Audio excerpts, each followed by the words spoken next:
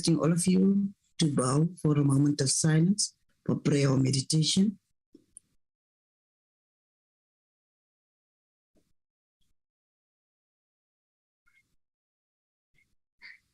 Thank you very much. If the host officials are ready, they can play the anthems for us before we start officially.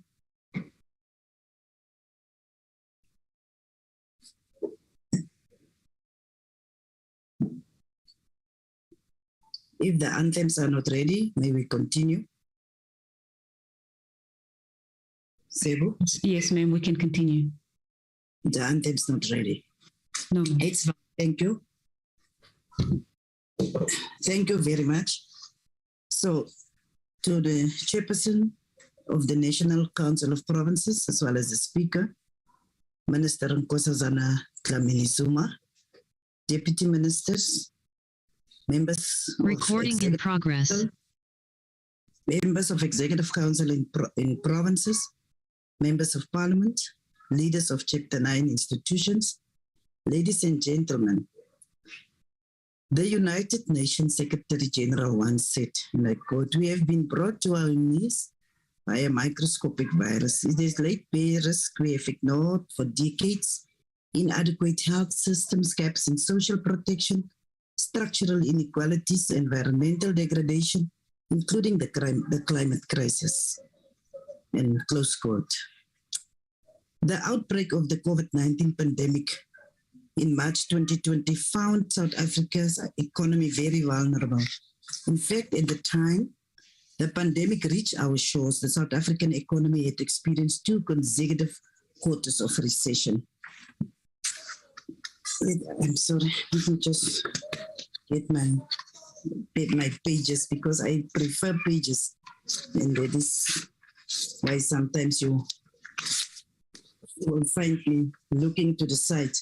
For the past decade, the South African economy has experienced stagnation, which has put tremendous strain on efforts to meaningfully address the historical structural inequalities, unemployment, and poverty. Sustained low rates of economic growth, particularly since 2008, have limited the volume of income for redistribution. Inequality has not been reduced. Ownership of the economy remains highly concentrated, and higher economic returns continue to accrue to those already endowed with capital and skill. Our poor education and training outcomes also weaken and decelerate efforts to meaningfully transform the economy.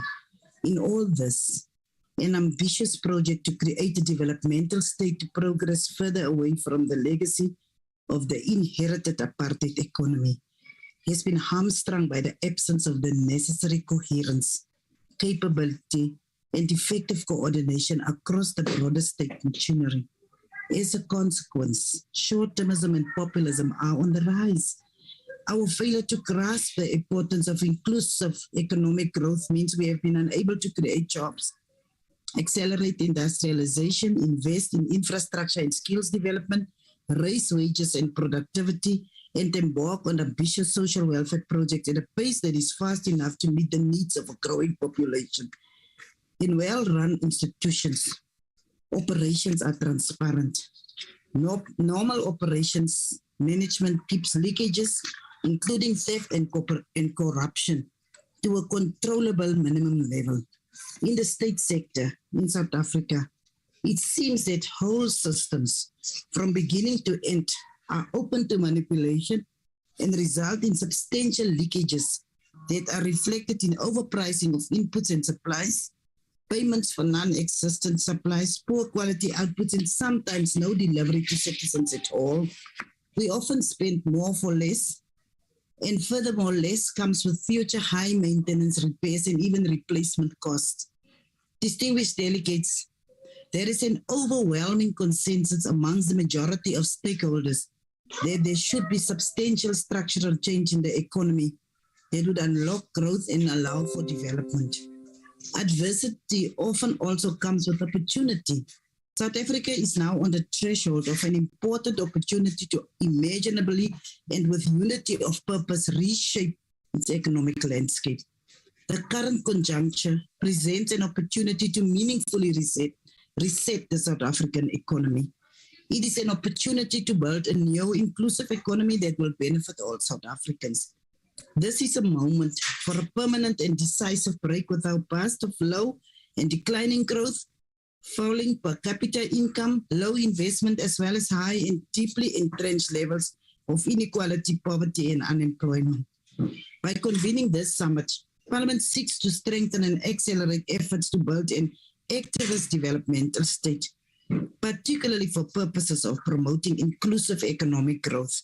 Through targeted and strategic oversight, we seek to ensure that the broader state machinery works cohesively and strategically to achieve South Africa's developmental objectives. To this end, the ERRP provides the platform and roadmap from which to drive inclusive growth and create mass employment. Beyond this session, the NCOP in particular, as guided by its three-sphere coordination mandates, seeks to ensure synergy, cooperation, and coordination of all strategic development catalyzing projects, which are both scalable and able to create mass employment.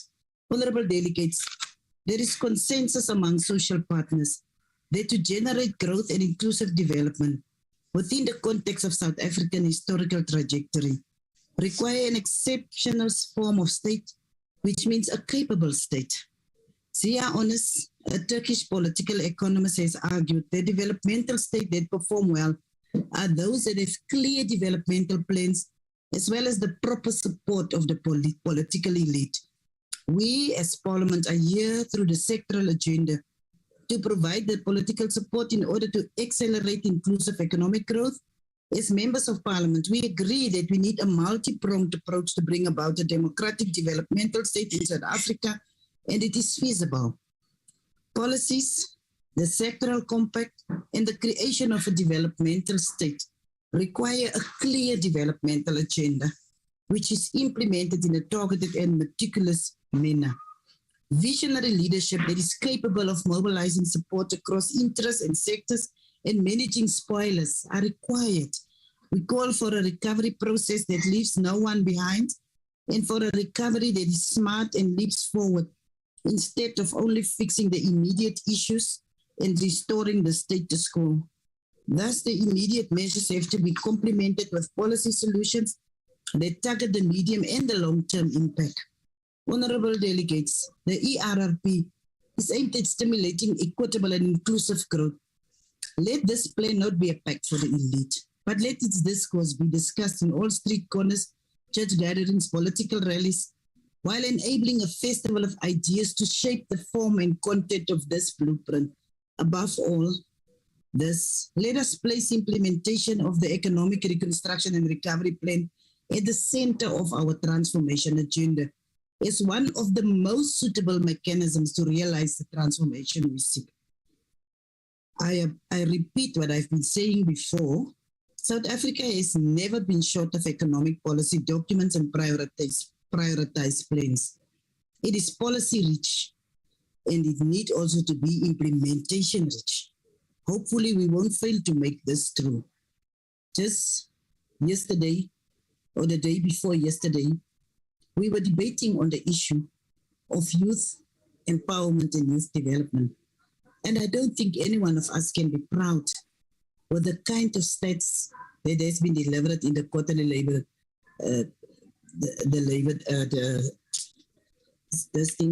survey, quarterly labor force survey. I don't think we can be proud of the fact that more of our young people are finding themselves at the periphery of the economy. And we will have to devise means as to how to implement our wonderful plans and policies to make sure that we have an inclusive economy that will bring better growth in service delivery. With that few words said, we want to continue with the program because if it's possible, we want to be here, out of here earlier rather than later to make sure that people are still able to attend to their families and to other issues. With that said, I want to welcome once more all of you to this event, and I want to express my sincere appreciation for those that are consistently reporting supporting us through these programs, particularly the sectoral program. We really want to make sure that in discussing and flagging and also in doing our oversight properly, we will at least see the restoration of the economy, particularly post-COVID, as one that is targeted and one that is really reaching its ultimate potential. But that said, you are welcome, and we will immediately request DG Nkuna to continue with the program by doing a presentation on rebuilding a new economic path and unleashing South Africa's true potential. I just want to, before I give over to the DG, once again express our sincere appreciation to Dr. Nkosazana Dlamini-Zuma for consistently supporting us as the NCO. Recording in progress. Department of Minerals and Energy. Now, Chair, what we're going to do, we will provide an overview on the state of the implementation of the ERRP. And I take it that we will not cover everything that members want to hear and engage on. And if it is necessary, we are willing to come back to the NCOP or some other platform to come and talk about the details, particularly when it comes to what is happening in the provinces and also in the localities. So we are aware that we may be required to provide some detail in terms of what is actually going on in the implementation of the ERRP. So combine the DPME and the economic clusters of DGs, we are at your disposal to engage on any other matter pertaining to economic recovery and reconstruction. So Chair, with your permission, I will ask Ms. Maraba to start with the presentation, and at the end, all of us as a team of 4 are going to respond to the questions that may arise. Thank you. Thank you, DG. Good morning to honorable members, and thank you for the opportunity. May I be allowed to share because I am disabled? I have already done that through you, Deputy Chair. Yes, it's, thank you, Sebo. Is it impossible for Ms. Marawa to show us her face? But for now, yes, we may continue. The document is shared. Thank you, honorable members. Thank you, Chair, for the opportunity to make a presentation on the overview of the economic recovery plan, economic reconstruction and recovery plan.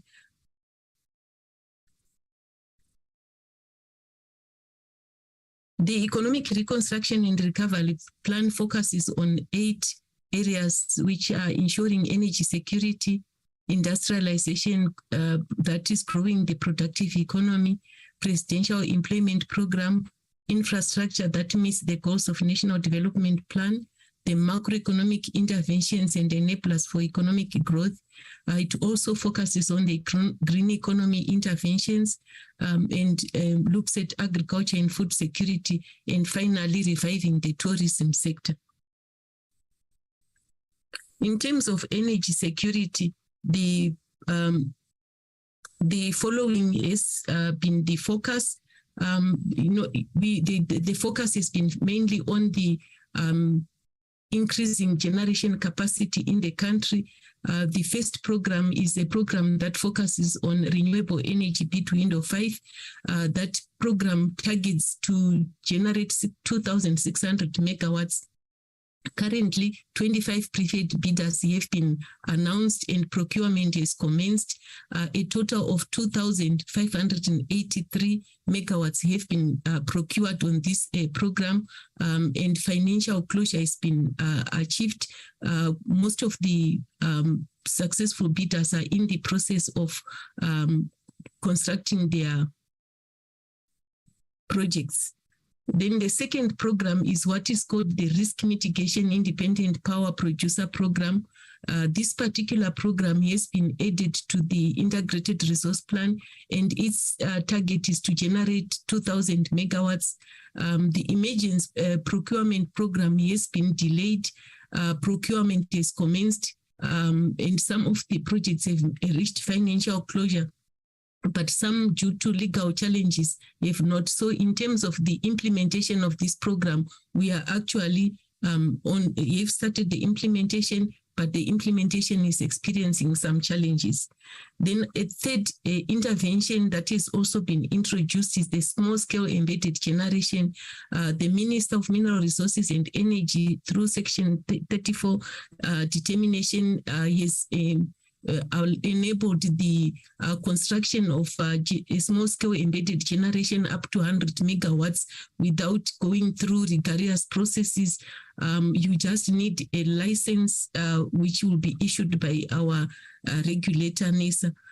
Through that program, which was implemented in August in 2021, already 553 small-scale embedded generators have been registered and approved by NESA, and those generators have actually committed 268 megawatts, and those projects are ongoing and in construction phase.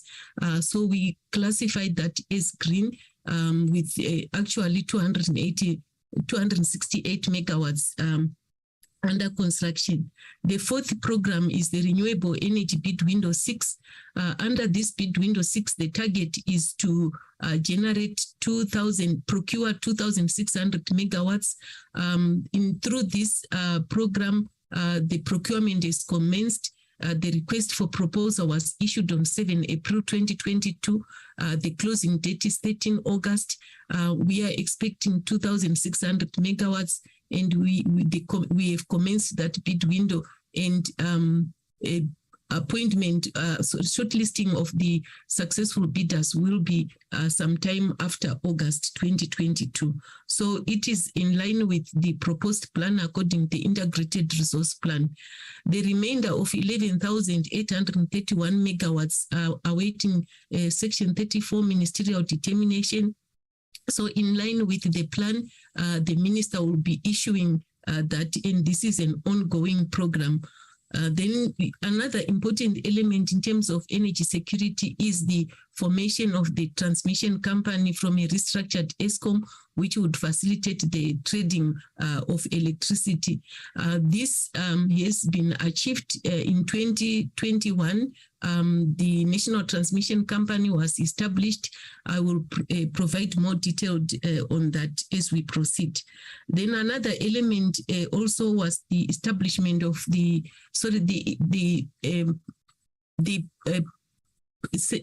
tabling of the upstream petroleum bill. This is very important and strategic because we need to ensure that as South Africa, we have our own petroleum exploration. We also produce on our own shores to minimize import of petroleum products. The department has successfully finalized the upstream petroleum bill, and this has been tabled in Parliament on the 1st of July, and the project is completed.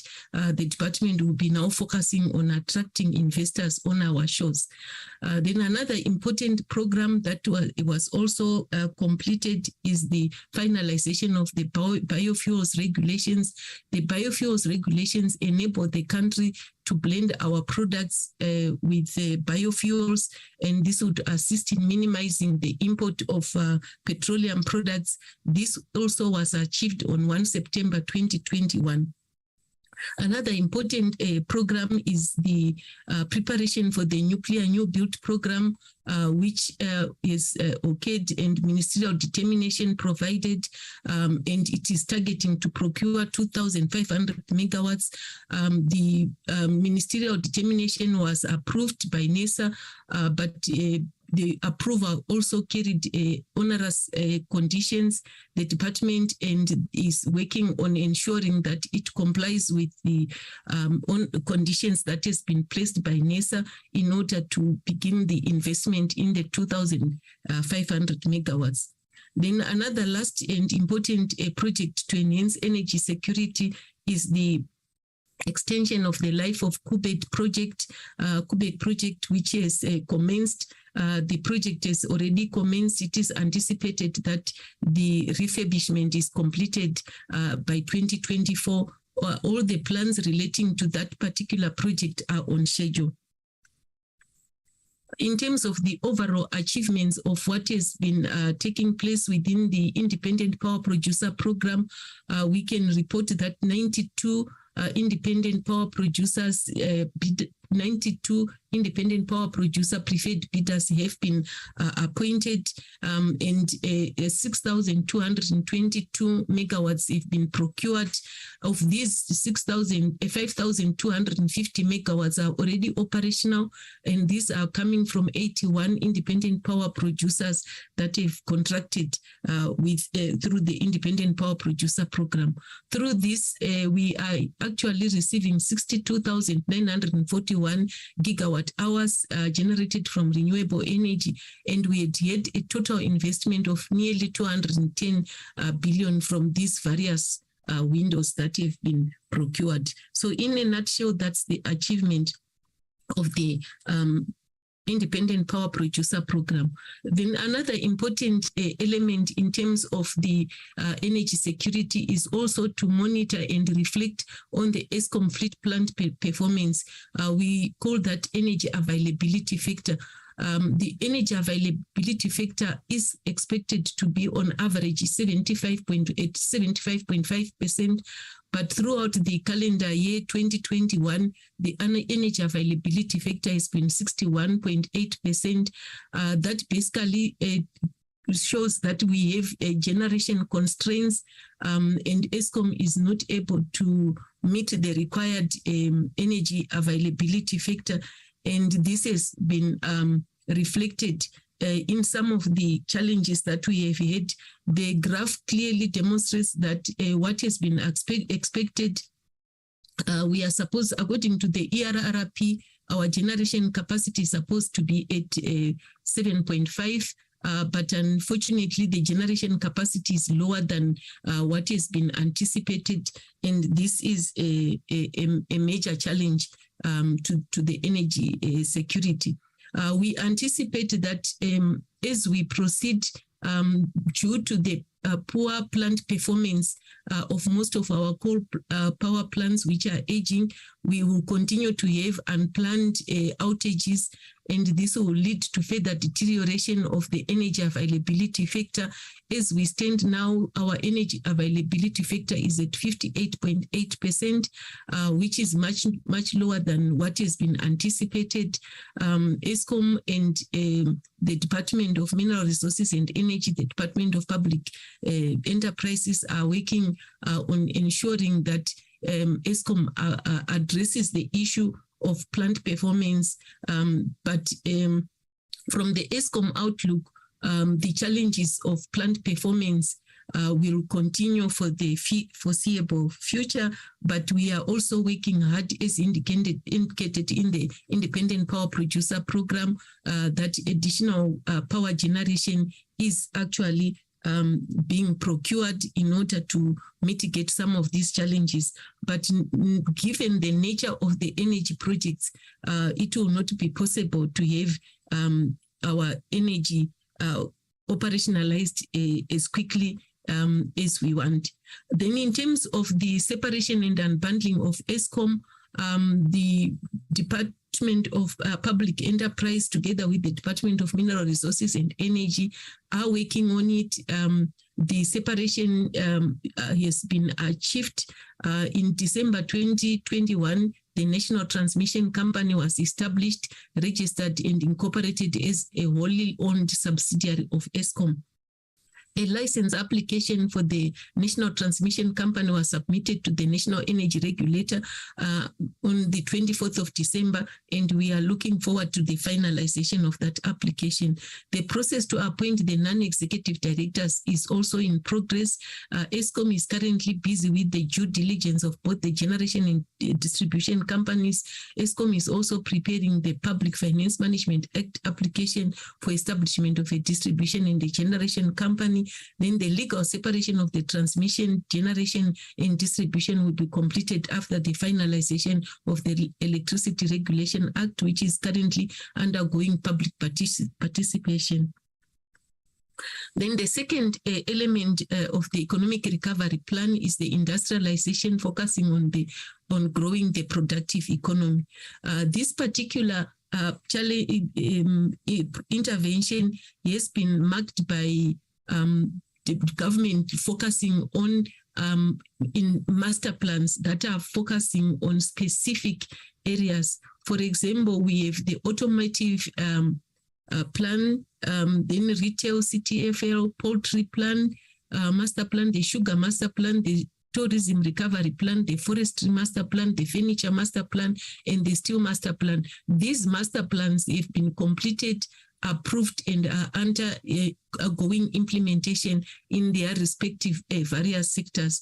So these master plans are decisive strategic interventions that will stimulate the respective areas of focus. In terms of the master plans, the ones that are above are completed. Then the digital economy and the aerospace defense have also been completed and are awaiting executive authority committee approval.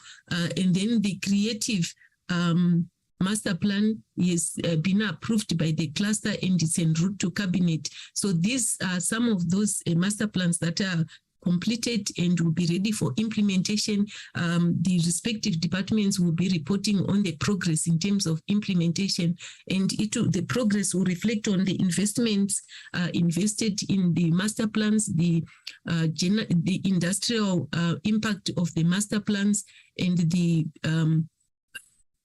employment creation also stimulated by the various master plans. Some of the master plans have also achieved reasonable progress. When you look at the plastic, chemicals, renewable energy, cannabis, agro-processing, oceans economy, and mining beneficiation, these master plans have been gone through the project steering committee for the master plans, but they've not yet been presented to the cluster for approval to go to the cabinet. Some of the master plans have, two of the master plans have received a limited progress. One is the gas master plan, the other one is on health. The two respective departments have been urged to ensure that they conclude and present the master plans. The gas master plan is, in fact, concluded all the preliminary research and consultation with stakeholders. It is awaiting presentation at the project steering committee for the master plans so that it can go to the cluster. Then in terms of the presidential employment program, the presidential employment program has a number of highlights. The school assistance program has been delivered quality outcomes, and most schools have participated in the program. The Social Employment Fund and Youth Service is finalizing the contracting of 100,000 opportunities. All metros have started implementing as from February and signing also the DORA, which will create 30,000 opportunities. Strong outcomes from the MISA West programs in Umsunduzi and Mtata Slow is in progress. It is targeting about 7,607 posts. All 26 universities signed up for graduate program. They are also now recruiting an estimated number of 3,000. This particular program has experienced a few challenges which with respect to the transfer of funds, but the respective departments are working on it. We have also had challenges that have been confronted by a number of departments, and we are still, as departments, we are working on the programs. The government to person payment systems are also having challenges, but we are working on those. So a number of challenges have been identified, but mitigating measures have also been put in place to ensure a smooth flow of the presidential employment program. Overall, the outcome of the presidential employment program has been that it targeted to benefit almost 700,000 beneficiaries, and 534 beneficiaries, which is 77% has been achieved. The opportunities that have been created 178,797, and a total budget of 12.6 billion has been used. In terms of specific jobs created, you can it is clear that the target was 269,000 jobs, about 199 jobs have been 199,173 jobs have been created, and those are the departments that have contributed to creation of the jobs. Then in terms of the livelihoods supported, the target was 199,173, again 115,718 has been achieved. Then in terms of jobs, and of those, overall 84% were youth and 66% of those were women. Of the jobs that have been retained, about the target was 60,000, and the program managed to achieve about 40,399, which is a 66%, and the departments that have been active are also reflected. There has been an underutilization of funds for jobs retention, but we have put in place mitigation measures to ensure that in the this coming financial year, these issues will be mitigated. Then another important program is the infrastructure that meets the goals of a national development plan.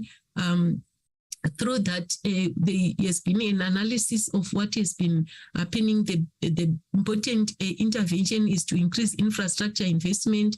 The intended outcome is to grow the fixed capital formation. So in terms of the outcome of the program, the public sector spent 65% of the 280 billion on infrastructure budget in 2021, which is a decrease from 71% in 2019-2020 budget. So we will be working on ensuring that the respective projects are implemented efficiently.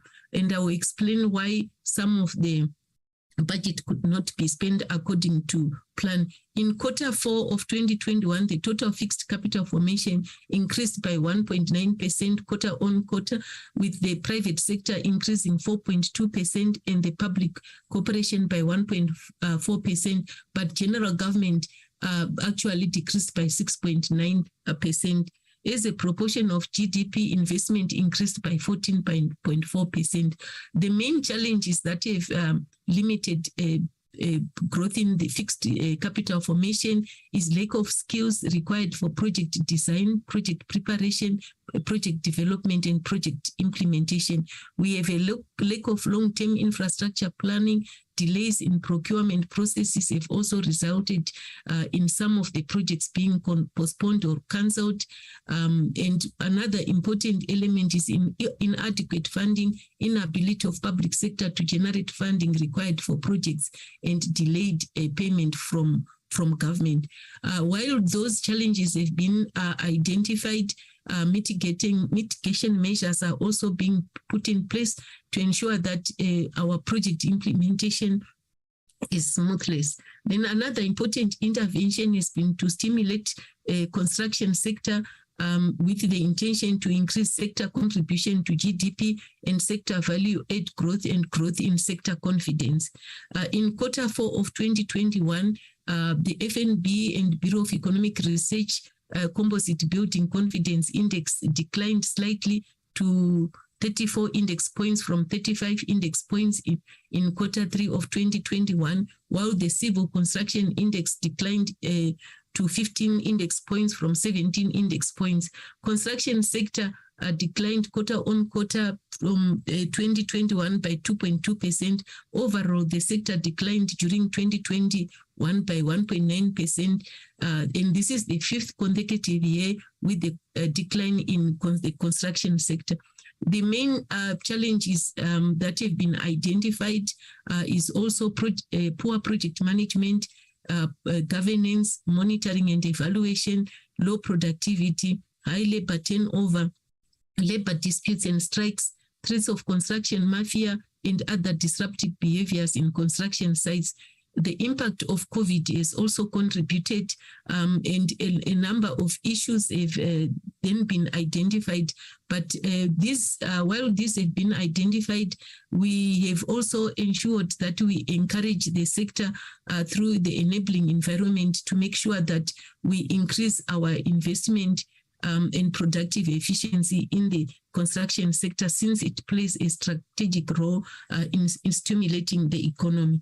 Another third intervention is to improve the quality and rate of infrastructure investment, which will then target a quality and quantum of investment to support growth and job creation in the country. The infrastructure, with respect to this, the infrastructure fund has packaged a number of catalytic programs and projects with a capital value of 21 billion. Of this, 22.6 billion was approved through the fifth window of the budget facility for infrastructure for social housing program.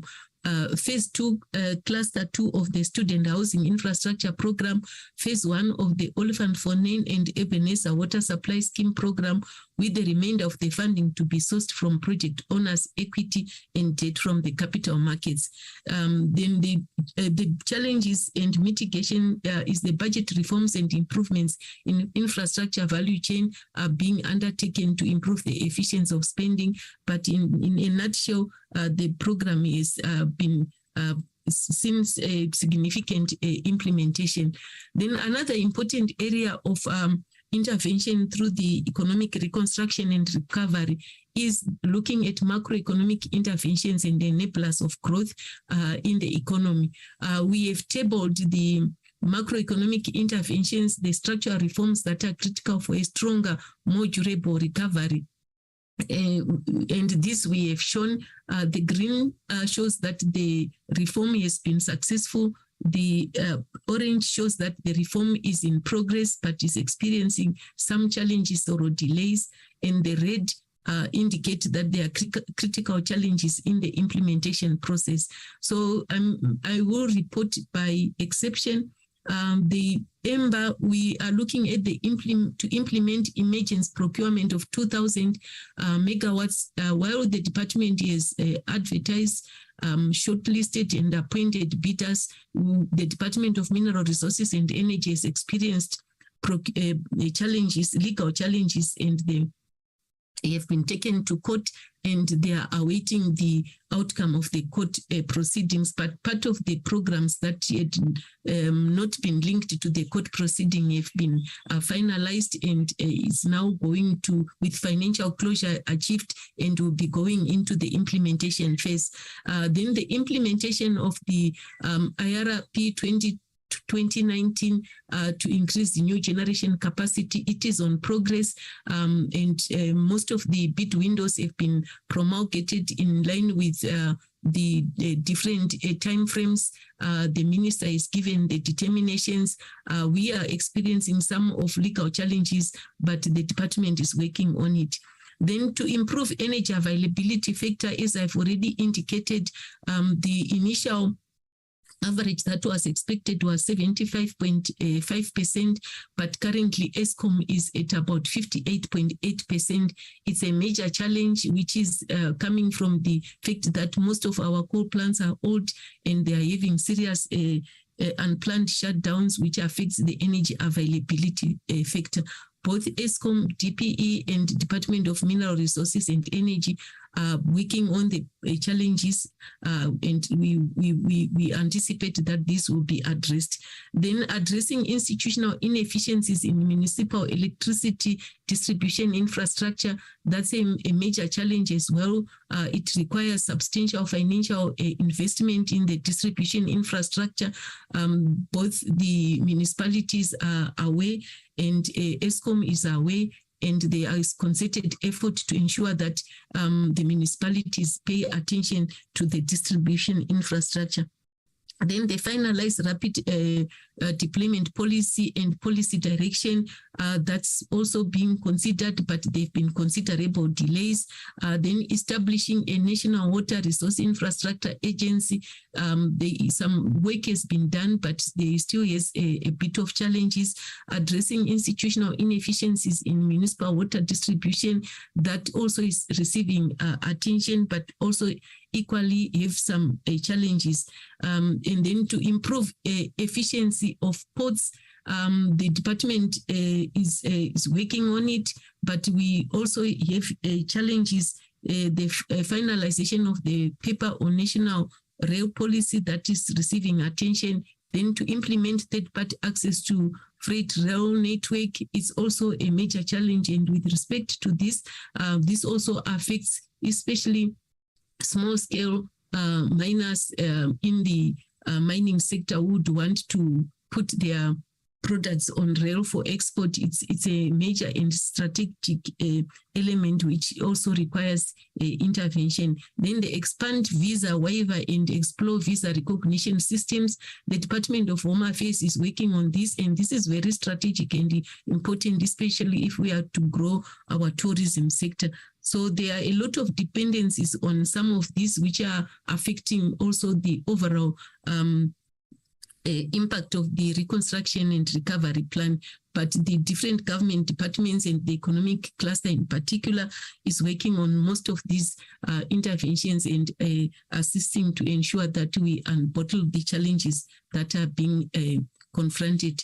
One of the interventions that have been identified is the green economy interventions. And through the green economy interventions, one of the important areas is the Section 18 Industry Waste Management Plans. The department intends to have 30% waste diverted from landfills. This target has been experienced a number of challenges. The department is only been able to achieve 12.6%. However, they have identified the challenges and corrective measures, and the corrective measures are already in progress. The processing of fee review is underway, and once it is completed, the department anticipates that this particular program will be implemented and rolled out successfully.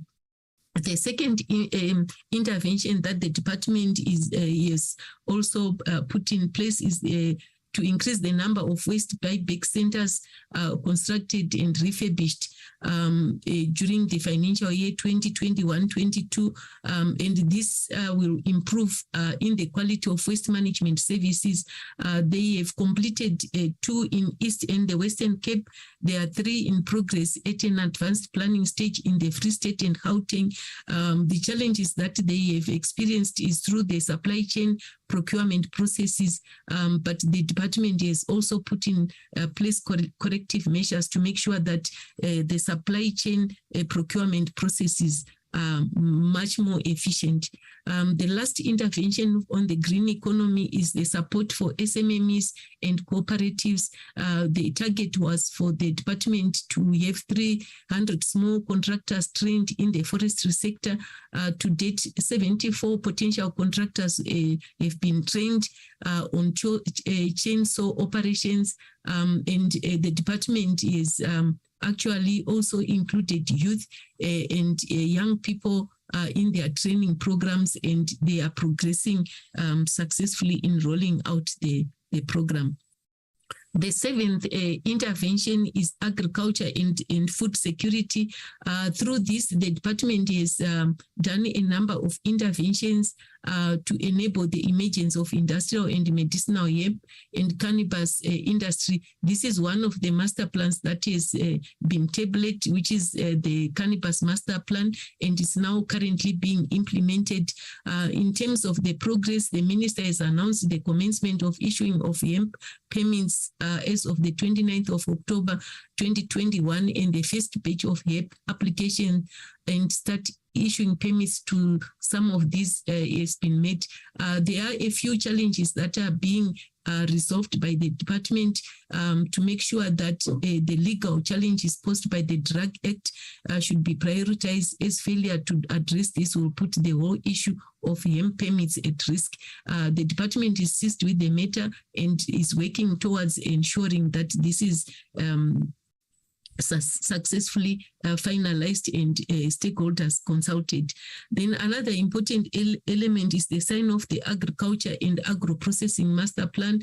The negotiations phase for this is with social partners has been commenced, and the department intended to conclude by March and ensure that they finalize the master plan so that it can be tabled to the cluster and finally to cabinet, and then implementation commences. Currently also the land, one intervention of the Department of Agriculture is to make sure that underutilized land is turned into production to uplift poor households from poverty. This program is really geared on ensuring that we support food security programs, and the budget has been set aside, and this particular project is resulted in supporting 300,000 small, it is targeted to support 300 small holders by 2030. About 15.7 million hectares of land have been planted with food under production. And through this, the farmers depend on, most farmers depend on rainfall, which is erratic and unreliable. And it also makes their productive activities inefficient, and the department is now going to ensure that in order to increase the productive efficiency of these small farmers or smallholders, they will assist in increasing irrigation support and investment to mitigate the dryland farming. Another important intervention is to ensuring more support to emerging small-scale farmers to upscale production schemes, and 4,021 smallholder farmers have been supported by the department. Another important intervention to the agricultural sector that is being implemented by the department is to ensure support to emerging and small-scale farmers to upscale production schemes. And this is done by ensuring that there is extension personnel available to support the different farmers that the department is working with and supporting. 175 million has been set aside for the program, and as a result of that, 678 assistant agricultural practitioners were employed. Out of those, 438 are women and 619 are young people. 4 people with disabilities were also included in this program. The plan is to recruit fully functional extension practitioners. However, due to challenges to source sustainable funding, agriculture graduates were employed as AAPs with a stipend of 7,000 rands per month for 3 months. The program is rolling out successfully, but it is important also to address the challenges of registration to professional bodies and ensuring that there is sufficient funding to employ on a full-time functional basis extension practitioners who will assist the smallholder farmers that are being supported by the department. The last intervention is reviving the tourism sector. With respect to the tourism sector, there are about 9 intervention areas. The first is to protect the supply base through the market entry facilitation program. The department through this program is engaged with provinces and product owners of strategic tourism assets in order to rejuvenate and protect supply. The database of distressed high-impact tourism investment is regularly updated, and projects have been introduced to fund the partners. Then another important intervention is to roll out a maintenance program of state-owned attractions. This maintenance program is focused on national parks, and it has approximately 801 participants. 296 being women, 466 youth, and 17 people with disabilities. The accounts of the 808 FETs and about 185,000 persons days have been utilized. The procurement process for the expansion of the program into provincial parks is at an advanced stage. But in a nutshell, the department is ensuring that we support our national parks assets and ensure that their state of readiness to attract and be used by more tourists is enhanced. Then another important strategic intervention is to reignite the domestic tourism market and develop targeted campaigns. This is focusing on ensuring that we have more of our own domestic tourists visiting our tourist attractions, especially under COVID. It was important to make sure that we have our own people taking advantage of the tourism sector to keep it sustainable. The key highlights on the Month of Love campaigns took place. Preliminary consumers reaching 21 million. The key challenges was to the increase in petrol prices, which impacted domestic tourism, which relies on road transportation. Then the fourth intervention is to implement norms and standards to create consumer confidence. The norms and standards were published in the Gazette on 3 December 2021 for implementation. This allows standardization and quality product services and quality services to our tourists, and it allows us to benchmark ourselves internationally, and that our norms and standards are going to ensure that they make our tourism sector a success and a attraction to both local and international tourists. The fifth intervention is to facilitate re-entry into regional and international markets. In December, a tourism activation was undertaken at the World Expo in Dubai, which attracted over 50,000 visitors to the South African pavilion. However, due to the travel bans imposed after the discovery of Omicron variant by South African scientists, we actually saw a decrease in the tourists. So it's one of those issues, but the department has actually initiated the re-entry into both the regional and international market. Then the department has also established a transformation, a fund to facilitate transformation in the sector, the Tourism Equity Fund. Unfortunately, the Tourism Equity Fund is under court interdict and thus cannot be implemented until the legal processes are concluded. So in a nutshell, the department wanted to support the BEEs, and has not been able to achieve that due to court interdict. Then one of the intervention is to build a pipeline of future conference, and mega events. The department has also been out and participating in various tenders in order to attract mega events, and this has been going on, and we are looking forward to the department attracting some of these events. This is a detailed various interventions that the department has put in place. I have explained them through the 8 points, but in a nutshell, they've highlighted 3 areas that they are looking at, which is to protect and rejuvenate the supply side of the tourism by going on the international market, by making sure that the norms and standards are of benchmarked at international level, and making sure that we also have an enabling environment that would allow the industry to thrive. Then they are also, as a department, reigniting demand by ensuring that they promote the sector both to stimulate domestic demand and international demand, to also target mega events, and to participate in mega global market programs, which will assist the country to attract international tourists and making South Africa an international destination of choice.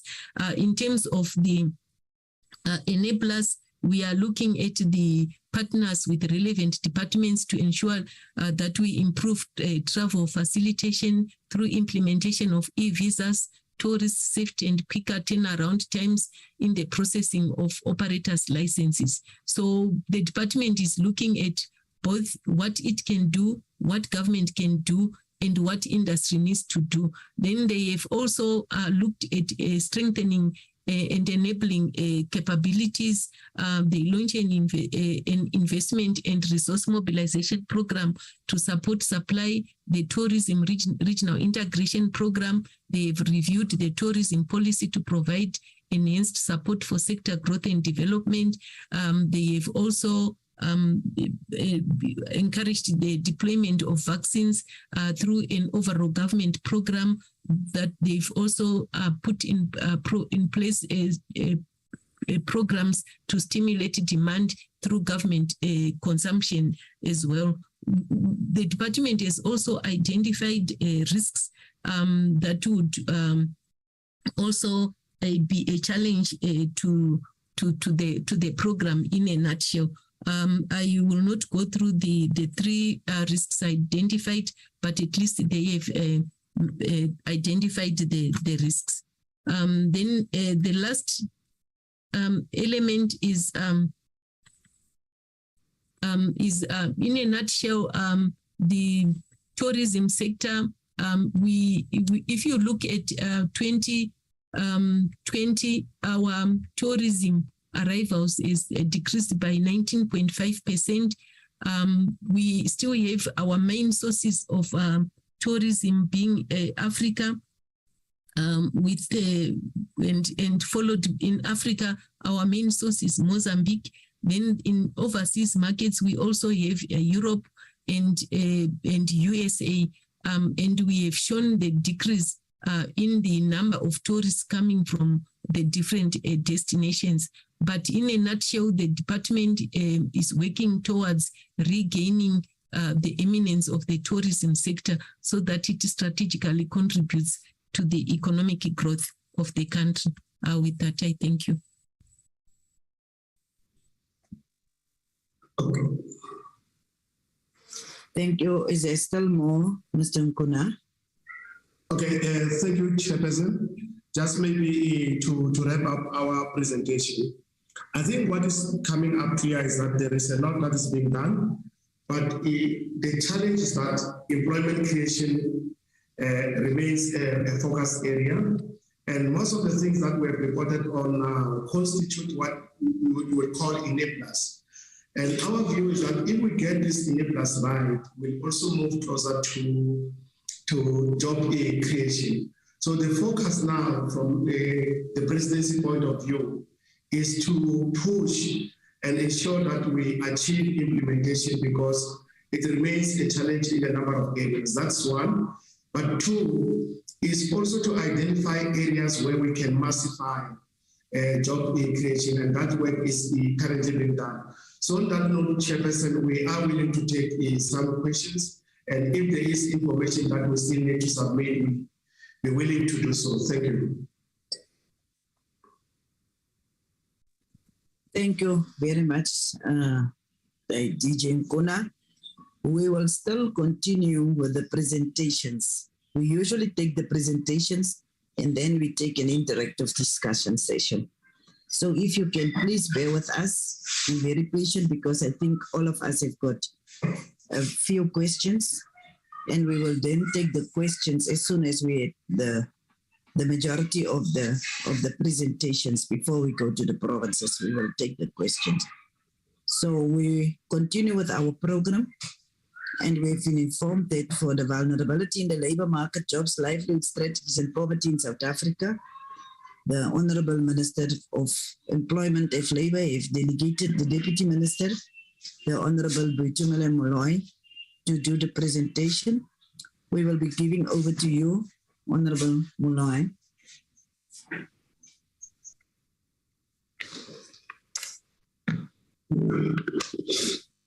Thank you, Honorable Deputy Chairperson of the NCOP, honorable members of the NCOP, ministers and deputy ministers present, Honorable Chair and members of the Select Committee, ladies and gentlemen, thank you to the NCOP for this opportunity and for organizing this Economic Reconstruction and Recovery Plan Oversight Conference.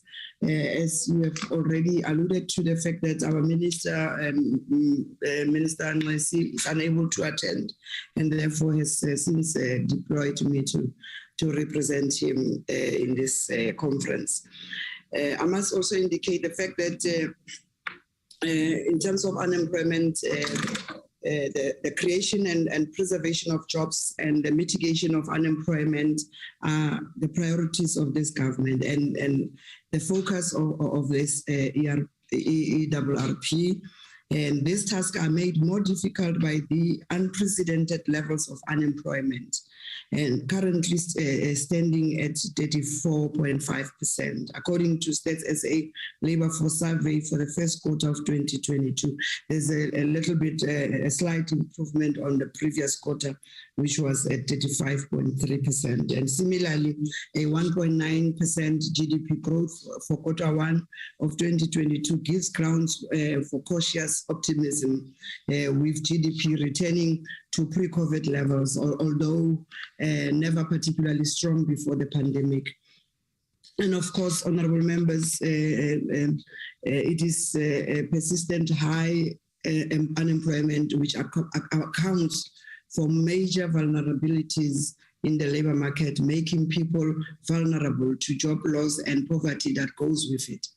The factors behind this high unemployment are well known, among others, but not limited to the fact that the economy was already sluggish before the pandemic. The lockdowns to cap the spread of COVID-19 came at a heavy price of a 7% fall in economic activity and the shedding of up to 2 million jobs. And as economic activity started to recover last year, we were hit by the July riots, further destroying livelihoods and other jobs. And again, most recently, the KZN faced devastating floods which destroyed lives, infrastructure and jobs. And international events and economic trends have generally not assisted. And under the current circumstances, honorable members, ladies and gentlemen, the current circumstances of high unemployment, the state has to intervene, including via the presidential employment stimulus that has already benefited some 800,000 South Africans, youth in particular. And from the side of the Department of Employment and Labour, strategically, the department seeks to leverage its existing programs to intensify its employment mandate, whilst continue to play a regulatory role in the labour market to promote equitable, safe and decent work and provide social protection to workers through the UIF and compensation fund. This approach underpins our efforts to reconfigure the department to strengthen the employment mandate. In response to the job crisis, honorable members, the UIF has created and saved jobs through the investment with the Industrial Development Corporation, the IDC, to the tune of 5 billion over 5 years. And this investment support SMMEs and Black industrialists, women-owned companies and startups, as well as preserving existing jobs. And Honorable Chairperson, through the UIF Labour Activation Program that we call LAB in short, the department contributes to training of the unemployed as part of the government's initiative to stimulate the creation of jobs in the labour market. And for the 2022-2023 financial year, the UIF's LAB program has set aside a budget of 3.1 billion to fund the training of the unemployed and including the normal TERS, which is the temporary employees relief funds and business turnaround and re-engineering. Through the training of unemployed program, the fund implements projects with implementing partners with employment guarantees at the end of the term of the project. And to this end, the KwaZulu-Natal Department of Education has already absorbed over 14,000 participants from one of the projects funded through the Labour Activation Program. The Temporary Employer-Employee Relief Scheme, normal tariffs, provides support to distressed companies that seek to retain their employees during difficult times. And the Business Turnaround and Recovery Program is funded by the UIF also to provide support to enterprises facing economic distress and initiatives aimed at preserving job losses. And our of most importance, Honourable Chair and Honourable Members, is that the Labour Activation Program has taken a strategic direction that training of the unemployed should be demand-led and lead to employment at the end of the training period. And in the medium-term expenditure framework period, the lab has planned for 75,000 participants in programs that enhance their employability. So we are doing away with the having to train people who are unemployable, and people must hop from one program to the other, which does not actually guarantee them permanent employment. So the Department's Public Employment Services, which is PES, the branch which drives the implementation of the labour market policies, including the provision of free career counselling, job placing, retaining and upskilling, retraining and upskilling, strives to create an enabling environment for employment growth. And it is important, Honourable Chairperson, that this service is utilized across the economy and across the public sector. So the department also actively participates in the Digital Pathway Network Management System, which as at January 2022 offered 674,000 job opportunities. And over the two phases of the Presidential Youth Employment Stimulus, 596,000 appointments of school assistants have been made, and the single largest youth employment program in the country, supporting the aims of the Presidential Youth Employment Intervention. So the department will also extend its UIF lab training projects aimed at creating jobs, particularly for the youth in the fiber optics, food handling, and mixed farming sectors. So government's existing employment programs are now aligned with the ERRP. And apart from the issue of employment, Honourable Chairperson, another vulnerability in the labour market is persistent low pay and unequal access, causing poverty and skewed demographics in terms of race and gender, especially at the high levels in the labour market itself. And the department has adopted the following policies and practices to address this anomaly. Over the last year, the department has extended 26 collective agreements to non-parties, and this is critical in fighting persistent poverty and inequality experienced by so many working people. The National Minimum Wage Act was assented to in 2018, setting a historic precedent in the protection of low-earning vulnerable workers in South Africa, and provided a platform for reducing inequality and the huge disparities in incomes. Honourable Chair. And the 6.9% adjustment of the national minimum wage increased rates from 21.69 to 23.19 per hour, effective from 1st of March 2022, is applicable to all sectors. And this increase will benefit our 892,000 domestic workers, who are overwhelmingly women, and 800,000 farm workers. And contrary to the opposition's belief, honourable ladies and gentlemen, the research findings indicate that there is no major negative impact on employment as a result of the national minimum wage. And the Employment Equity Amendment Bill is also intended to expedite the pace of transformation in the labour market and ensure that those non-compliant organizations or employers that resist transformation do not continue to financially benefit from the state contracts or doing business with the states. So developing labour market policies include the following. The draft national labor migration policy has been released for comment. In addition, the department is conducting a national roadshow to engage stakeholders in workshops. And the policy seeks to balance the constitutional rights of all to labor protections, the expectations of South Africans to access work, our international obligations and treaties, and the needs of the economy for scarce skills. So the department has also led the process of developing the South African National Employment Policy in collaboration with the International Labour Organization and leading local experts. Following a rigorous situational analysis, the first draft of the policy has been completed for consultation with social partners at NETLEC.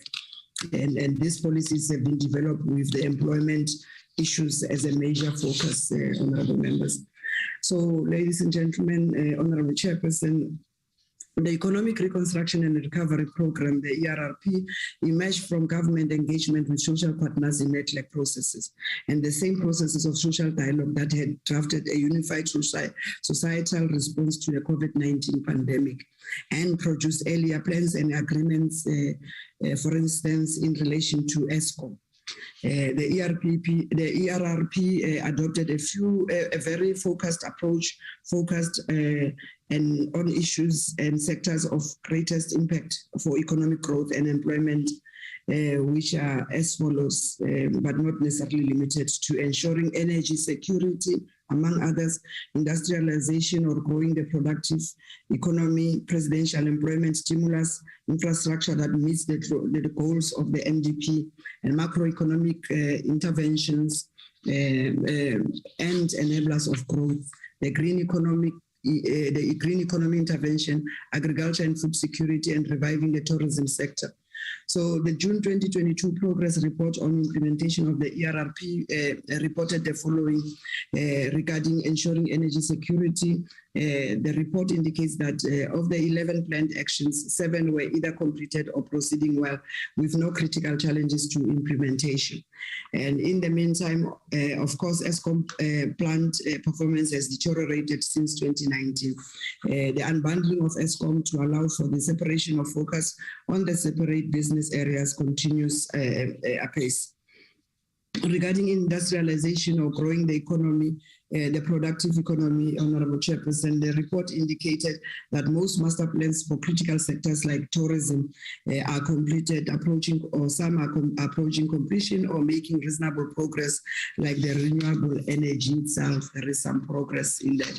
So regarding the presidential employment stimulus, the report indicated the following highlights: that the school assistant programs delivering at scale with quality outcomes for participants and schools, social employment fund, youth service finalizing, contracting for 100,000 opportunities. All metros started implementation from February with signing the DORA, Division of Revenue Act. 30,000 opportunities existed there. Strong outcomes for MISA waste programs in Umsunduzi, Umtalazo in progress, where 7,607 already are in posts. And all 26 universities signed up for graduate programs and are now recruiting 3,000 graduates. So for those programs not meeting their targets or behind in meeting them, the main challenge are transfer of funds, procurement challenges, government to persons payment systems, and slow processes of concluding this memoranda of agreements. And regarding infrastructure that meets the goals of the NDP, the report indicated projects delayed due to lack of scarce skills and inadequate funding. So regarding macroeconomic interventions and enablers of growth, the report indicated that of the 26 planned actions, 50% were completed or proceeding well, whilst only 3 were experiencing critical challenges to implementation.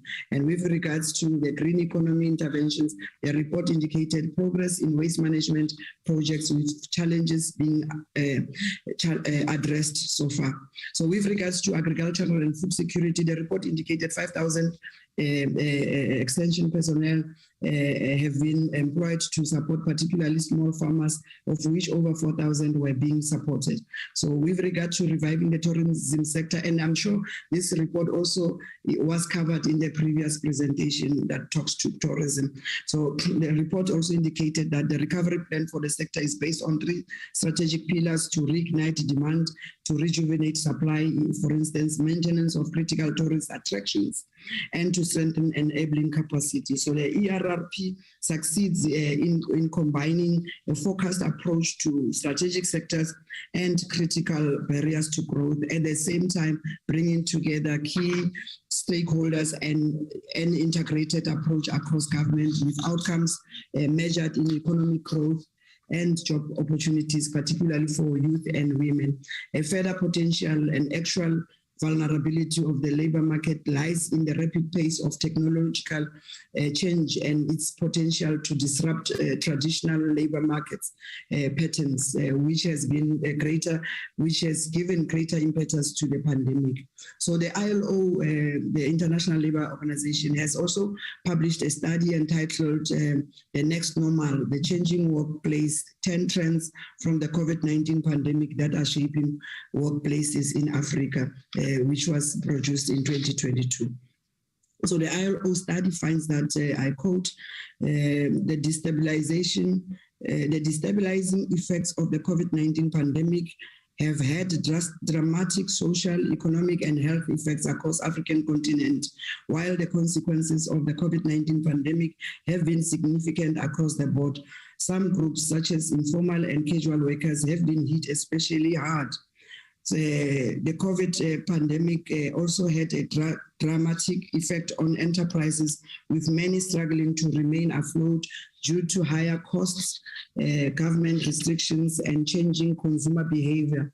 Many African enterprises faced new costs, often associated with health and safety measures to ensure customers and workers are not exposed to COVID-19. I'm still quoting from the study, honorable members. Despite these challenging circumstances, many enterprises and their workers across the continent have taken a wide range of steps to adapt to this fluid environment. They have changed everything from the characteristics of their working space to their human resource strategies, and throughout it all have demonstrated great resilience and adaptability.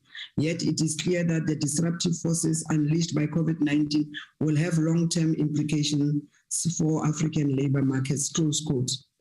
So towards conclusion, Honorable Chairperson, the following trends were identified subsequently.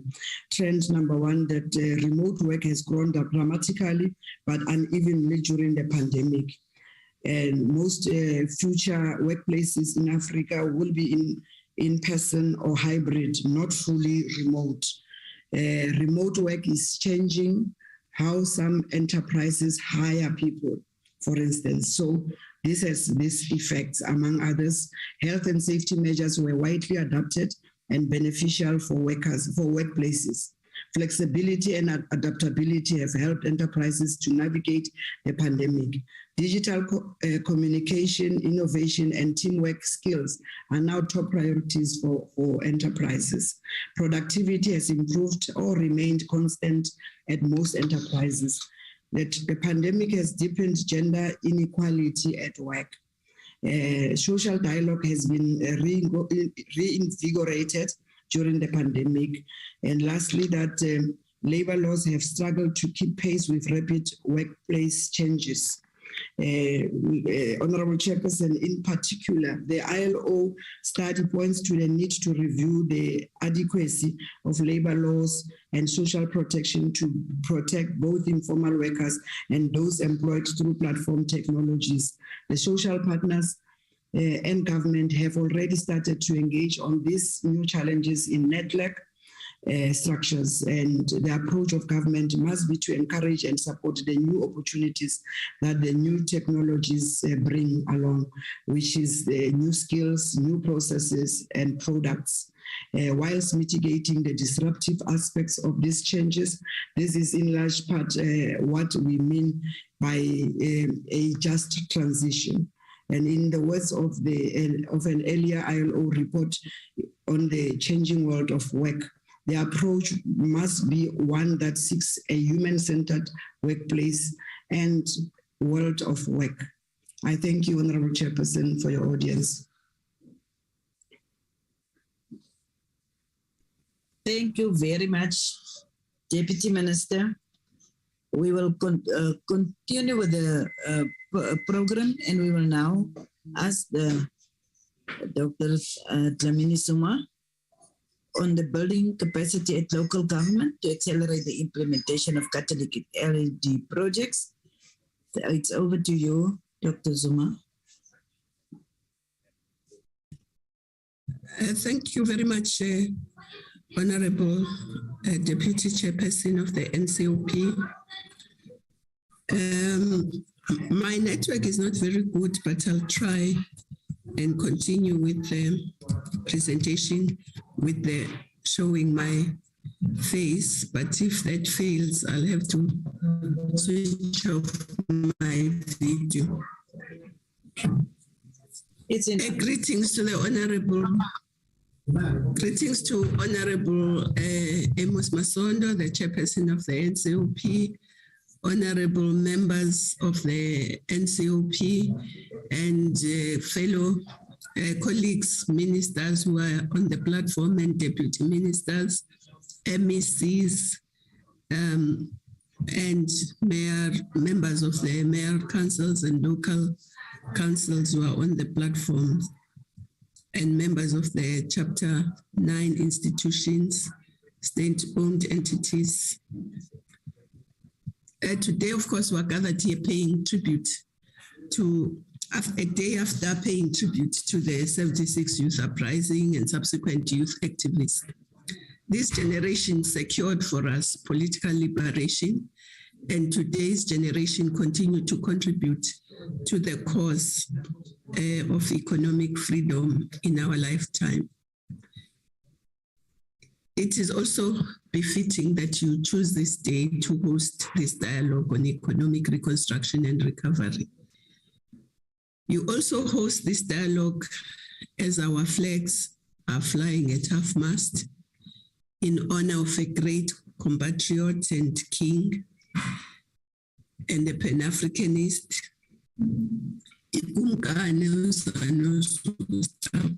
who shall be interned next week on the 21st of June. He was a fervent defender of the poor, especially the rural people, and also a champion for local economic development and empowerment. So we'd like to dedicate our contribution to his memory in the firm belief that our contribution will further promote the unity and development vision he and the development orientation monarchs that come and that came before him. We take this opportunity to extend our condolences to the royal family, the Pondo people, South Africans, and Africans at large. Honorable Deputy Chair, His Majesty departs at a time when we were working closely with him in realizing the aspirations of the Constitution and the Reconstruction and Development Program, which dictates that, I quote, "We should bring economic development to the people in the places where they live," close quote. Although before the COVID-19 pandemic, we were well in our way in trying to realize some of the key objectives in relation to the National Development Plan 2030, which include access to health, education, basic services. Owing to slow growth, we were not recording sufficient gains, especially on the economic front. The pandemic, though it was tragic and it has put us back, we must also take it as an opportunity to reset our economy such that it may be more just, equitable, and with benefit which benefits to the majority. Additionally, the pandemic exposed the capitalistic base fallacy that less state could and should lead to even and just growth. Everywhere in the world, even in the most capitalist systems, approaches promoting state-led recovery have been adopted.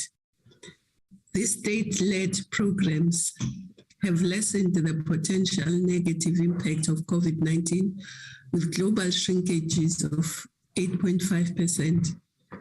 This despite the initial prediction of between 15 and 20% shrinkage in the global economy. No doubt, public expenditure programs such as cash transfers, business support, local tax concessions have been at the center of global economic response, which have cushioned citizens. Despite these measures, an additional 1.5% of the global population became undernourished. Thus, about 990 million people were living in hunger in 2020 at the height of the pandemic. The sharpest rise was in Africa, where the prevalence of undernourishment became 21% of the population. On other measures too, the year 2020 was bad. Overall, more than 2.3 billion people, or 30% of the global population, lacked year-round access to adequate food. Gender inequality deepened, such that for every 10 food insecure men, there were 11 insecure women in 2020, up from 10.6 in 2019. The situation is similar in South Africa, where, according to Stats SA, over 10 million South Africans were food insecure at the height of the pandemic. 1 in every 5 Black Africans were affected by hunger, and more than half of women-headed households were faced by food insecurity. Whereas all provinces were affected, the Northern Cape was 17.6%, Eastern Cape 16.6%, recorded lesser food insecurity numbers than the national average of 23%. This may have been presumably because more households in those provinces participated in agricultural activities, be they subsistence or commercial. However, the national average of households participating in agricultural activities remained below 20% of the population. With global food price increases, mounting energy costs, and decline in employment in key sectors such as tourism, construction, and agriculture, the prevailing consensus became that an exceptional, capable, and capacitated state was required to generate the necessary growth and inclusive development. Thus, in October 2020, the President tabled the Economic Reconstruction and Recovery Plan. The plan takes the cue from global response plans, which have advocated for a more active developmental state, which intervenes in the economy whilst facilitating for aggressive infrastructure investment, job creation, food security, industrialization, localization, energy security, gender equality, youth inclusion, green economy, and mass public employment programs. Departing from previous plans, the ERRP called for some structural changes in the economy to unlock growth and allow for development that requires mobilization of all our resources and efforts in economic activities that will put the economy in a sustainable recovery trajectory. To this end, COCTA, through the Municipal Infrastructure Support Agency, MISA, received 50 million in the past financial year from the 284 million designated for the innovative solid waste management program of the Presidential Employment Stimulus Package. At this stage, 7,379 temporary waste management jobs were created to support 59 small, micro, and medium enterprises in 16 municipalities in KZN and Eastern Cape. Essentially, the program provides for short-term employment over 4 months with a view of delivering technical and innovative solutions to reduce, reuse, and recycle waste in rural and semi-rural areas, whilst interfacing with existing recycling programs. This is done by training local participants and developing local waste management enterprises, which are mainly run by women and young people. The program will contribute to cleaner and more livable towns and villages, whilst creating local sustainable jobs and income streams. We have also been allocated over 230 million for rolling out the program in 25 municipalities in the rest of the provinces. Work has begun towards the creation of 3,783 temporary jobs in Gauteng, Limpopo, and Mpumalanga through 29 SMMEs. Plans are also underway to create 4,500 temporary jobs in the Western Cape, Northern Cape, Free State, and Northwest. However, because the jobs are of a temporary nature and the need for both the jobs and cleanliness are of a permanent nature, we are having discussions with the President, Treasury, and the affected municipalities to ensure that the programs become a permanent feature in the development architect of our municipalities and communities. Deputy Chairperson, during our budget vote speech, we also highlighted that we have successfully piloted the remodeling of the Community Works Program in partnership with the National Youth Development Agency in Mpumalanga.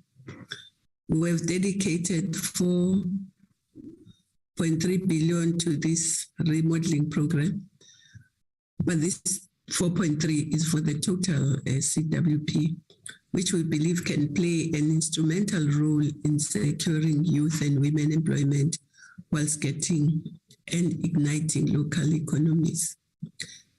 Through the savings we have realized, we have increased the daily stipend of CWP, but we've also increased the number from 250 to 255,000. Specifically in Mpumalanga, our pilot site, the NYDA has employed 29,636 participants, utilizing over 306 million for implements, PPEs, stipends, and training. In Chifalpet-Lutuli municipality in the township of Silobelo, young people collaborating with community members, transforming sites in the proximity of mines into food gardens. They are also assisting the municipality with fixing potholes, whilst also caring for the elderly in the Vuvuzenzele old age home. The young people of Bushbuck Ridge, Chweni, Jindin, and the city of Mbombela are working with traditional councils and schools to plant and harvest the community food gardens to secure food security. Excess produce is sold to the local markets as an income generation stream for the youth, SMMEs and cooperatives.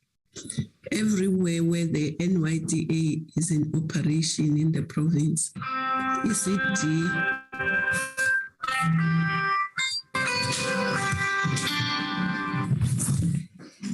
sorry about that.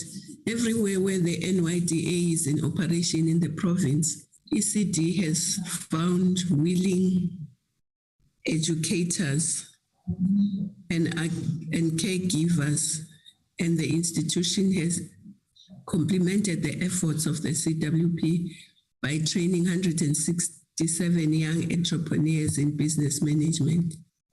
Going forward, the NYDA is collaborating with institutions such as Sandparks, Take a Lot, IBM, FNB, and the various sitters to secure exit strategies for the participants of the CWP.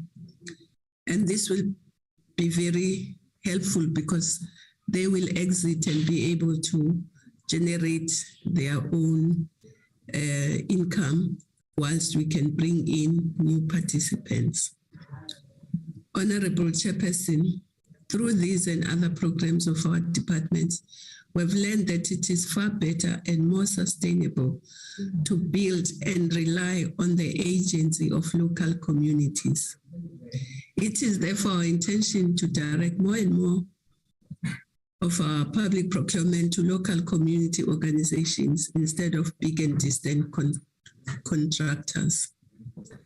To this end, we're collaborating with the relevant sitters, as well as Minister of Small Business, Transport and Higher Education, to direct training, construction and maintenance budget by incorporating the cooperative-based community economic development model into district development model. Therefore, we will pilot the initiative in 6 districts through 15 local municipalities, wherein we will train and on-the-job training for 1,000 participants who shall maintain our roads, our road infrastructure in those districts to rid them of potholes. The training of cooperatives and community members is complemented by the training municipal community development workers and municipal officials so that they may all have at least an NQF level 5 qualification in local and community economic development.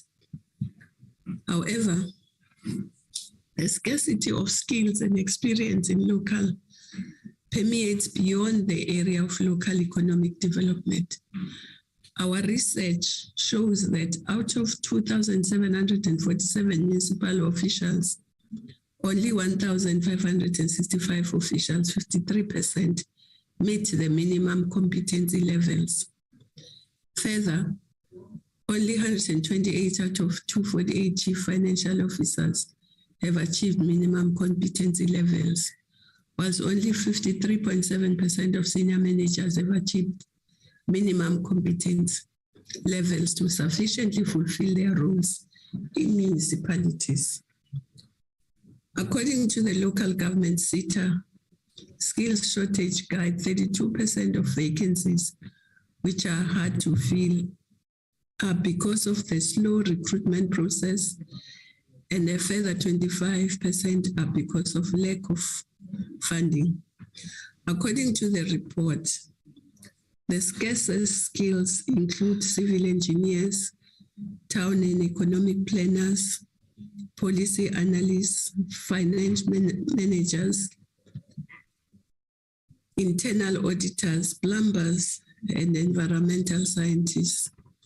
To close these gaps, many municipalities spend considerable amounts of money on consultants, as recently emphasized by the Auditor General's report on municipalities. For its part, MISA has contributed towards strengthening and supporting the capacity of municipalities by implementing programs that are aimed at capacitating municipal officials, as well as creating a skills pipeline with the view to developing a new cohort of municipal officials for improved infrastructure management. These have included 519 municipal officials who have been trained in refresher courses in infrastructure-related disciplines. In addition to this, MISA has recruited 100 apprentices, 399 experiential learners, and 143 young graduates, in addition to 100 young people who are on MISA bursaries. Because of course, there is no economy, whether local or otherwise, that can develop without the requisite skills. But in municipalities, it's very clear that everyone needs to contribute to improving the skills in the municipalities. Of course, Honorable Deputy Chairperson, the implementation of some of these plans and the ERRP have been interrupted by the recent floods, which were of a national consequence and wreaked havoc in the provinces of KwaZulu-Natal, but to some extent in the Eastern Cape and Northwest, leaving thousands homeless. By all accounts, KZN has been the hardest hit province, with the floods having been described correctly as the most devastating floods in our history thus far. Of course, there is progress that has been made to get the provinces back on their feet as we move to the second stage, that of stabilization, rehousing people, restoring provision of services, as well as rehabilitating and reconstructing part of the infrastructure. And of course, it's a bit slower because we have to build back better. So we can't just take people back to where they were. We have to find new land and new sites and put infrastructure for them to go to places which will be more resilient to floods. Working through the Municipal Infrastructure Support Agent, MISA, together with the Department of Water and Sanitation, specialist engineers will have been providing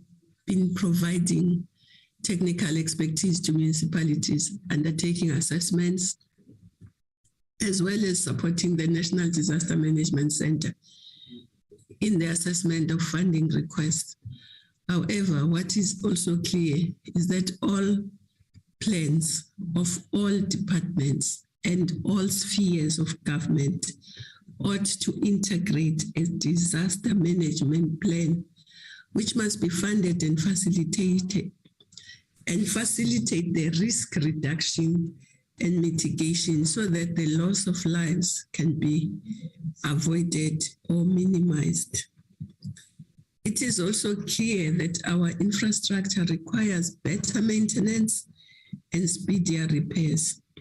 To this end, municipalities may now spend up to 10% of their MIG allocation to urgent repair and maintenance, water and sanitation infrastructure. An additional 5% can also be utilized for infrastructure asset management planning, which has been an Achilles heel for many municipalities and has led to loss of energy, water, sanitation resources, which are most visible when sewage spillages happen. We remain concerned that 39% of the municipalities we support through MIG have been spending far less than 70% of their MIG allocations over the past 4 years. 30 of these are water service authorities, with 64% of them being in the Northern Cape. We are working towards strengthening the support provided by MISA and other sector departments. This will require a more hands-on approach. Thus, we will vigorously implement Schedule 6B of the MIC, which allows the department to retain portions of the MIC and make allocations of underperforming municipalities so that we may directly help them to deliver on the much needed services. The conversion of the portion of the 2022-23 MIC allocations of these municipalities will coincide with the deployment of a detailed support plan. In the meantime, we are also encouraging the respective underperforming municipalities to utilize the 5% set aside for the enhancement of project management capabilities, which will assist with scoping, expenditure tracking, and quality management. We also take this opportunity to commend the 116 municipalities who have spent above 90% of their cumulative allocations over the past 4 years, the majority of whom are in the Eastern Cape, Mpumalanga, and KZN. Over and above the MIG allocations, MISA was also allocated an additional 50 million from the Presidential Employment Stimulus Program to mainstream labor-intensive construction methods in the various projects undertaken by 23 municipalities. The employ of such methods has massive spin-offs and is addressing unemployment and small enterprise development. The intervention includes training of municipal officials in the labor-intensive construction methods of implementing projects, data management, and process flows. It also includes the development of the EPWP policies and performer tender documents to be utilized by the municipalities. Thus far, 2,800 municipal officials have been trained in these labor-intensive construction methods by 31 March 2022. The Division of Revenue Bill B6/2022, published on the 11th of February, has included a condition that, I quote, municipalities must ensure that a minimum of 20% of their budget applies to labor-intensive construction methods and complies to EPWP infrastructure guidelines as part of the feasibility phase of the project. To that end, the mainstreaming of the labor-intensive construction methods equips municipalities to create job opportunities during infrastructure development and service delivery. Program Director, it has also become clearer that to capacitate municipalities, an all-of-government and society approach is required. The private sector and other public sector institutions must play a supportive role to the municipalities, wherein they must contribute to key areas such as training and support so that municipalities can be favored with requisite planning, implementation, and monitoring and evaluation skills and expertise. The promotion of local economic development also requires that all three spheres of government collaborate and actively include communities. This will contribute to enabling tangible and significant economic opportunities for shared wealth creation, self-sustenance, and resilience to drive local economic community development, particularly in townships and villages, is important, given that in most localities, the public sector is the single biggest investor and spender. the current public procurement system ought to be revised to better serve the interest of local businesses and cooperatives. In our interaction with several communities and stakeholders, other ideas have been advanced. We feel them here because we believe that the NCOP could also assist in canvassing them and in guiding us as we process them. Some of these ideas include enhancements which could see us, one, localizing instruments that can finance and support local businesses, which could include the concept of municipal and village banks. Two, introducing a legal framework that will ensure that big business retail shops and malls located in townships and rural areas partner with local businesses, including sourcing some of their products and services from local producers, service providers, and manufacturers within the township economy or rural economy. Third, setting up procurement rules and pragmatic support, which allows government and its main contractors to buy from large groups of township-based firms or cooperatives with systems linking them so that they can supply as if they were one large firm. This will build the capacity of supply, the private sector, and open private sector markets to township firms by enabling discovery of suppliers, de-risking the supply relationship, and targeting pragmatic support so that it enables delivery. The same will be done with NGO funding to drive the care economy. 4, utilizing the transit economies to turn taxi ranks and train stations into mini CBDs and support the taxi economy to use its scale to grow, supporting value chains and industries. 5, converting areas with high commercial densities into township high streets. 6, compelling all businesses that get government contracts to spend a certain percentage of their procurement spend on township and rural SMEs and cooperatives. 7, accelerating strategies to absorb and mobilize skilled and semi-skilled labor, taking on unemployed youth as apprentices and employees as part of a mass-scale response to repairing and upgrading public facilities, improving service turnaround times and quality, and improving living conditions in deprived areas.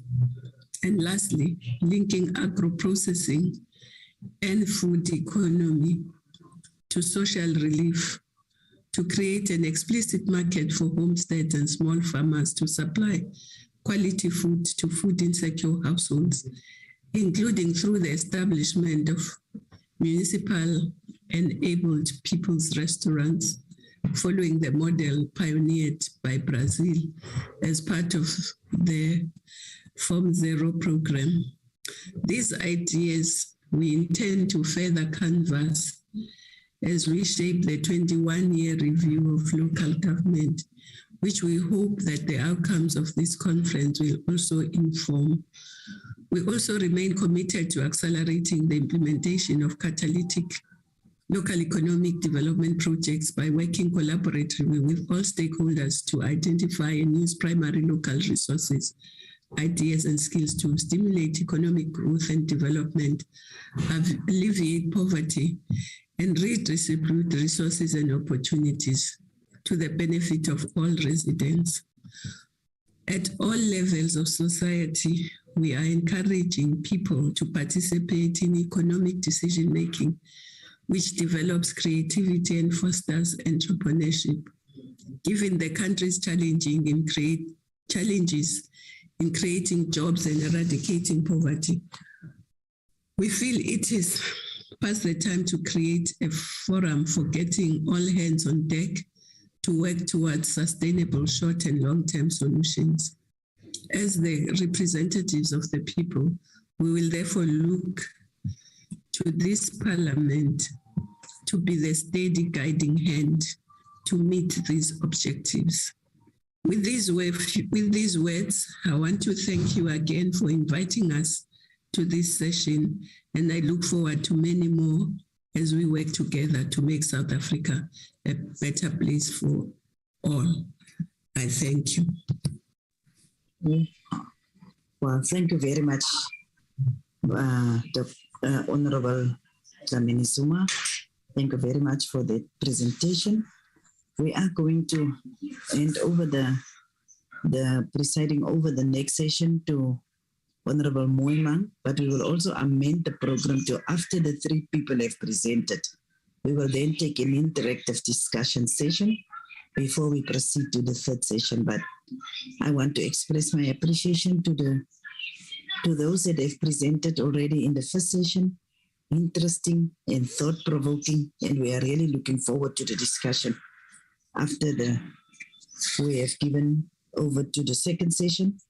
And Honorable Moimang, you may continue. Thank you, Deputy Chair, for giving me an opportunity to also take part in the presiding of this very important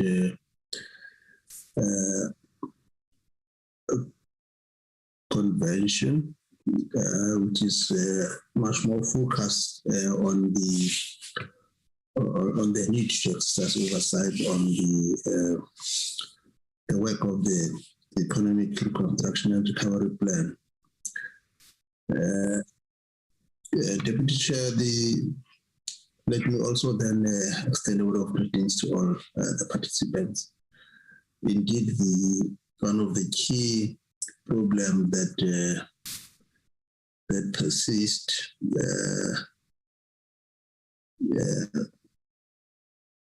is the need to address the barriers that inhibit entry into the economy in general. But more than that, I think the barriers mainly affect black business. And this is so because access to markets and capital has been a challenge, and therefore the importance of industrial financing is very important, and hence the need to take this opportunity to invite the chairperson of the board of the Industrial Development Corporation of South Africa, Ms. Mabuza, to give us a presentation on the role that the Industrial Development Corporation can play in terms of expanding access through industrial development, and also the work that could be done to ensure that we broaden the local and regional resource to supply domestic demand. Without any waste of time, the floor is yours, Ms. Mabuza. Thank you, Honorable Chair of the session. Thank you to the Honorable Chairs that are present here today, Honorable Members, Ministers, Deputy Ministers, present Excellencies, esteemed ladies and gentlemen, Sanbonani. Thank you so much for convening this very important oversight session, and a special thanks for inviting us as the IDC to make a small contribution to the engagements that you're going to have today, and hopefully to the outcomes, which will then see implementation going forward. I've been charged, Honorable Chair, to focus on the IDC's contribution by unpacking the following sub-themes, as you've already pointed out: expanding access through industrial development and the facilitation of job creation. We were asked to focus a bit on the food, beverage, forestry, and so on industries, utilizing and advancing the development of local and regional resources to supply domestic demand and increase international trade participation, particularly with the African Continental Free Trade Area in mind, opportunity, looking at targeted interventions to reduce imports and increase exports. I'll probably amend that a little bit and refer to the reduction of unnecessary imports and the increase of exports, of course. And we were asked also to look at sector strategies. Though we may not get to the detail of these, I hope that in the contribution, I may be able to touch on those in a meaningful way. Chairperson, each of these sub-themes are admittedly big and complex, yet very important areas that do require our eager and keen focus. I therefore, Chair, look forward and hope that there will be follow-up sessions in the future where maybe we can take deep dives into the various issues. For the purposes of today's conversation, I've chosen, Chair, to confine myself to the agriculture and agribusiness sector as I endeavor to explore each sub-theme in my contribution. Chairperson, just yesterday, I was part of a virtual platform discussion of the BRICS Business Council Global at the St. Petersburg International Economic Forum, which is currently in session. Portions, it won't be a surprise to you, that portions of the discussions focused precisely on the agricultural sector, because with the situations that are unfolding globally, the Ukraine situation and other issues, we've seen the impact on the agricultural sector and therefore the impact on food security, not just for us as the African continent, but also for everybody around the globe. Issues such as the availability of some important agricultural commodities, such as fertilizer, an input commodity, wheat and vegetable oils, things that we've come to recognize how important they are as they become less and less available. The consequent impact of the food shortages on prices, Chairperson. We've seen that impacting us on the ground. And the anticipated or unfolding potential impact on food security in the medium to long term.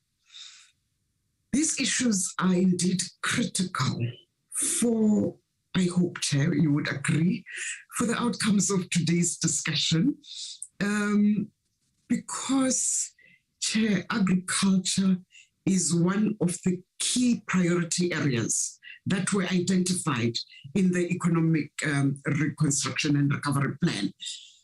This was published, Chair, in October 2020. I need not remind this House of that. And in reflecting as I was preparing for the meeting, it struck me that the champions of the plan seem to have had foresight of the turbulence that lay ahead for not just South Africa, but indeed for the world. The plan, Chair, is as relevant today as it was in October 2020. And may I suggest, Chair, in fact, the Deputy Minister has already indicated that it is probably more urgent today as the economic impact of COVID-19 has, like an open sore, been exacerbated by the unfortunate unrests in parts of South Africa that were witnessed in 2021, the climate-related catastrophes that hit some rural areas, small towns and major metros along the eastern coast of the country, as well as the run. This was in more recently, and the runaway price escalations, Chair, that I earlier referred to, of key commodities such as fuel and basic food products that we're witnessing as we speak. The fact that we're not alone in experiencing all of these setbacks is no comfort to anyone. The 9 priorities of the ERRP remain relevant, Chair, as already indicated by the speakers that came in before me, and the key enablers towards successful implementation of the plan, as also identified by the speakers before me, remain equally relevant. So I'll start, Chairperson, if I may, with the important area of the availability of fertilizer, which is an important critical input to the agricultural sector. I'm told by my colleagues in the Agribusiness Working Group of the BRICS Business Council, the South African chapter, that South Africa imports 80% of our annual fertilizer usage, a volume of almost 2 million tons. For the agricultural sector to grow, the availability of this now more expensive commodity is critical. South Africa, fortunately, Chair, also manufactures and blends various types and grades of fertilizer. However, we remain quite dependent on imports. The IDC, through its interest in Fiscal, has ensured that the input minerals available in the country are not all shipped offshore, but that some are beneficiated here in South Africa. However, this industry is capital intensive and very expensive, Chair, and therefore requires strategic relationships that will ensure that South Africa moves up the technology and efficiency curve in the production of fertilizers in the country. And for that, we require partners that will also be able to invest. Smart and mutually beneficial partnerships are therefore critical, and we're grateful for the support that we've received to date from our line department, the DTIC, as we pursue such strategic partnership opportunities. South Africa has correctly indicated that agriculture is one of the key engines for growth and job creation as we rebuild the economy from the shocks that we've had. This is in fact true not just for us as South Africa, but also for this African continent, which is endowed with arable land and a very youthful population. The sector already plays a meaningful role in the South African economy, accounting for 2.5% of GDP at primary level, and with agro-processing pushing that to 7% of GDP.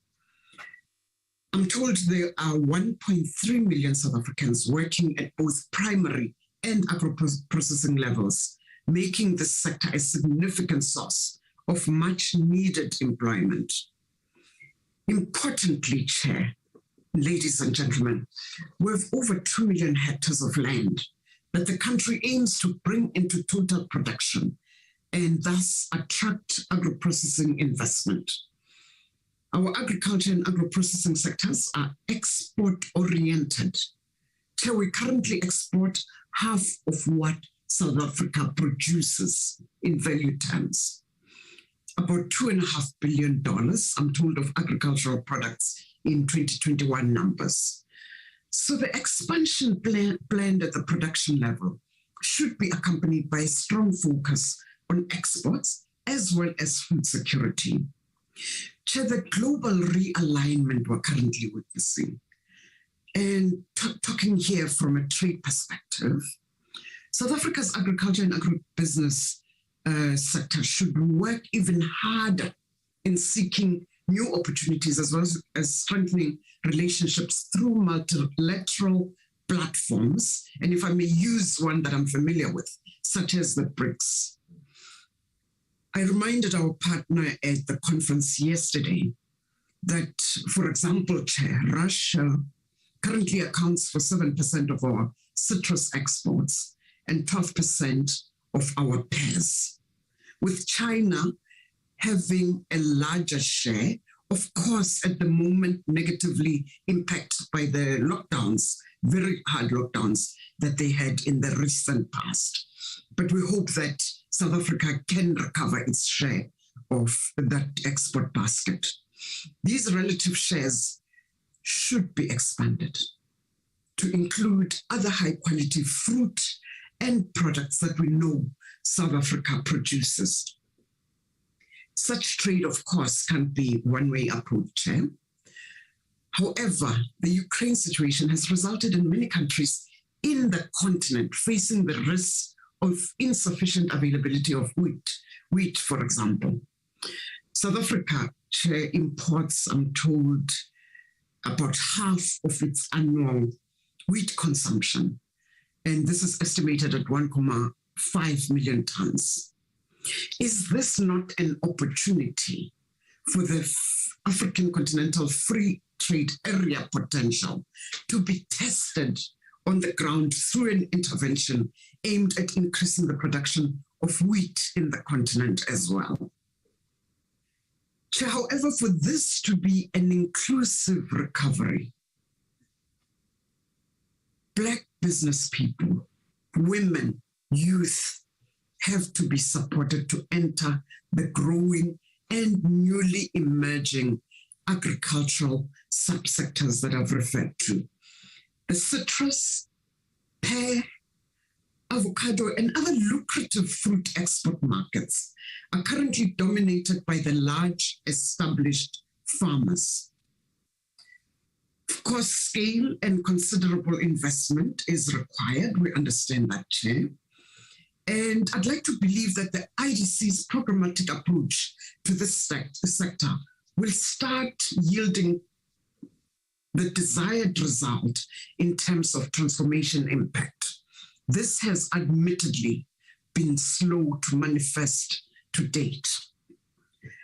The IDC has focused on supporting labor-intensive, labor-absorbing, and labor-enabling industries, Chair. Agriculture features amongst these. Agro-processing features here, Chair. And of course, there are other examples such as automotive parts and components, which we're trying to cultivate expertise in as we support business people. In the interest of localization, Chair, we continue to try and maximize the domestic impact of public and private sector procurement by encouraging our business partners that we fund to source locally as much as they can. We continue to focus on inclusive transformation by seeking to alter ownership patterns in terms of Black economic empowerment, women, youth, and worker participation in the businesses that we support, Chair.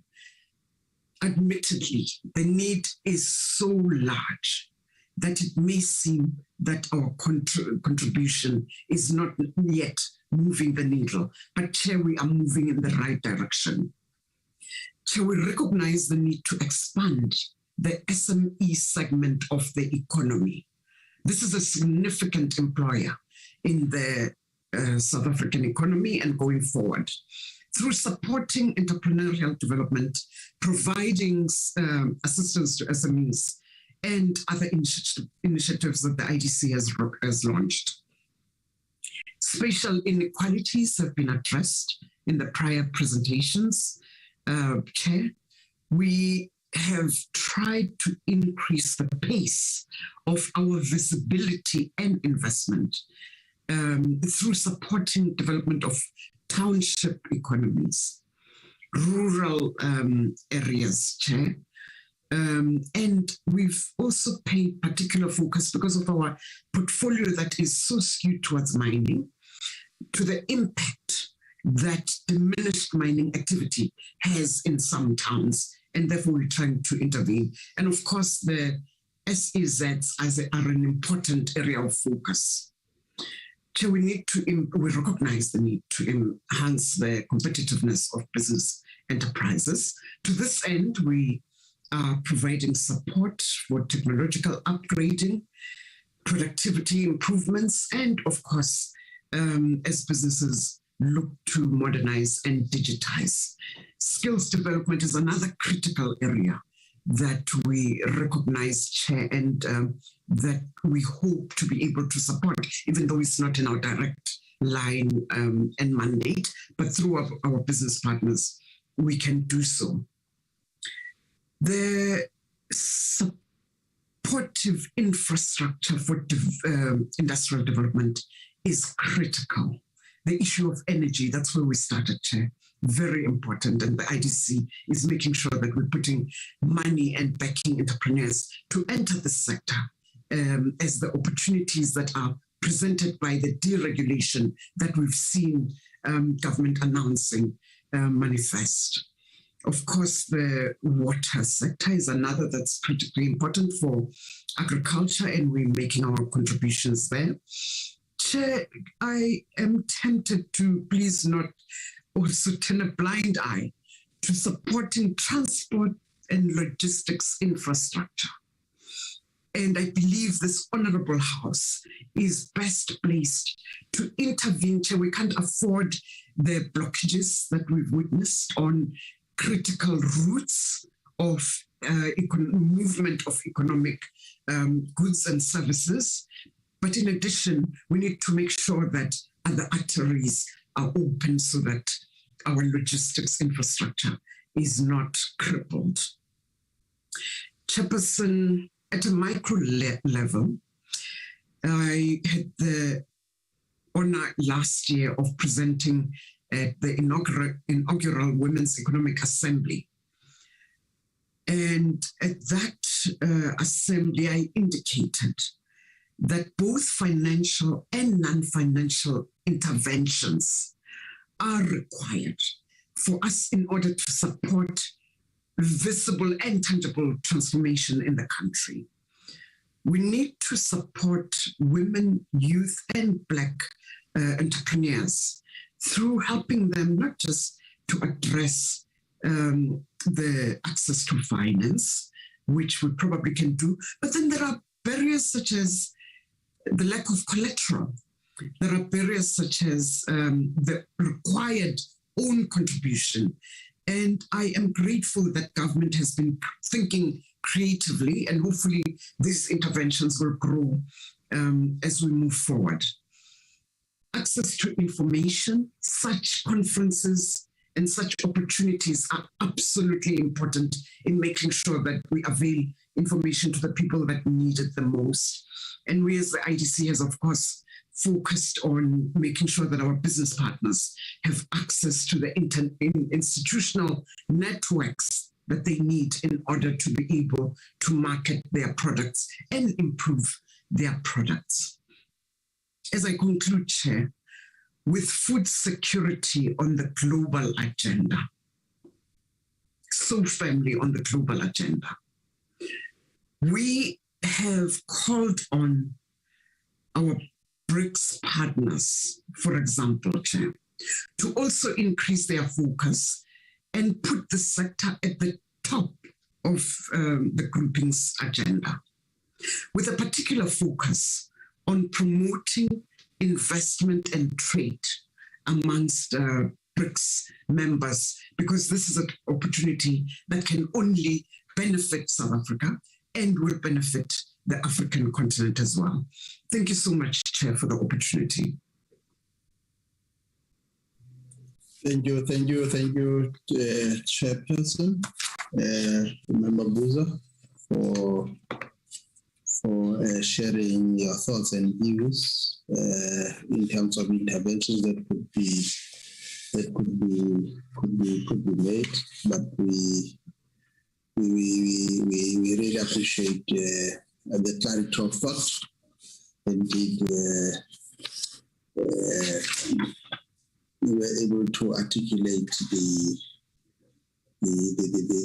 key important message around how do we confront the structural constraints that inhibit transformation to open up our economy so that it becomes more inclusive, not only to Black women and youth, But I think what is quite critical is the number of options we have put on the table. Thank you a lot, Chairperson. Honorable members, we will now move to the next presentation, which will be led by Dr. Jantis, who is the Director of the Parliamentary Budget Office. His focus will mainly be on the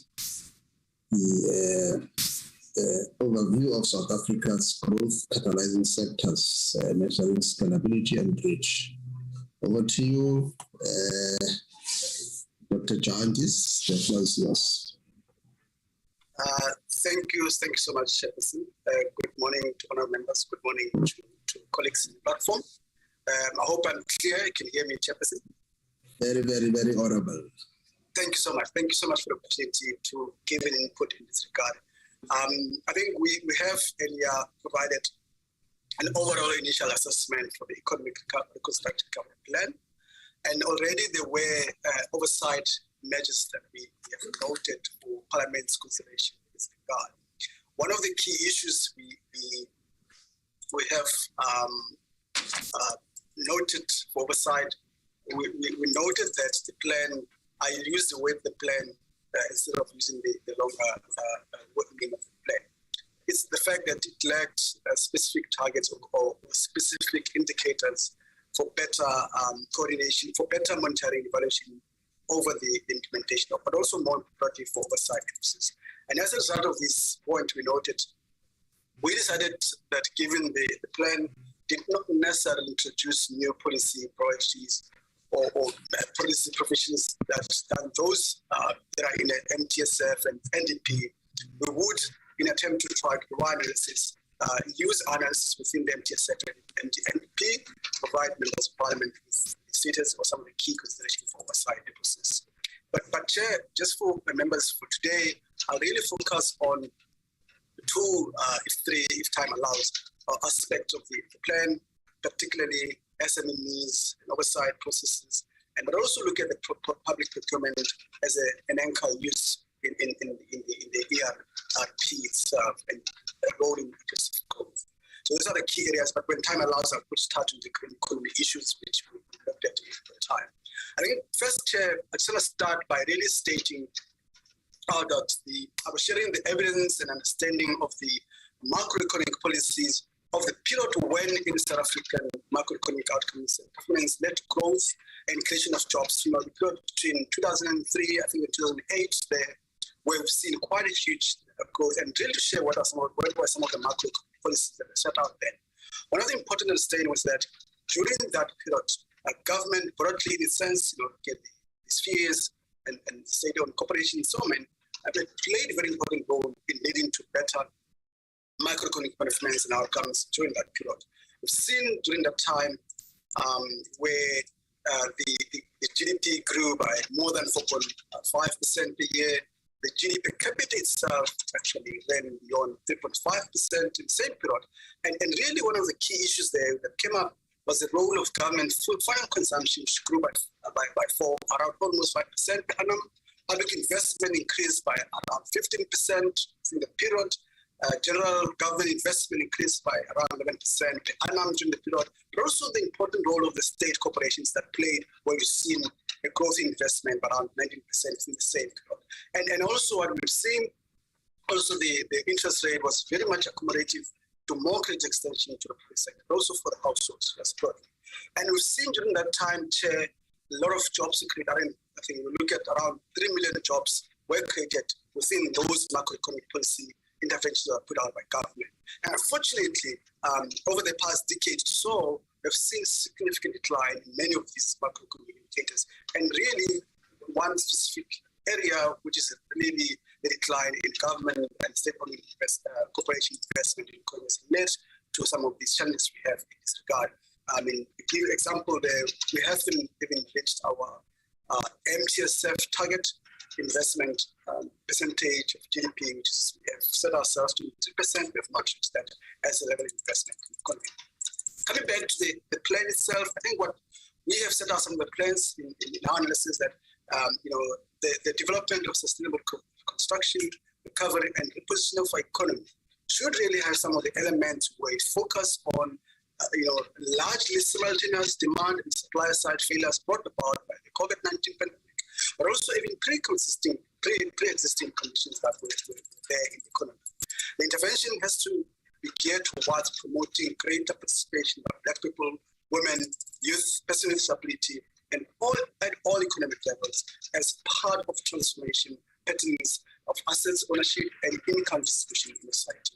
We are concerned that the approach taken within the plan remains one focused on fiscal consolidation informed by an empirically invalidated expansionary fiscal contractional hypothesis. The consensus of dampening economic recovery is very valid, particularly when taking into account of the recent budget cuts in government expenditure.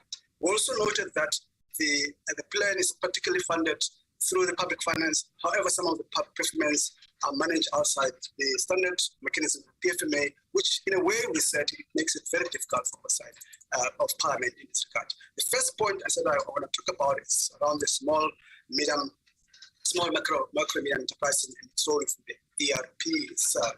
We looked at the support given to the sector in line with the ERRP and raised some of the key risk areas for oversight and conservation.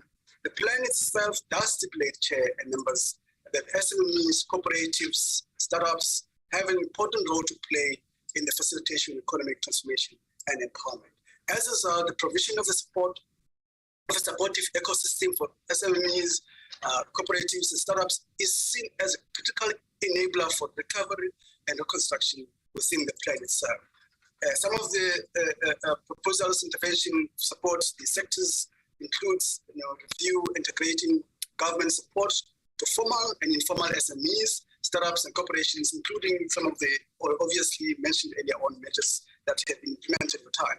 The designing of more appropriate finance products, which is really a focus of my presentation today, to look at the finance support for the sector, but also the support of the SMEs to participate in localization opportunities, one of another areas that I will cover today. Coming close to look at the financing products for the sector, the government launched the guarantee scheme in 2008, which had a target of 200 billion debt guarantee for businesses. Meanwhile, we've seen also earlier in the year a support bounce back support scheme being launched as a result of putting out 20 billion more also in support of the sector of the sectors.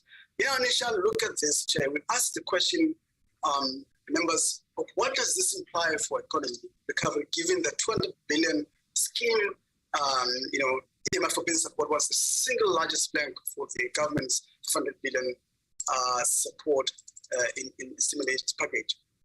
We are also concerned that the economy will continue to be trapped in economic environment if some of these measures are really not fully implemented, particularly looking through the macroeconomic interventions as a whole.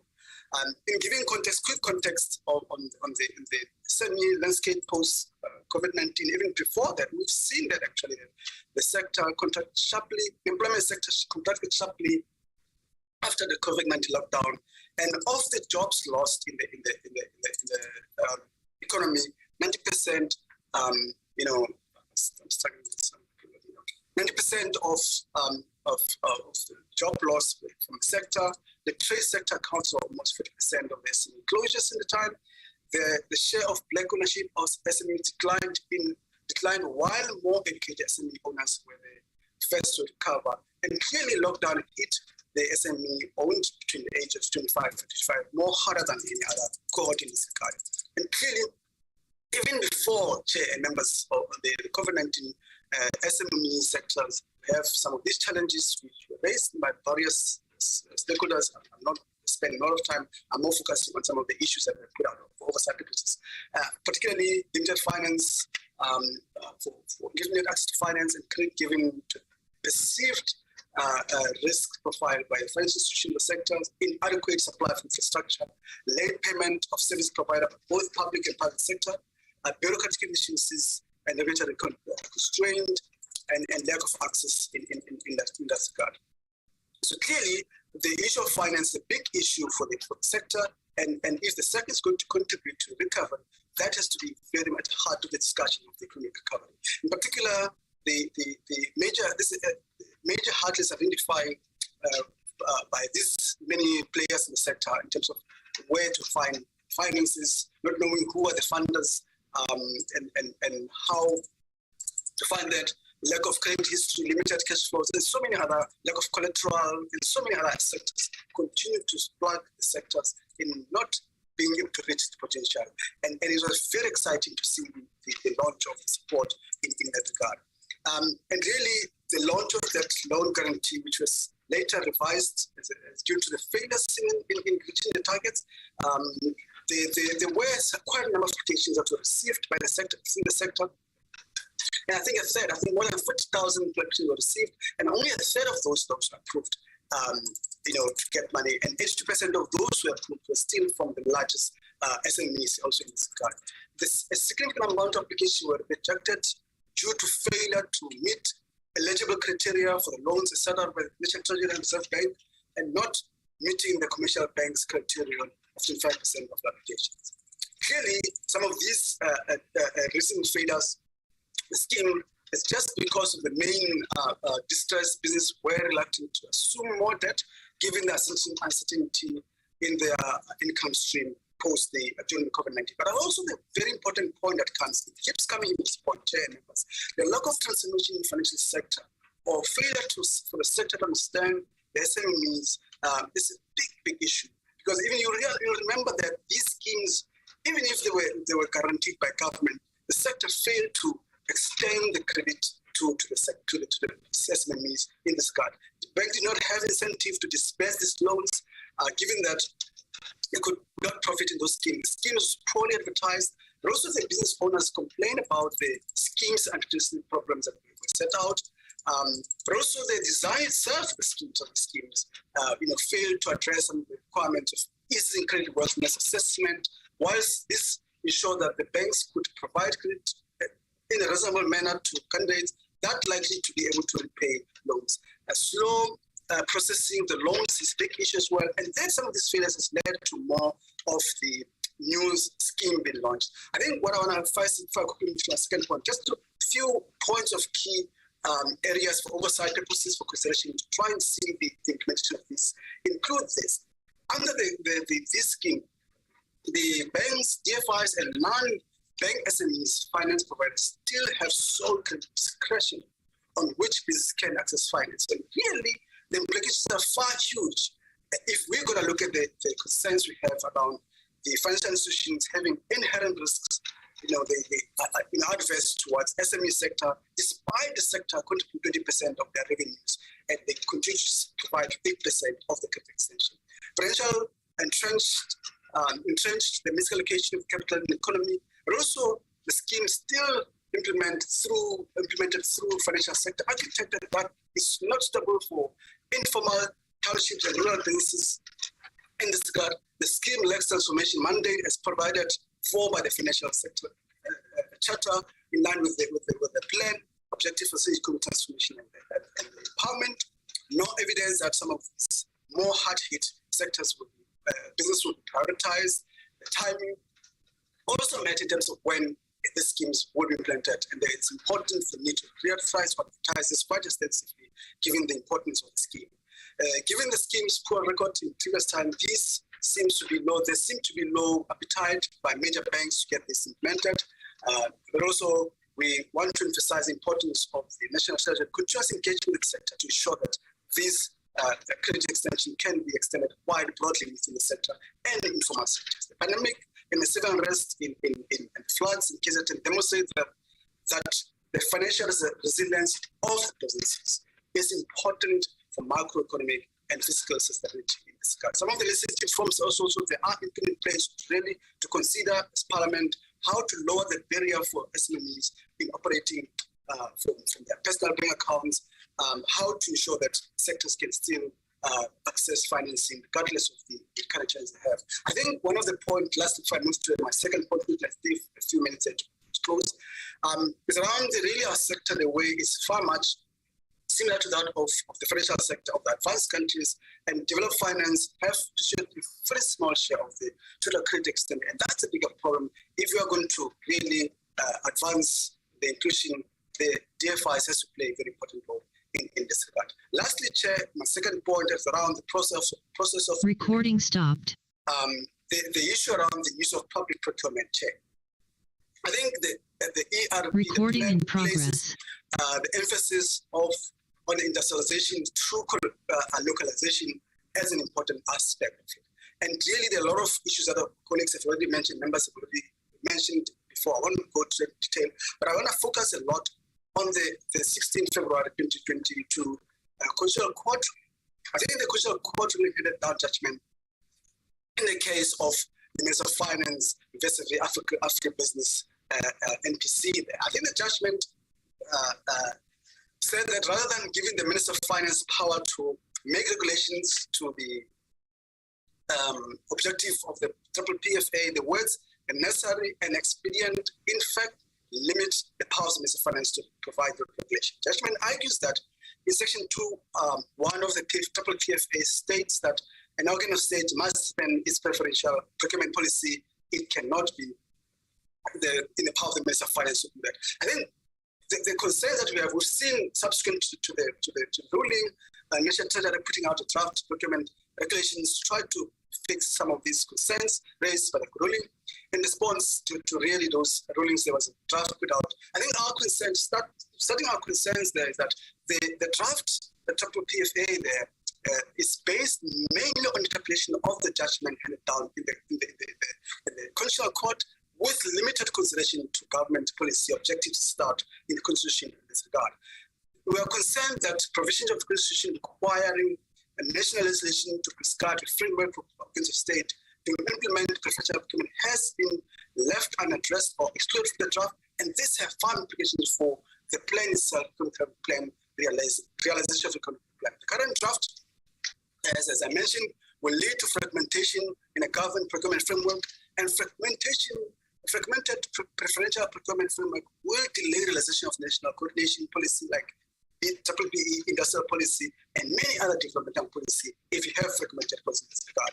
Due to lack of capacity, capabilities, organs of state always relied on preferential procurement system prescribed by the Minister of Finance. We are concerned that requesting each and every organ of state to have own approach to preferential procurement is a divergence from international norm in looking at the literature on public procurement.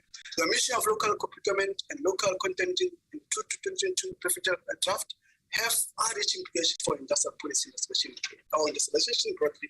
The country, foreign and domestic investors have invested in created jobs in South Africa because of the government's preferential procurement regulations.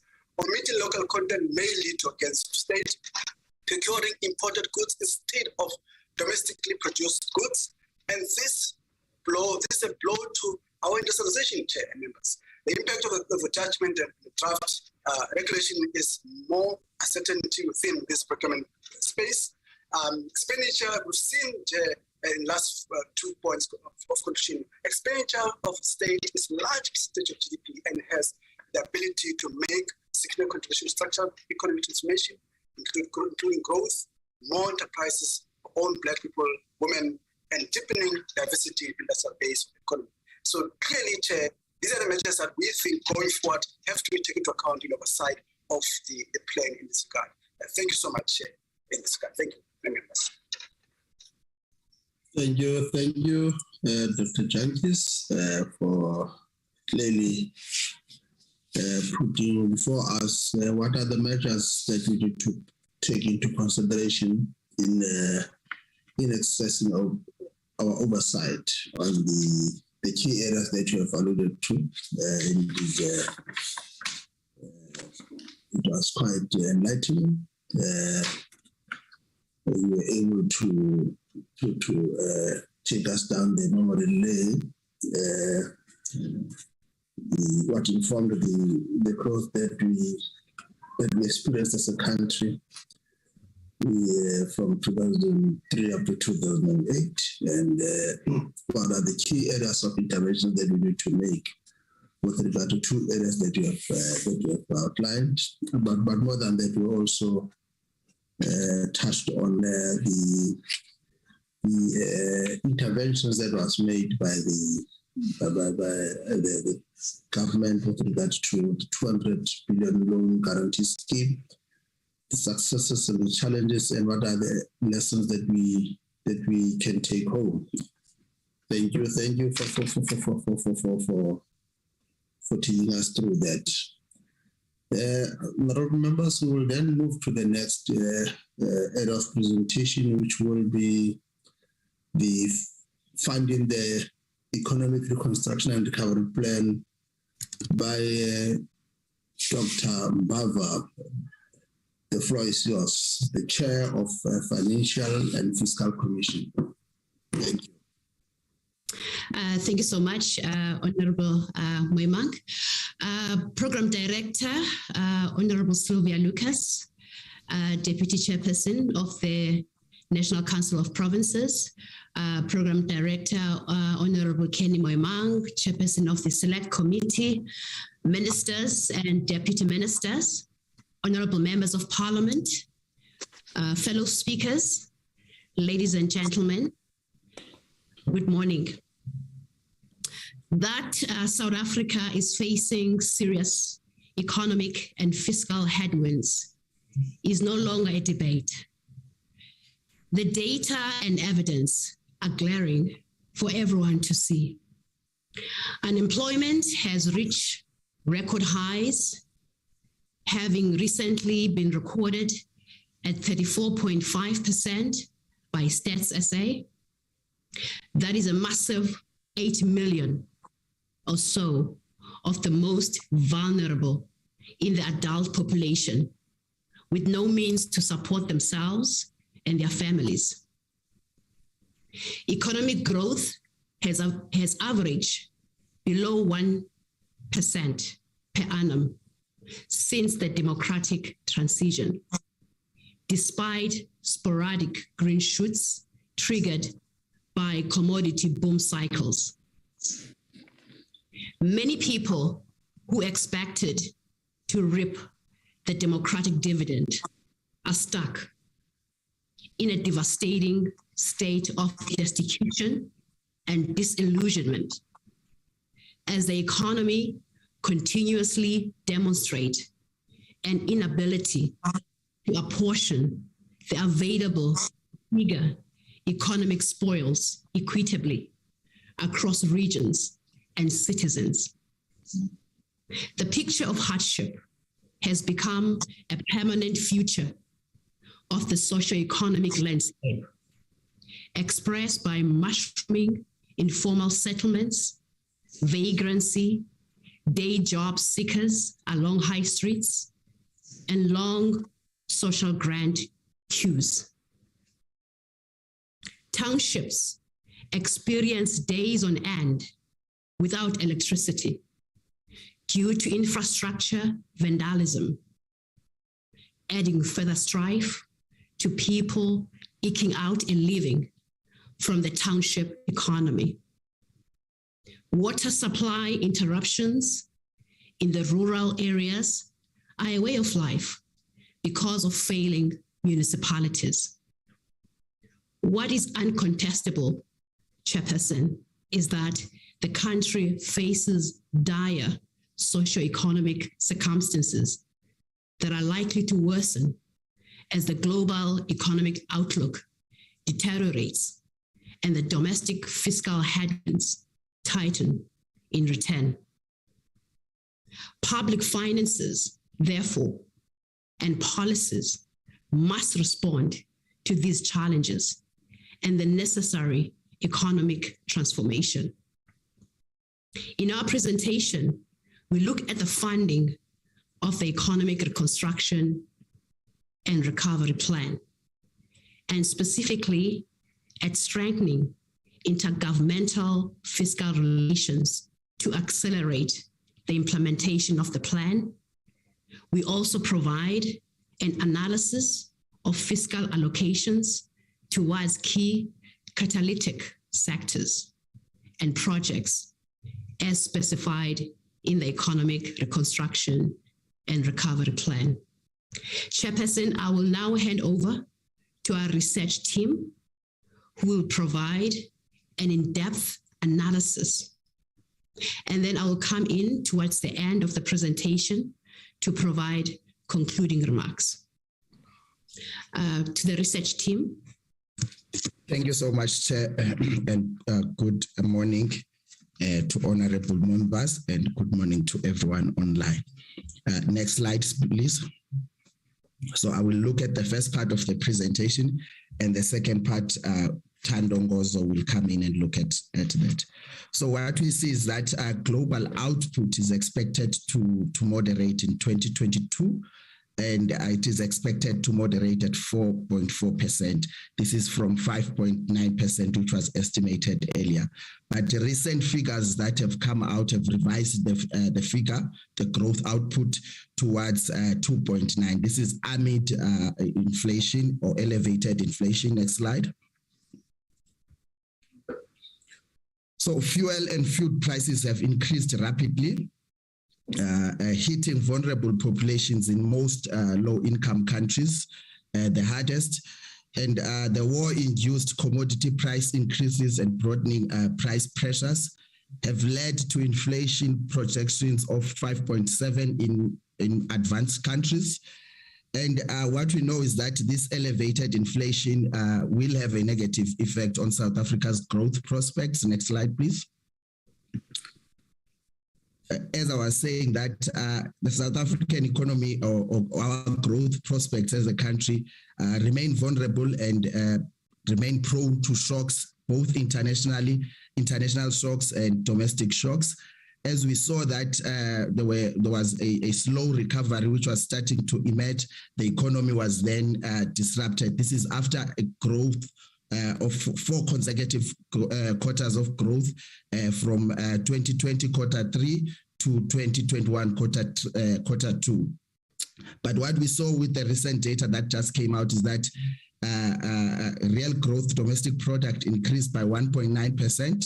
That is in the first quarter of 22, following an increase of 1.4 in the fourth quarter of 2021. But I think it is important that we emphasize that this growth path, or this growth that we've experienced, is still prone to some shocks, some are domestic shocks, such as the weather that we've seen in KZN, and some of the domestic issues that continue to engulf our country, but also other international shocks. And we're still yet to see how the inflation will transmit itself throughout the economy. Next slide, please. I think it's important to note that investment is critical for driving South Africa's economic recovery and reconstruction. It remains central to the plan. And what we see is that total gross fixed capital formation improved following a sharp decline due to the impact of COVID. And when we look specifically, we see that government investment declined by 0.9% in the third quarter of 2022. But what is encouraging is that when you look at public corporations' fixed capital formation, it increased by 9.5. So while there is a decrease in both government and also in private fixed capital formation, we see that public corporations continue to play a very important role in advancing or in investing in investment. Next slide, please. Then when already the chair has already touched on the issue of employment, but what we see is that employment recovery continues to be sluggish and has not yet recovered to pre-COVID-19 levels, which some are already beginning to argue that we might not experience pre-COVID employment levels. So the unemployment rate will continue to increase. But what we see is that in the first quarter of 2022, actually, the unemployment rate decreased, which is a good thing, meaning that there was some jobs which were created. However, we say that to address employment sustainably, there is a need to of course address some of the structural constraints within the economy, address also some of the investment, try to create an environment where there'll be investment, both private investment and public investment. So there are those structural constraints that need to be addressed, coupled also with structural constraints or structural labor market structural constraints, which continue to ensure that some experience long periods of unemployment. I'll hand over to Tando, who will look at the fiscal allocations, and then we'll hand back to the chairperson for the conclusion remarks. Tando, up to you. Thank you, Sianda, and a very good morning to the chairperson and honorable members. I'm going to take you through our analysis that we did with regards to the various main intervention priorities of the plan, as our chairperson alluded to. So we starting with infrastructure investment and delivery. Next slide.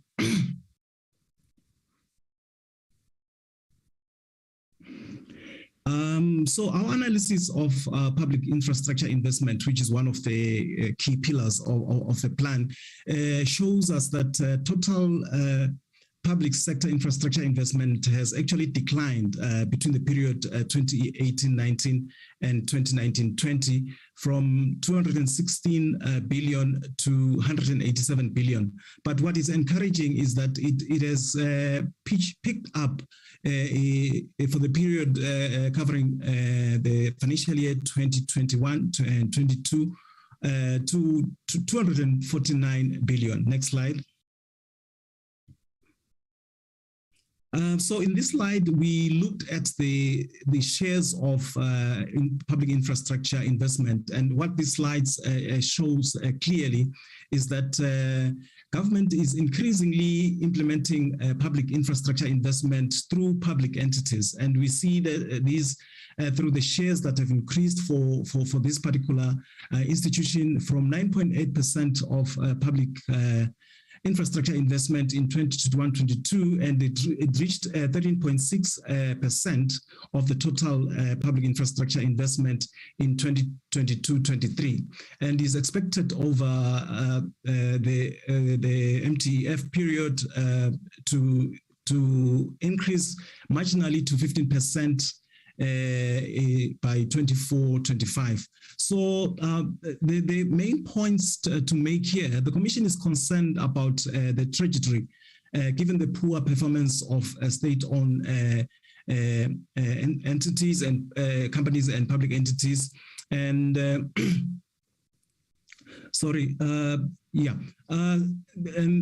the fact that the share of the local government is decreasing, and the concern there is that given the huge infrastructure backlogs in municipalities, it's going to be increasingly difficult to address this when the share of the allocation to local government is declining. Next slide.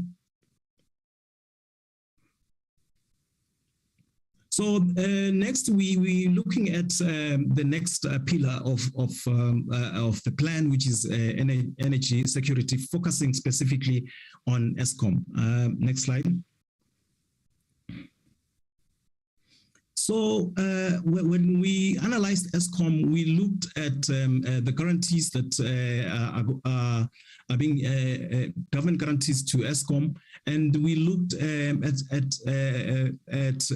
the exposure of government guarantee as a percentage of GDP, and we covered the period between 2017-18 to 2021 and 22. So what this graph tells us is that the Eskom guarantees and exposure as a percentage of GDP to Eskom remains very high, and it poses a risk to debt sustainability and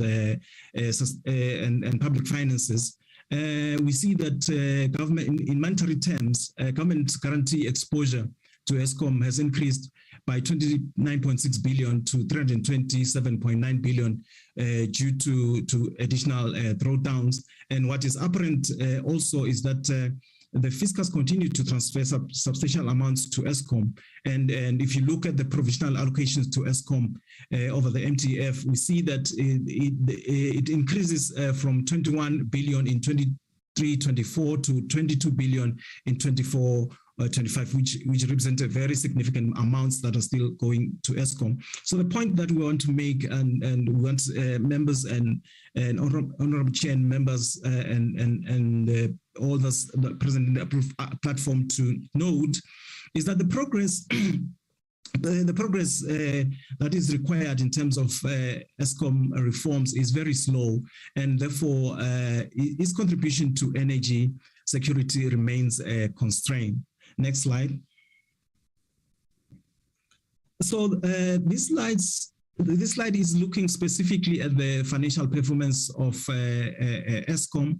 And what we want to note is that when we conducted the financial assessment of Eskom, we saw that in terms of the assets, assets, liabilities, and net profit,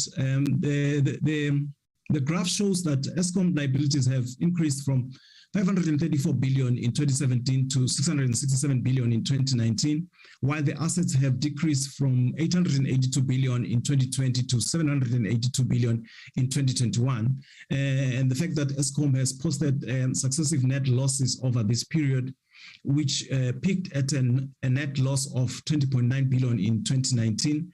And this reflects a very weak financial performance and a very delicate financial position for Eskom. Next slide.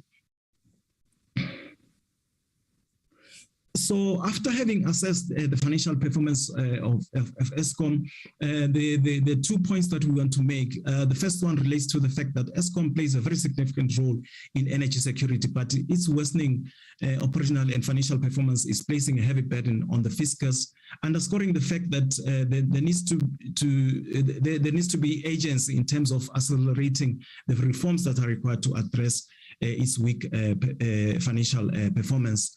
The second point relates to the fact that the financial health of Eskom as measured by key financial ratios further reflects a weak financial performance as both profitability and solvency ratios are deteriorating. So overall, the Commission then supports the proposal for centralized shareholder model for commercial SOEs as proposed by the committee that was instituted by Presidency, as well as the government initiative to publish a framework outlining the criteria for government funding for SOEs, because this we believe that will support the required reforms at Eskom. Next slide. So the next area that we looked is industrialization through localization. Next slide.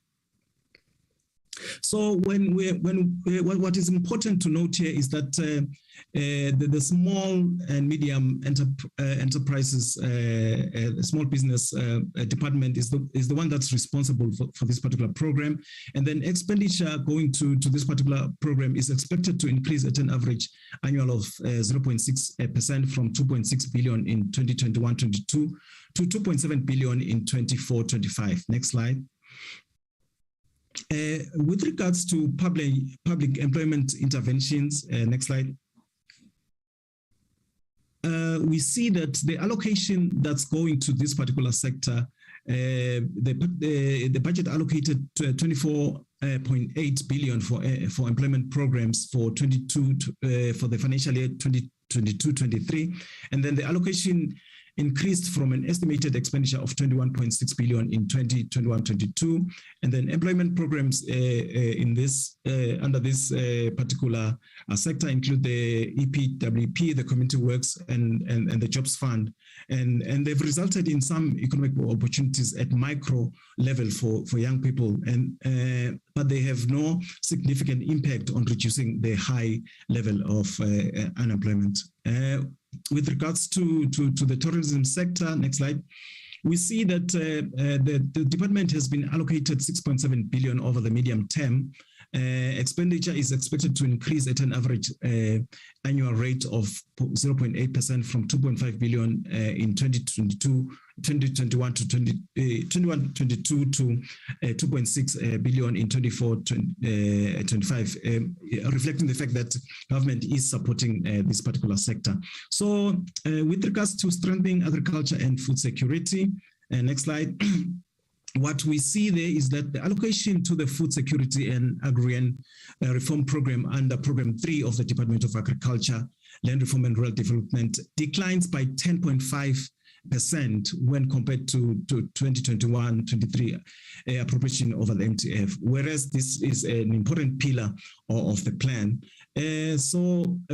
Now, with regards to the alignment then of the plan to the funding priorities of government, what we want to bring to the attention of the chairperson and the honourable members is that the Commission is of the view that the composition of economic function expenditure is not well aligned to the economic reconstruction and recovery plan. And what we mean by that is that whereas the plan identifies infrastructure rollout, localization through industrialization and food security as a crucial interventions for job creation, associated allocations to these programs are declining. For instance, infrastructure spending is also marked by, in addition to the fact that the allocations are declining, infrastructure spending is also marked by delivery and management deficiencies. The manufacturing incentives and the product and system development allocations program are also projected to decrease by 9% and 6.3% over the MTF. The allocation to the food security and agriculture reform program, as we've seen in the previous slides, is also declining by 10.5% when compared to the financial year 2021 and the 2023 appropriation. So the Commission wants to note that the infrastructure fund is one of the plan's instrument to crowd in private investment and fast-track approval processes for large infrastructure projects. And we just want to emphasize that the fund should operate within the confines of the IGFR principles in respect of equitable distribution of projects that are being assigned to the vote. These particular slides, the pie chart shows the different distribution of the budget to the various sectors, but the Commission just wants to re-emphasize the fact that the budget process for the next financial year for 23-24 should focus on aligning the allocations of the economic reconstruction and recovery plan, and it must also be informed by comprehensive budget and expenditure reviews.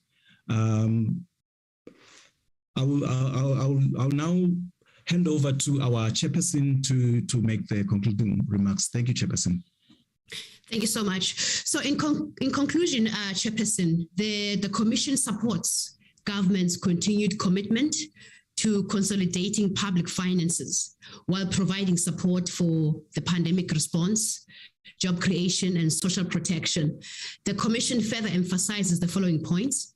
In terms of South Africa's growth prospects, the Commission's view is that it is improbable that the economy will return to pre-pandemic production levels within the year. The Commission welcomes government's decision to use a portion of the revenue windfall to lower the gross borrowing requirement and reducing debt issuances. However, the Commission cautions that debt stabilization risks remain elevated and pose significant challenges to public finances. The Commission further supports the decision to use the revenue windfall to improve pro-poor and growth-inducing allocations in non-interest spending over the MTF period. The Commission believes that this is an approach that does not jeopardize the path to deficit reduction and fiscal consolidation.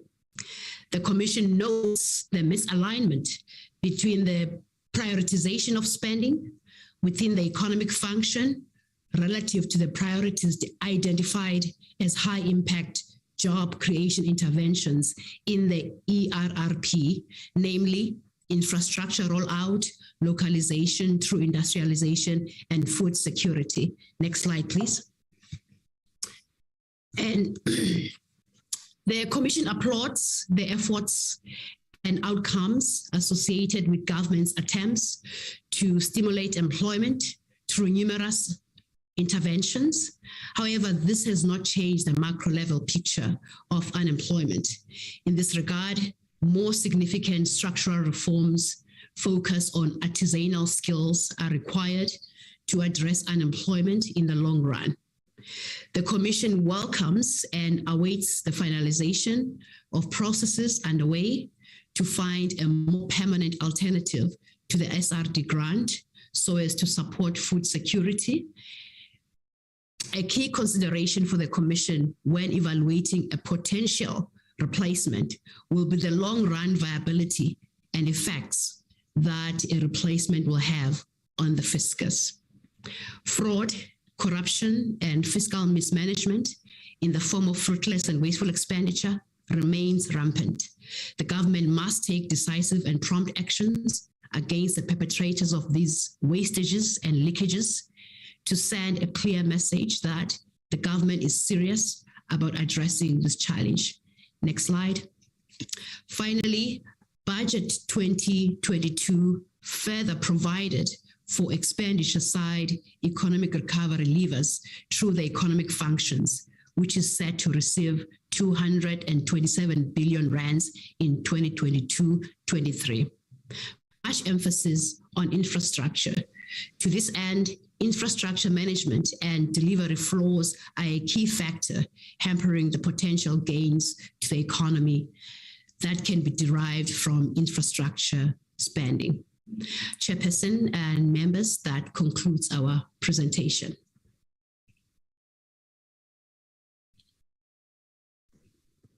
Thank you, Chair, for those closing remarks, which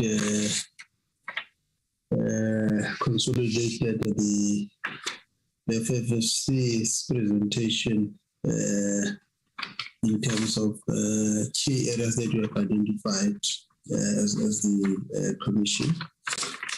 And let me then, without any waste of time, take this opportunity to open the floor, as the Deputy Chairperson of the National Council of Provinces indicated that after the three presentations from this session, we will then open the floor for engagement so that we do not deprive members an opportunity to interrogate issues as raised. You are advised by the chair, by the Deputy Chair of the Council of Province, that issues that you have right from presentation number one must be noted and then engage at the right time. So the floor is open to members to engage in terms of the issues that were raised throughout this morning's presentation.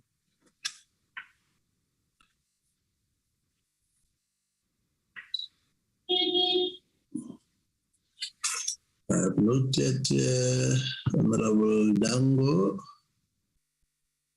Maybe let's allow Honorable Dango to warm the floor. Over to you, Honorable Dango. Thank you, Chairperson, but it's because I'm commanded by you that I do so. Chairperson, the issue I want to raise really is the government guarantees to banks. Now, banks are risk averse. They will not encourage any kind of loans that will not be repaid, because it will reflect on their balance sheet, and that will affect their ability to raise funds on international and other markets. So what to do about that issue? In the US, they had a similar problem. And what they introduced was the Community Reinvestment Act. where the banks took some percentage of their loans or their money, together with government money, together with government loans, and created other banks. They created banks that were not as risk averse. They created finance institutions. In Hong Kong, they described them as the cowboy banks, so that they could take risks that normal banks could not take. So I think what we need to do is pursue the policy objectives of creating such institutions to ensure that we can actually advance loans to poor people, and where this could be in the banking circles considered being risk averse, but also creating the institutions that will ensure that we lend to people that need the money. Thank you very much. Thank you, Ambassador Dango, for those questions. I'll now give the floor to Honorable High to also engage. Thank you very much, Honorable Chairperson. Greetings to all the ministers present, deputy ministers, MECs, permanent and special delegates, and also greetings to the deputy chair of the NCOP. Chair, my question, I have two that are both going to the DPME. The former Statistician General always is critical about the economic policies of government, that government doesn't have what he calls a scenario planning. I just wanted to comment from TPA, the ERRP on that particular issue, that we're not doing scenario planning and modeling. So that perhaps that's why some of our policies are not coming up with results in terms of implementation. The second one, in the presentation, I didn't see the update with regard to how far are the social partners doing with regard to the social compact. So those are the two questions to the PME. Thank you. Thank you, Honorable High. Deputy Chairperson, Honorable Sylvia Lucas. Thank you very much, Chairperson. I just want to say to the members of the NCOP, this is our opportunity to interrogate these presentations before I ask one or two questions that I am quite curious on. So thank you, Chairperson. There was quite a few plans and programs that has been, particularly in the first presentation, but also throughout the three first presentations that we had, as well as the I say all six have targeted quite some of the few issues that we are usually concerned about. So I've got about two questions, I think. I think, if I'm correct, Ms. Marawa said that currently Eskom's energy availability stands at about 58.8%. And also with regards to renewable energy, about more than 6,000 megawatt hours was actually generated in terms of the renewable energy program. Now my concern is, if Eskom stands at 58.8%, what are they telling us about the current issues that we are experiencing as a country, and also the impact that it's having on the fact that we want to see industrialization, but we also want to see the economy develop.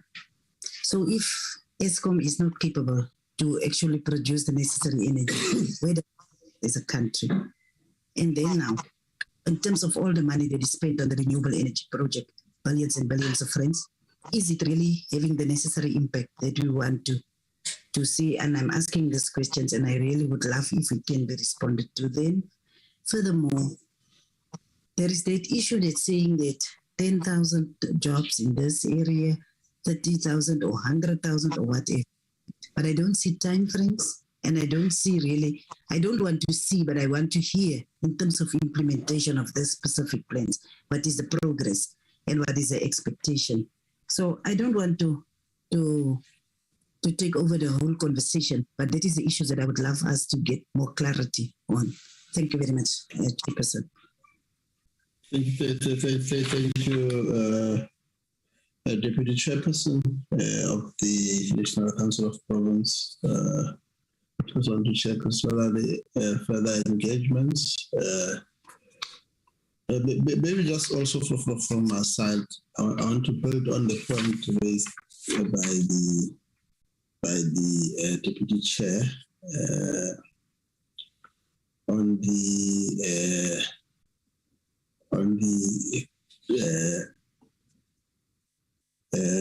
independent power producers program. Sorry, Chairperson, tell the members of the NA that is present, we would love members of Parliament to raise issues if they have issues. It's for everyone. Yes. I did indicate that all the participants are free to engage with the presentations.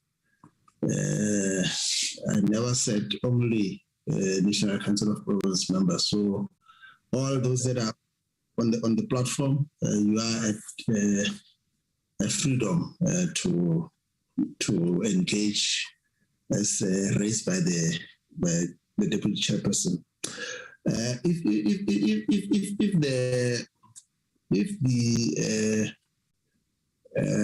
the renewable energy from the phase one is connected to the grid, as indicated.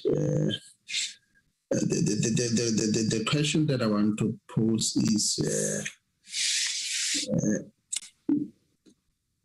given the challenges that is raised around the infrastructure plant, what will be from the second first presenter, for us to be able to mitigate this consistent and constant power cut? What is it that has to be done to be able to ensure that we are not at a percentage where consistently our economy is choked? I think it's important, because if the view is our plant performance is at 58% level, but we constantly receive power cuts, then what percentage can be our target to ensure that we don't fall below the percentage where time and again there is power cut?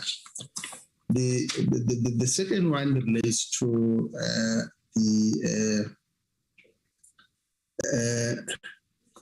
the impact of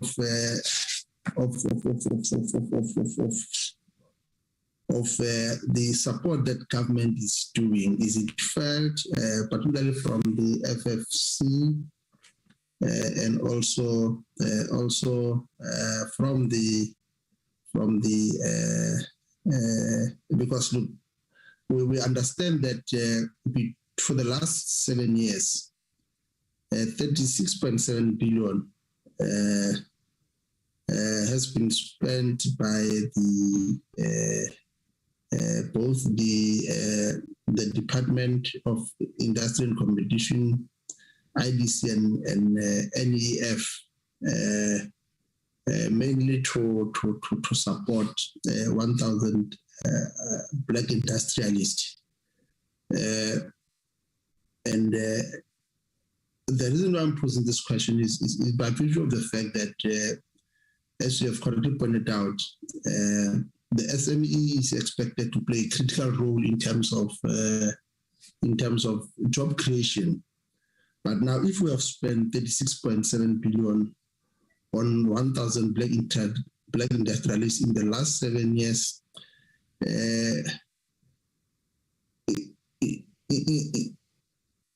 is the problem around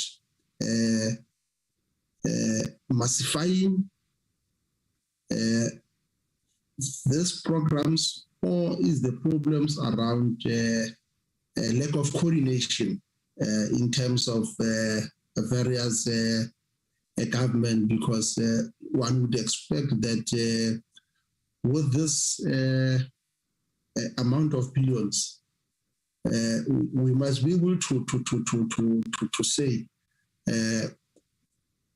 from government there is a clear network of development finance institutions that is created. But if there is such a network, the biggest challenge, I think, is the impact of the activities of this network. Is it because it's uncoordinated? Hence, we see the perpetuation of this structural constraints that we see in the economy. Thank you. Let me then open the floor for the presenters to respond to the engagement and clarification questions that were sought. I think what we will do, probably let's try first with Ms. Maraba. Can I just, I don't know, Mr. Ngubane, Chairperson. Right. He seems to raise his hand in the video. I don't know whether something. Mr. Ngubane, the floor is yours. Let him unmute himself. Mr. Ngubane.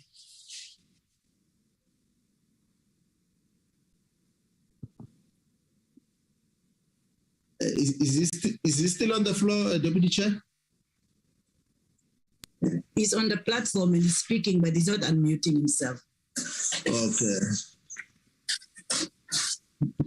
I don't know whether I'm audible now. You are audible now, Mr. Ngubane.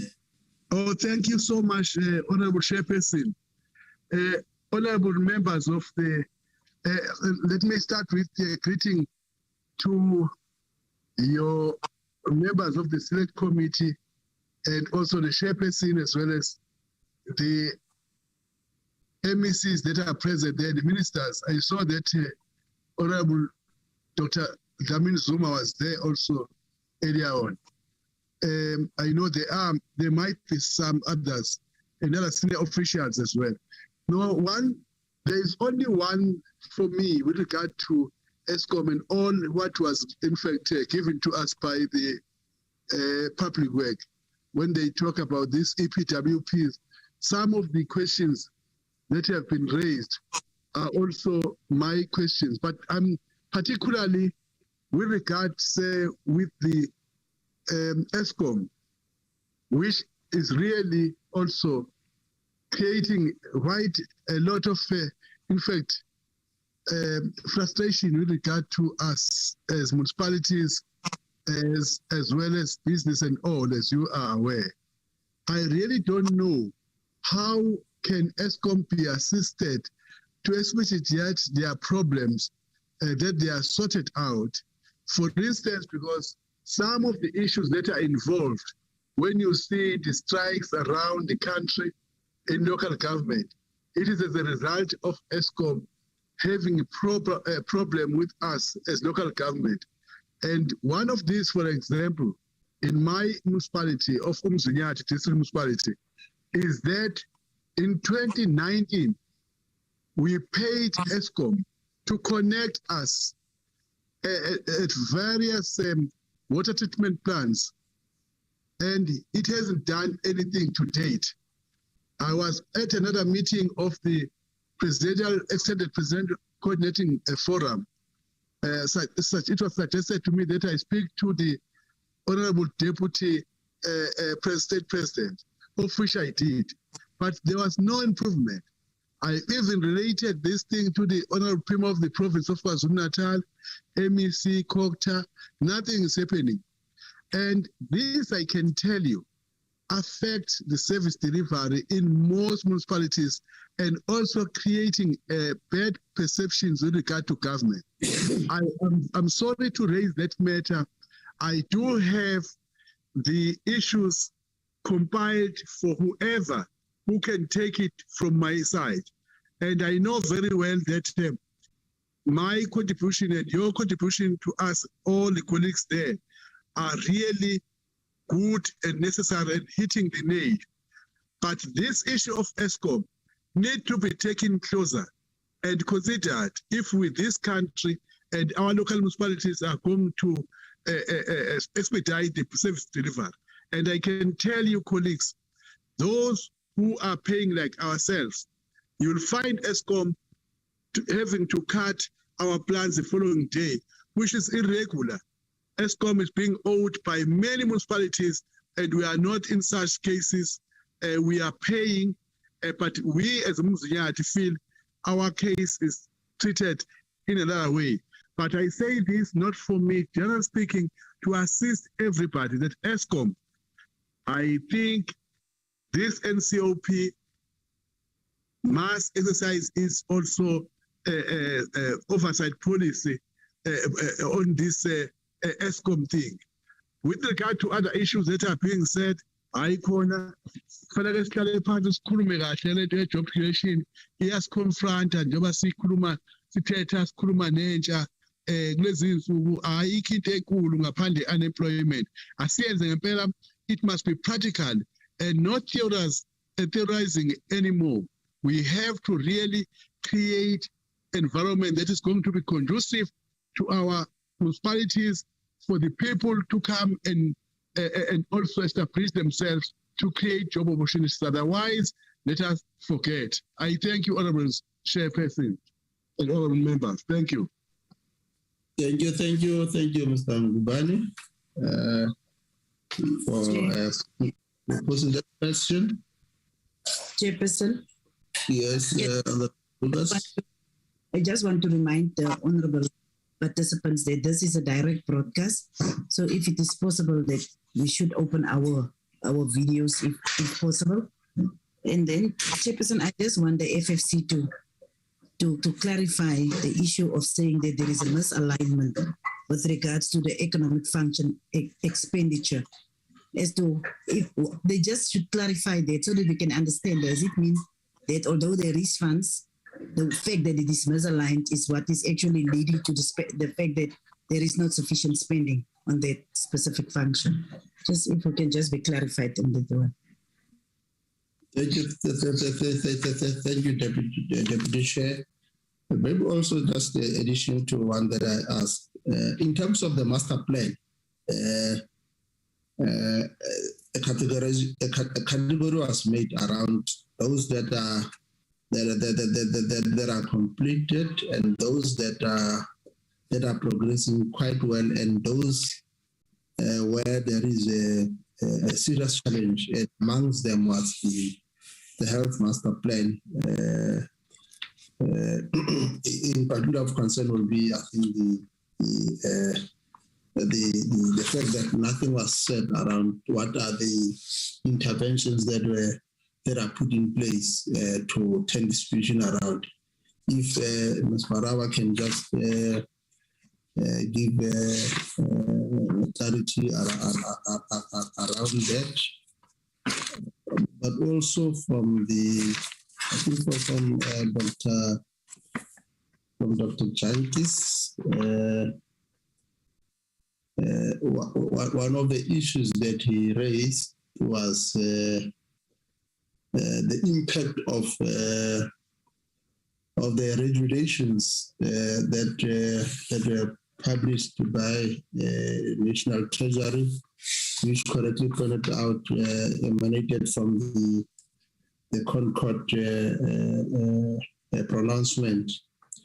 I think one of the issues that is raised is around the interpretation and the impact of this of these regulations because it introduces fragmentation because each organ of state will have its own approach. And one of the issues that you raise is that the industrial policy will be highly impacted. If you could just probably give more clarity with regard to that. And other than that, let's give over to the team to respond. We can start with Ms. Marawa. Thank you, Honorable Chairperson, for the opportunity to respond to the questions that have been raised by honorable members. I would like to start off by responding on the issues of ESCOM and the issues of energy availability factor. Yes, it is indeed a serious matter, and it is a result of a number of factors. The first of which is the fact that we have a number of old coal power plants that require decommissioning, that require maintenance from time to time, and that are subjected to unplanned shutdown. So that is the biggest challenge that ESCOM is facing. And the second element is the issue of the minimum emission standards. ESCOM has to comply with the minimum emission standards that has been set in compliance with the environmental issues. And to do that, it requires a lot of funding. It also requires a lot of replacement of their technology within the power plants. And that process is also a serious challenge. However, I will not be in a position to go into details of how ESCOM can mitigate the challenge of the decreasing in energy availability factor. I would recommend, Chair, that maybe ESCOM should be invited to come and make a presentation and give a detailed measures that they are taking to mitigate the challenge. But from an overview, ESCOM has got a challenge of old power plants. It has to comply with minimum emission standards. It has, as already indicated by the Financial Commission, facing serious financial challenges. And all the combination of all those factors are affecting the productive efficiency as a company. But also in terms of mitigating, the government is also working on the unbundling of ESCOM. Most utilities world over have actually been unbundled. And these big global utilities are not a normal feature at a global level. So what government is doing is also to unbundle ESCOM to make sure that separated units become more efficient in operating their businesses. And that is shown as from the presentation that government is successfully unbundling ESCOM, and the transmission company has been established, and other preparatory work is being put in place to ensure that we have the separation of generation and distribution.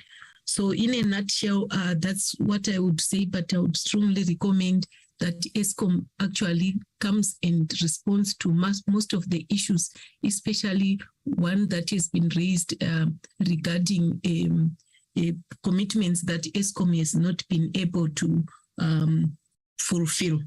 Then in terms of the billions that have been invested in the IPP program and the benefits that, whether there are any direct benefits that the program is brought to the country, I will be in a position to give you some examples using some of the current projects. If you look, for example, at the 2,000 megawatt risk mitigation procurement program, it is expected to generate 1,995 megawatts. and an investment of 60 billion. Out of that investment, 44% of it will be from local content, will be made of local content.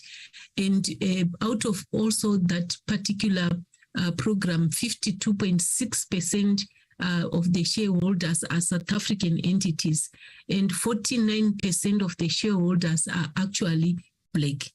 Then in terms of employment opportunities, it will be able, that particular project, to generate about what we call 21,122 job years. And in terms of socio-economic enterprise and skills development, the commitment from that particular program will be 5.6 billion, and that should be trickling down directly to communities. Then I can also give you an example of Bid Window 5, which was released to the market in 2021. I can confirm that the bid window generate 2,583 megawatts, an investment of 50 billion. Out of that investment, 49.2% of the shareholders are South African entities, 34.7% of the shareholders are Black South Africans. In terms of employment opportunities, 13,902 job years will be created, and the local content of that whole project will be 44%, and 2.53 billion will be dedicated to socio-economic development, enterprise development, and skills development of the respective local communities where the project will be located. Then in terms of what the impact of the IPP program overall, I can indicate that in terms of job years, it has generated 60,517 job years. Then in terms of economic development, about 1.6 billion has been invested in economic development currently. Then in terms of CO2 emissions, we have been able to save 69.3 million tons of CO2. Then in terms of content, local content spent on the program, we can indicate that 69.1 billion, which is equivalent to 50%, has been spent on local content. In the overall shareholding for Black South Africans has been 34%, and shareholding by local communities has been sitting at 9%. And from a total procurement point of view, about 83% of procurement has been local, and these statistics reflective as of 3rd June 2021. We will be in a position to update them and give you more statistics. So in a nutshell, that is what can be reported as the benefits that have been generated from the Independent Power Producer Program. Thank you, Chair. Thank you, Ms. Morava. Let's then open the floor for also our presenters to. I sent you a message in the chat group that Dr. Annette Chrysal can respond on other issues. She's also there from PLA. Sorry, I sent you in the chat group, but it seems you haven't seen it. Okay.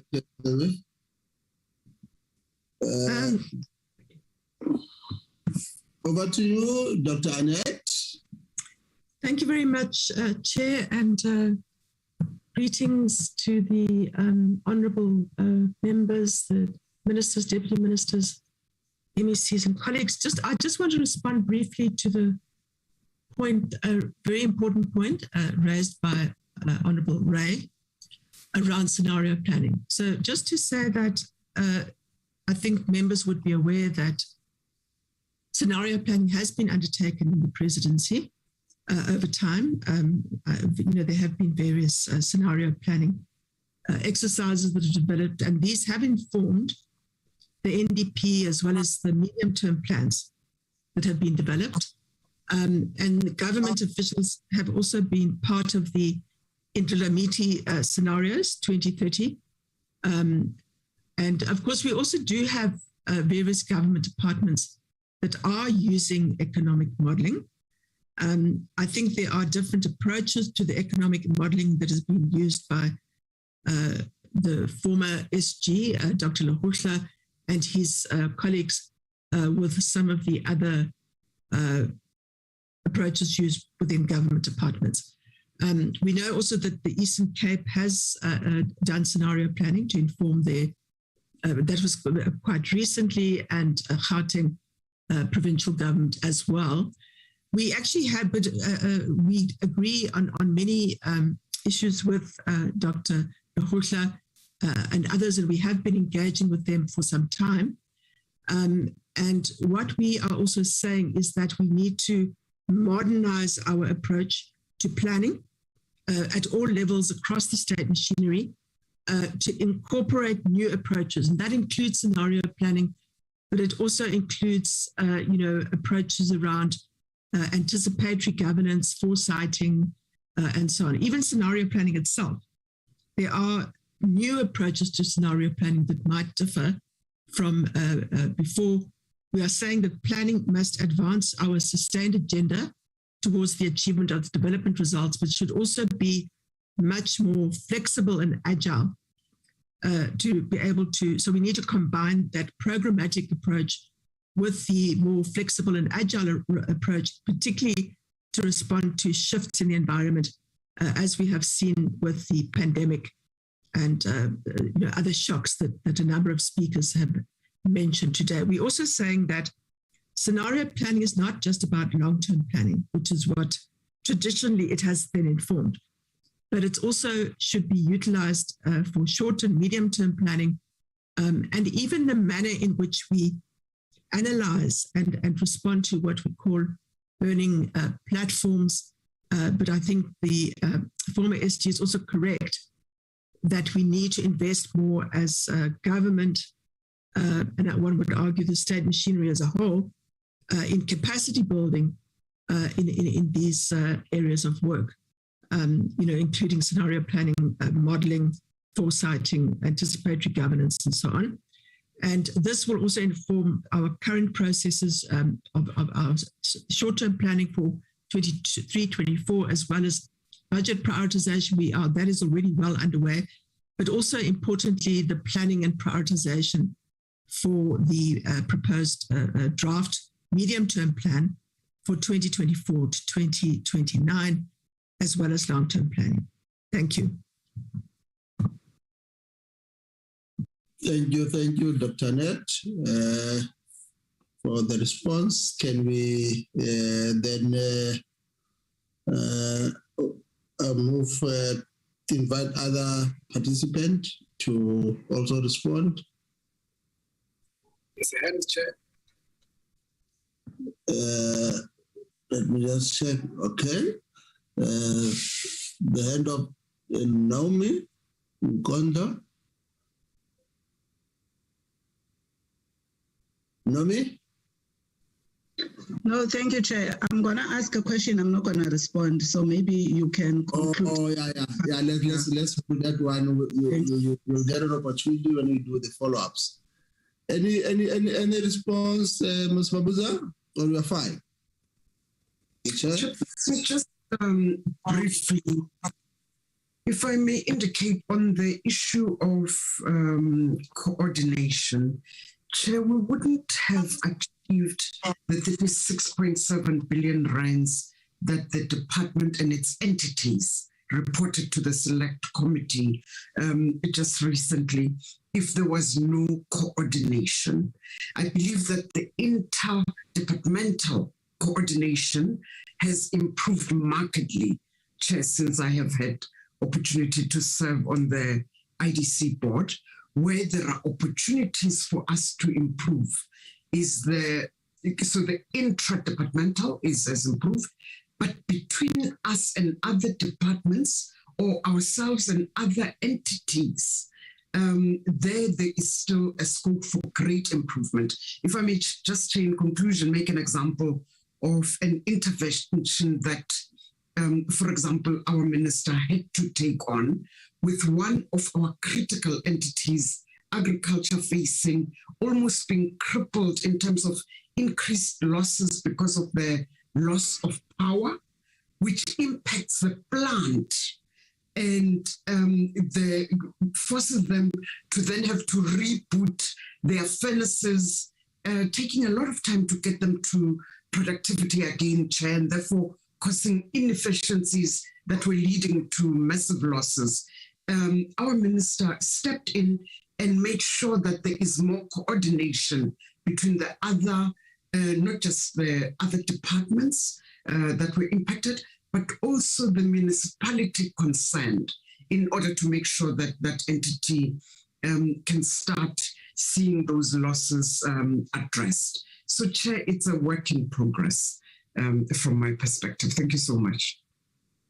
Thank you. Thank you, Chair Mabuza, for reassuring us that indeed it's a work in progress. Dr. Jankis? Thank you so much, Chair Mang, and to members as well. Thank you so much. I don't know if I'm clear. Am I clear, Chair? Yeah, clear. Yeah. Thank you so much once more for the opportunity to be part of this summit. I just want to comment on a few items. I think the first one is around the issue raised by Honorable Down, that I think the point that we find, what we see in our analysis really shows that if we are going to see, if the recovery plan is going to place so much importance of the role of the sector, the small, medium enterprises, in realizing some of these socioeconomic challenges, clearly one of the single largest challenges facing the sector is access to finance. And I think what we see in our analysis really is that, the schemes that were put out by government in the COVID-19 recently now really shows us how much we're still lagging behind with our financial sector transformation. By its own admission, the sector has recently, in their reports, annual reports on transformation, have admitted they haven't done enough to transform. But I think the issue here is not really about the issue of credit extension. Credit extension is a key issue for any developing country. I looked in the literature there in Brazil. They have a development bank they had for since 1956. And really, one of the role of this development bank was to really extend directly to certain sectors that are seen as important, particularly productive sectors. And I think our presentation shows that actually. In our case, where we want to see the sector contributing quite productively, without making compensation available to the sector, we will take quite a long time to realize. And I think this is very important. As I'm saying that the debt was even guaranteed by government shows that the sector still doesn't understand. The financial sector still doesn't understand the SMEs, hence it still profile them as high risk sectors, entities and sectors and so on. So that's a very important provision to make here. And certainly, the bottom line is that there has to be one way, some measures where credit extension is made available in the very last set to the sector for it to be able to contribute meaningfully to the realization of the economic recovery plan. So that's certainly the emphasis here. The sector, the financial sector, has to really play its role, has not played it, and government has to look at other avenues to ensure that the credit is extended to the private sector of the economy, and a small, micro, medium enterprise have a very important role to play in that regard. I think that's a point I want to emphasize, and we can share with the honour members our analysis in this regard. I think the point around the targets, Deputy Chair, we have, it's a point that we raised as well in our overall analysis of the plan, to say the challenge of the plan is, as I said in the beginning, it doesn't necessarily provide any new provisions or policy priorities than those that are in a NDP or the MTSF. And however, what it doesn't do, it doesn't provide the targets or indicators from which we're able to track the progress and so on. I think there's a point that we raised for oversight purposes that there has to be some, because I understand the DPME does a lot of coordination around that, and they've done very good reports on mid-term, on mid-year reports on that. But I think there's a very sense from our perspective that the recovery plan itself, it has to have some targets, or it has to have some sort of indicators from which we can realize whether we are achieving the plans or not. And it's a matter that we raised even before in this regard. The point around the constitutional court and procurement, public procurement, I mean, the recovery plan plays so much importance of the role of public procurement in realizing some of the social economic indicators. I think there's somebody speaking there. Right. So I think what we have done is. But I think it's fine. You can continue. All right. Yes. Thank you so much. I think what we have done recently, we look at the analysis, we had a lot of engagement with our colleagues in Chile as well. And we looked at the list, but also I think the focus really was around, in order to rectify the wrongs that the Constitutional Court have highlighted, there has to be a careful consideration that we don't create even further problems in the system. Because if we're using public procurement, if the recovery plan is public procurement as an important part of transformation, development suppliers, ensuring the domestic suppliers, and production and so on. The use of national framework in guiding the procurement is still protected within the Constitution itself. So the interpretation of the court, I'm not a lawyer, the lawyers, who can interpret this, but I think from the policy perspective, we're saying the Constitution still gives government authority or power to centralize, to look at to guide the procurement from a central point of view. And I think our concern is that removing those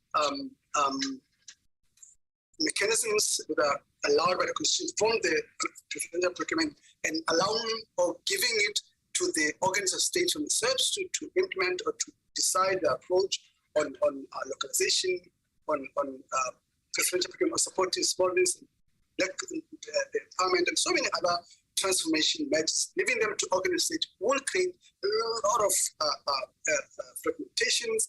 And I think, importantly, we're saying the initial draft, by excluding those measures, will take us back, particularly when we see the importance of rural industrial policy and rely heavily on the public procurement to realize some of these developmental objectives. I think that's really key one to emphasize it.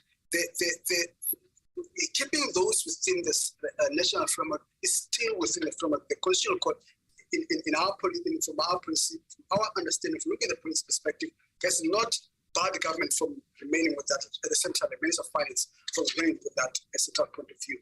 And I think what we've seen, Chair, what we're also trying to say that, because the point is that the draft preferential procurement simply says the organ states themselves have to come up with a measure to realize those preferential procurement goals, which in a sense, the reasons why we've had them in the first place was also to allow national coordination of this realization of this policy provisions, but also recognizing the issue of capacity and capabilities, because organ of state is a very broad concept.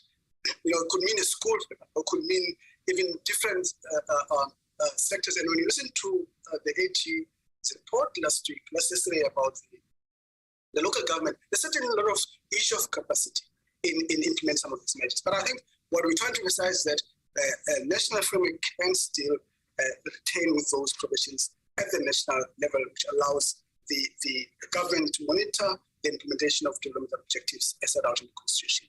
And this is in line with the international norms to have national framework which guide preferential procurement as stipulated in the Constitution.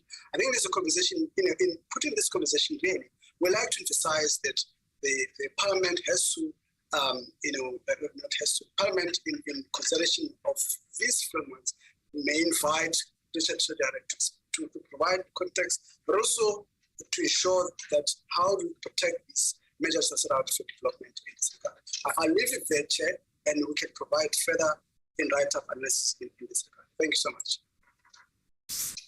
Thank you, Dr. Jankis. I will now move to the Financial and Fiscal Commission. The floor is yours. Thank you so much to Chairperson. Indeed, we have highlighted Honorable Lucas' misalignments that we have picked up in regards to what is in the Economic and Reconstruction and Recovery Plan as a priority, and what is the actual spending. So the Commission has noted that there is a misalignment between the prioritization of spending within the economic functions relative to the high impact job creation areas which have been highlighted in the plan, namely the infrastructure rollout, the localization through industrialization, and food security. But I'll let our researchers also explain in detail the extent of that misalignment. And with regards to government guarantees, honorable members, we have done an extensive analysis as a FFC, and we have shown that government guarantees an exposure as a percentage of GDP is increasingly high, and Eskom's guarantee exposure has increased by 29.6 billion to 327.9 billion due to additional drawdowns. I think the question by Honorable Dango with regards to government guarantees and the role of the banks, it's a question that we can explore and the impact thereof. Our researchers on the platform, I'd like to call on Thando to specifically speak to the area on Eskom, and then to Sianda to speak to the area regarding the misalignment, to explain in detail. Thank you so much. Thank you, Chair. Sianda and Thando. Okay, thank you, Chair, and thank you again for the opportunity to elaborate on this issue. So, with regards to Eskom, what we just want to emphasize is that, as we've alluded to when we're presenting, the analysis of Eskom when it comes to its finances shows that Eskom is not in a very healthy, financial situation, precisely because when you look at its assets versus its liabilities, you see that they've got there's a huge discrepancy between the two. Their liabilities are much higher than their assets, meaning therefore their ability then to function as a business is highly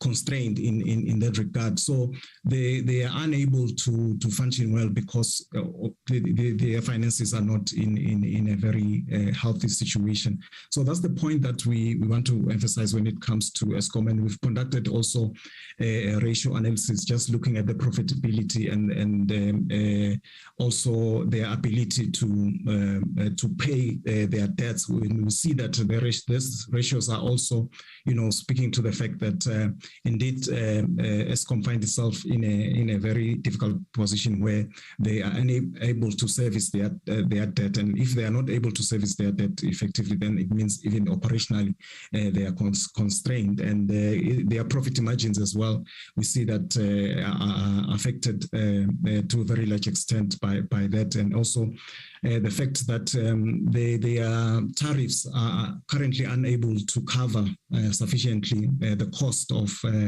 generating electricity. So all of these issues are coming together to form a picture that is not healthy financially. So that's what we want to say. That's the first thing that we want to say. So if that's the case, then because Eskom is critical in energy in the energy security of South Africa, it means then energy security. In as far as it depends on Eskom in its current state, it's in a very vulnerable situation, and if that is the case, it means then therefore the reforms that have been suggested and that some of them are ongoing at Eskom.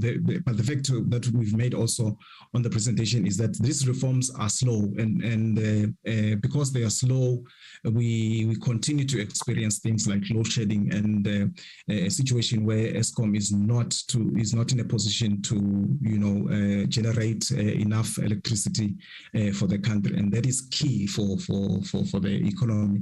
So those are the 2 points that we wanted to emphasize when it comes to Eskom. Thank you, Chair. I'll leave Sianda then to elaborate on the other issues. Thanks.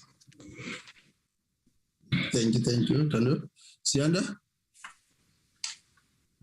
Thank you, Chair.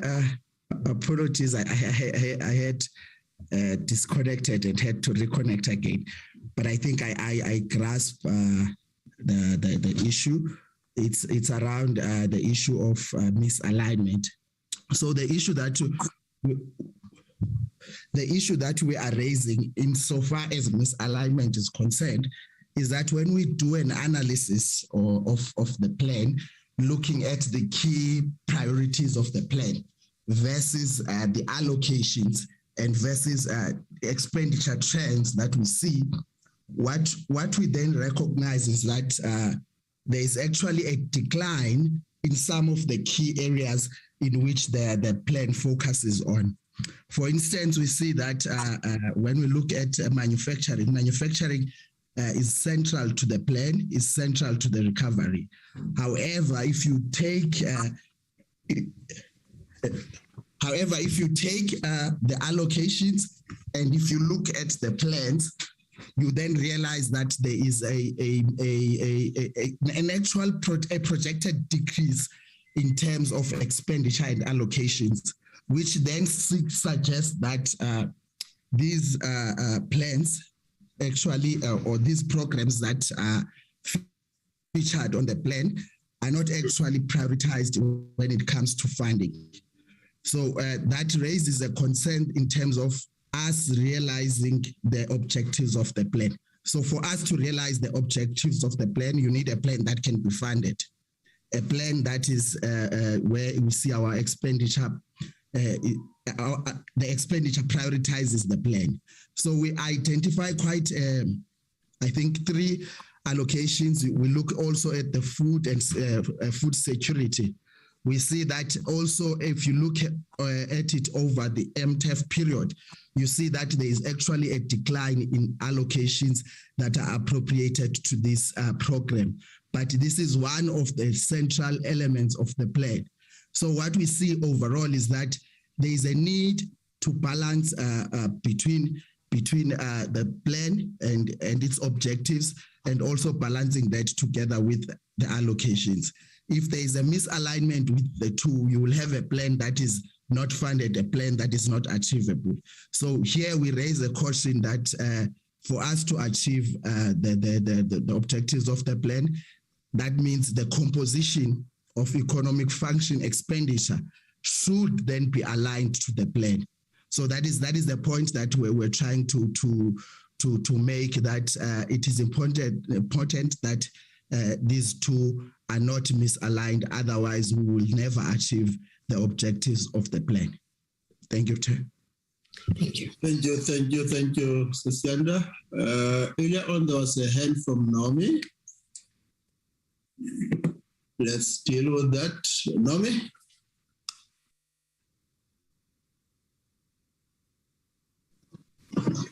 Thank you.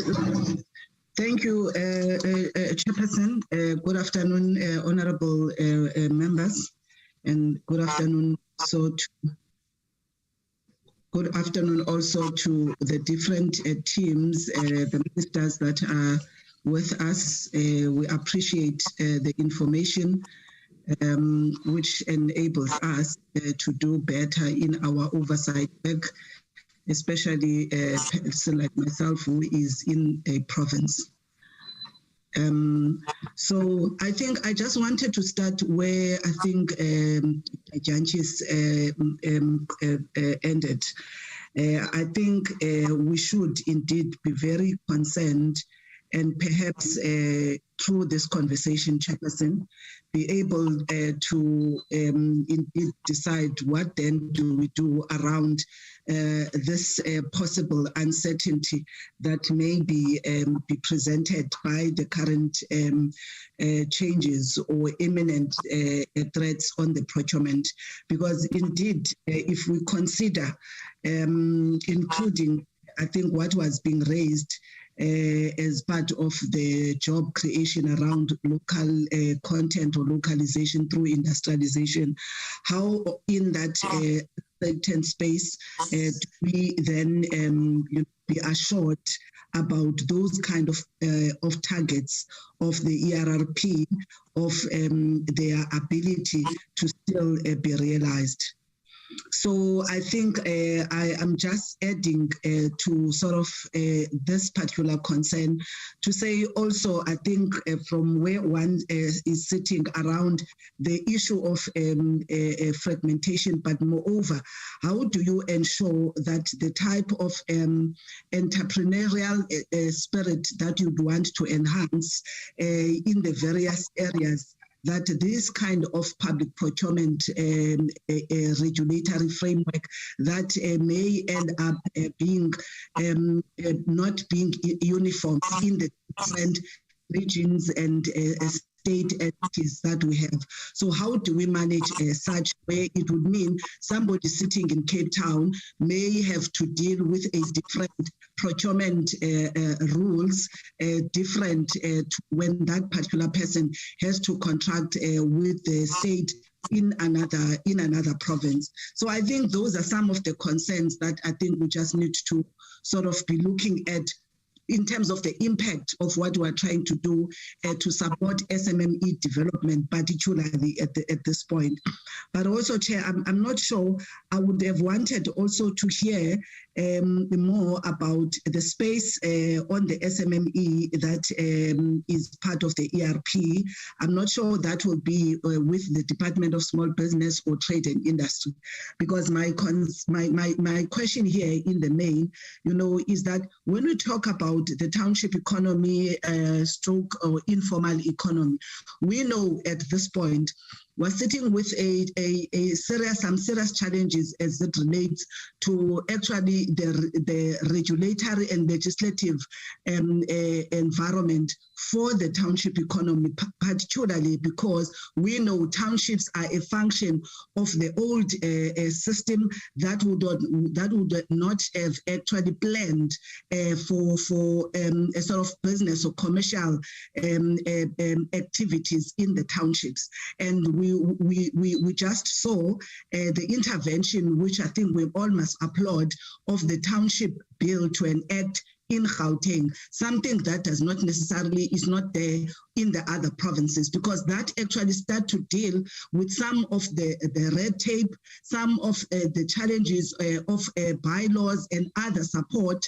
I think we would have seen during the COVID challenges of informal traders, where at one point the minister through the National Disaster Act had actually waived permits, trading permits for informal traders, but you still had found in some, especially here, I'm referring because I'm here in the Western Cape, in the city of Cape Town, where you had a series of informal traders who are trying to apply and are not being sent from pillar to post because of some of these legislative and bylaws sometimes that are not enabling your informal sector and the township economy, including the issue of economic infrastructure in the township township, because you would found some of the businesses that are operating in the townships. The reality is that in the townships, you don't necessarily get zoned spaces for businesses. If there are, they are very limited.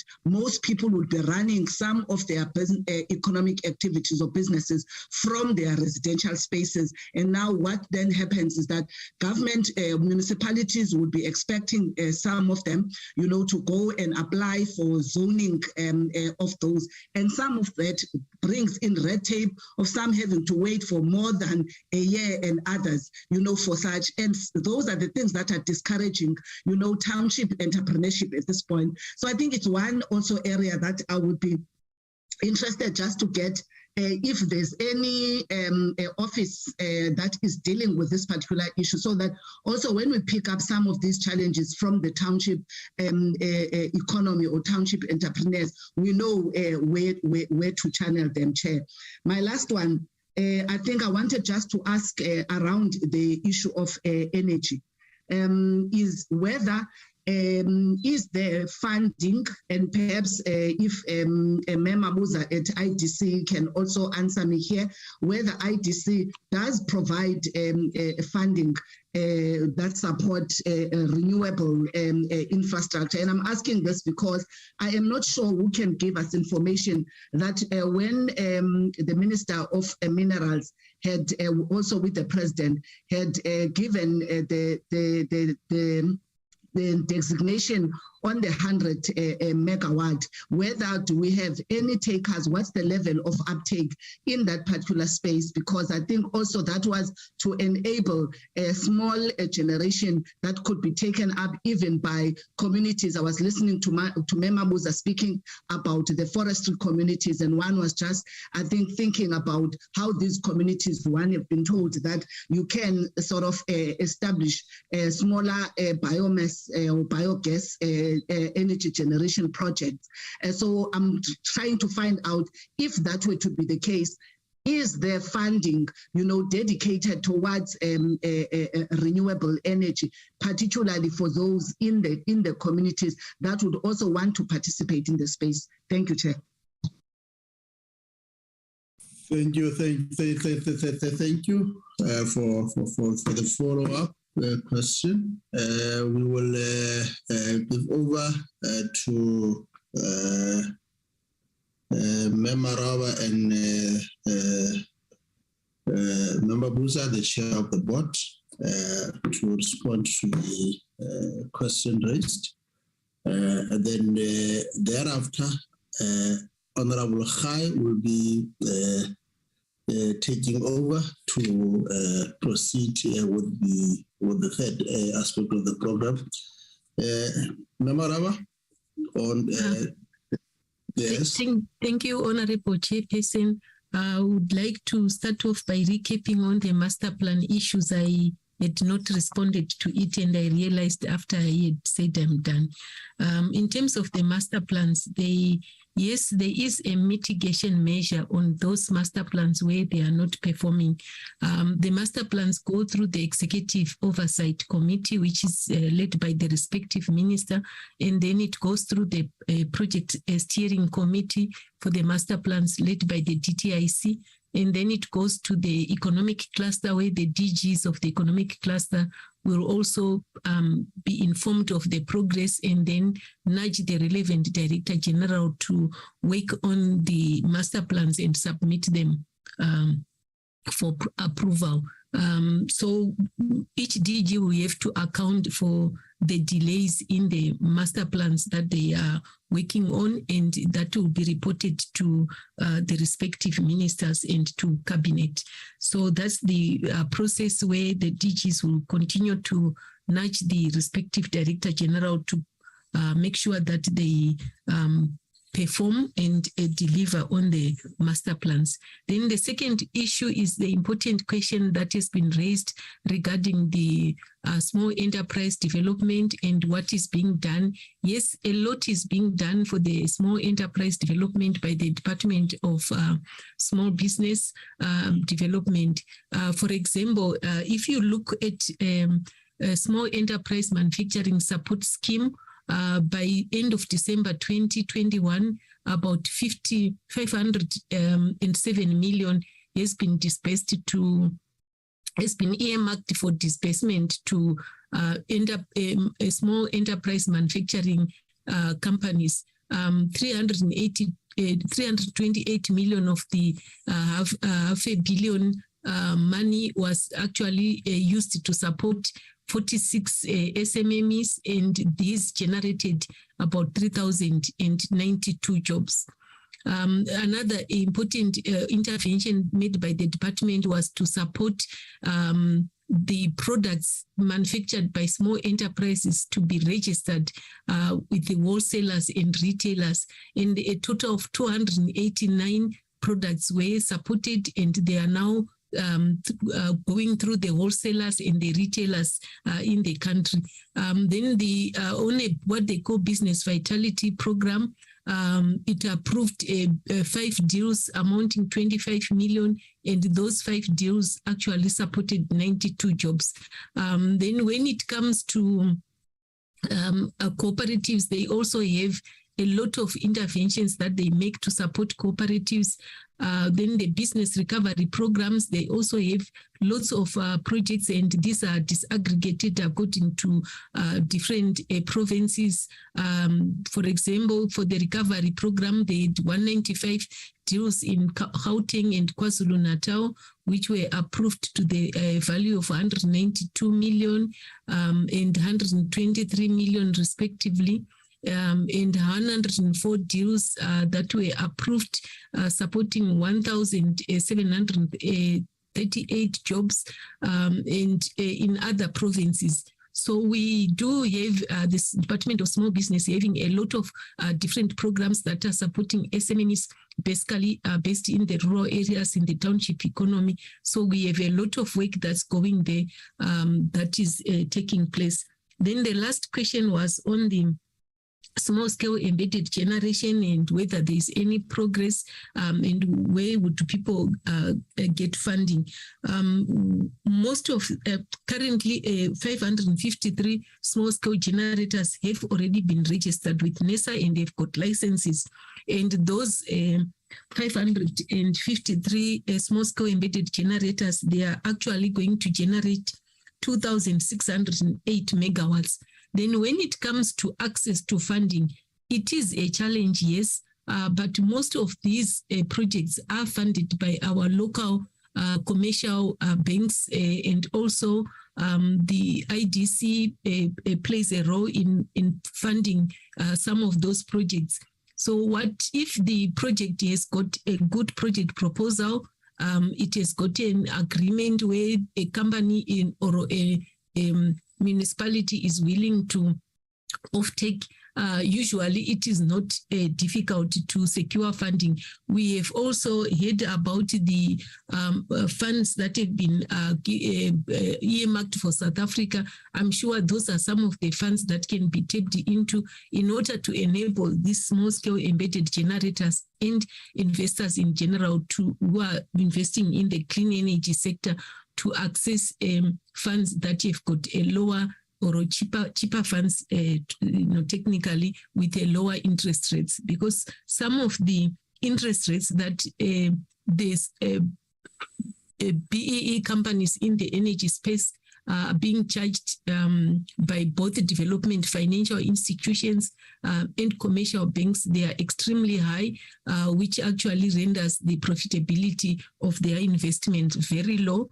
And it becomes a serious challenge to the potential investors. And as a Department of Mineral Resources and Energy, we have noted this challenge, and we are engaging with a number of commercial banks so that they can consider energy projects and ensure that they support such projects, but also support them actually using interest rates that would enable the investors to have profitable projects. Thank you, Chair. Thank you, Namaraba. Is there any, is the chair still around, Chair Mabuza? Chairperson, I am, but I just wish to apologize to Honorable Nomi. I did indicate I have another engagement. So I stepped out for a moment to call them and tell them I'm running late. So the question that I caught was the one around the distributed energy systems opportunity and whether we're able to fund that or not. If I may start there, Chair. Chair, as my colleague Elizabeth has already indicated, there is definitely very good uptake of the opportunity that has been opened up by the deregulation of the energy sector. We're seeing quite a number of our business partners actually approaching us, either by themselves wanting to implement those energy systems for their own companies, or approaching us with partners. Because if you're a mining company, for example, you recognize that you don't have expertise in energy, then they bring partners who are going to implement the energy portion, and there are tariff arrangements there that allow the other business to then supply the energy.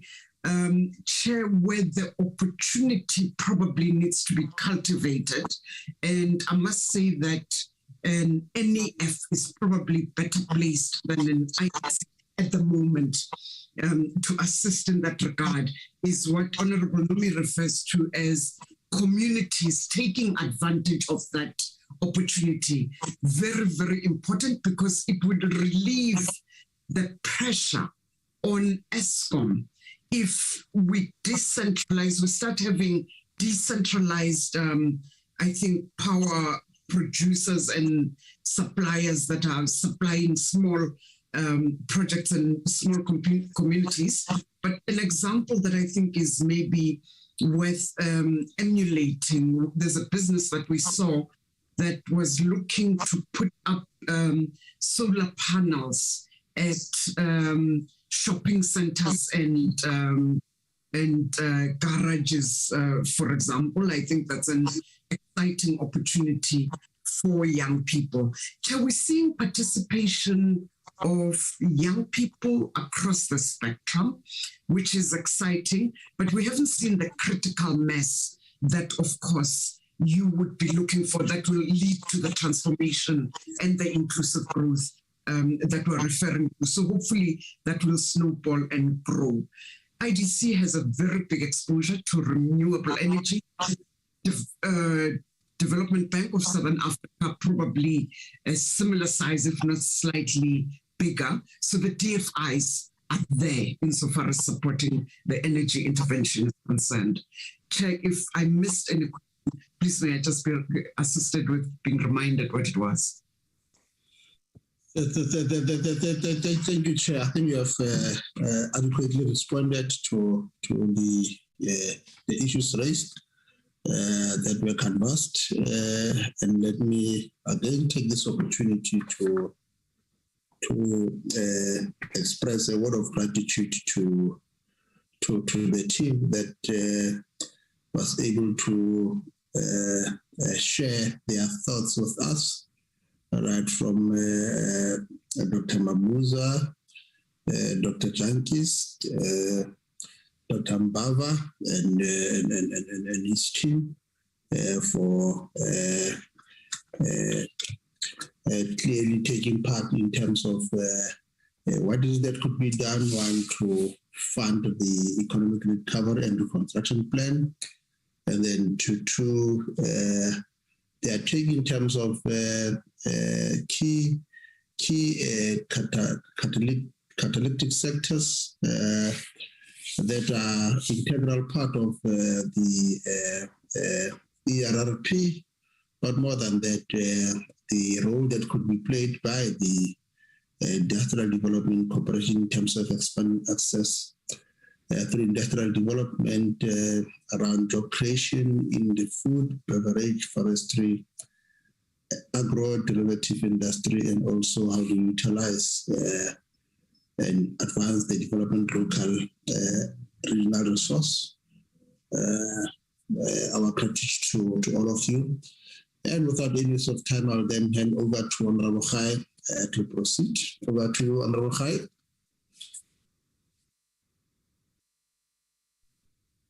Thank you very much, Honorable Chair. Let me start fresh and greet Honorable Deputy Chairperson of the NCOP, the House Chairperson Nyambi, ministers, deputy ministers, MECs, permanent and special delegates, members of the National Assembly present here, representatives of SALGA, Chair of FFC, Chair of IDC, DGs and DDGs of departments, NCOP Secretary and his team. I'm glad also the Director of Budget Office in Parliament, greetings. I'm glad that DPME is now will be part of our committee. I don't think there was a committee in the NCOP that was responsible for oversighting the DPME. Whilst we are dealing with the economic cluster in our committees, but also will be asking the DPME to always update us on the progress, especially issues that they are dealing with. I had a question that was not responded to on social compact, but fortunately, DPME will be part of our committee. We'll follow those up. Issues of master plan, transport, infrastructure, and small businesses. Thank you very much. We are now going to continue with the program. We are on session 3. The provincial responses on accelerating the implementation of South Africa's economic reconstruction and recovery plan, maximizing the growth potential of provinces, districts, and localities. Firstly, it's the accelerating of localization across provinces, focusing on strategic intervention, on employment-oriented strategic localization, reindustrialization, and export promotion, assessing progress made, identifying and leveraging on potential of labor-intensive sectors across the province, intervention to accelerate recovery and expand employment opportunities, identifying catalytic project, measurable deliverables, all other key projects to consolidate during the 6th dispensation. We'll also deal with the intervention to localize the ERRP across province, district, and localities, employment-oriented strategic localization, reindustrialization, and export promotion, assessing progress made, identifying and leveraging on the potential of labor-intensive sectors across provinces, and intervention to accelerate recovery and expand employment opportunities. Yeah, so I will now then invite MEC Honorable P. Tau, MEC of Economic Development, Environment, Agriculture and Rural Development in the Gauteng province. Over to you, Honorable Tau. Thank you very much, Chairperson. Honorable Chairperson and Deputy Chairpersons of the NCOP, Honorable members of the NCOP, ministers, deputy ministers, premiers and MECs present, distinguished guests, ladies and gentlemen. On this Youth Month, as the Gauteng Provincial Government, we are honored to participate at this Oversight Conference into the localization of the economic reconstruction and recovery plan. It is a fitting platform to reflect on progress made and possibly unmade to realize inclusive economic growth and facilitate mass employment. It is fitting that this oversight conference into the ERRP is taking place in this activist People's Parliament. As the chair of the NCOP, Honorable Masondo, said early this month at the introduction of the budget vote debate, and I quote, "The provinces are central to the work of the NCOP, and we cannot overemphasize the importance of cooperation and proper coordination in the planning and implementation of government policies and programs," close quote. As the Gauteng provincial government, in the 6th administration led by Premier David Makhura, our structural interventions are guided by the Growing Gauteng Together 2030 Plan of Action. As you know, this actionable and measurable provincial blueprint is a localized iteration of the national ERRP. So what is the progress to date in the localization of the ERRP in the Gauteng City region?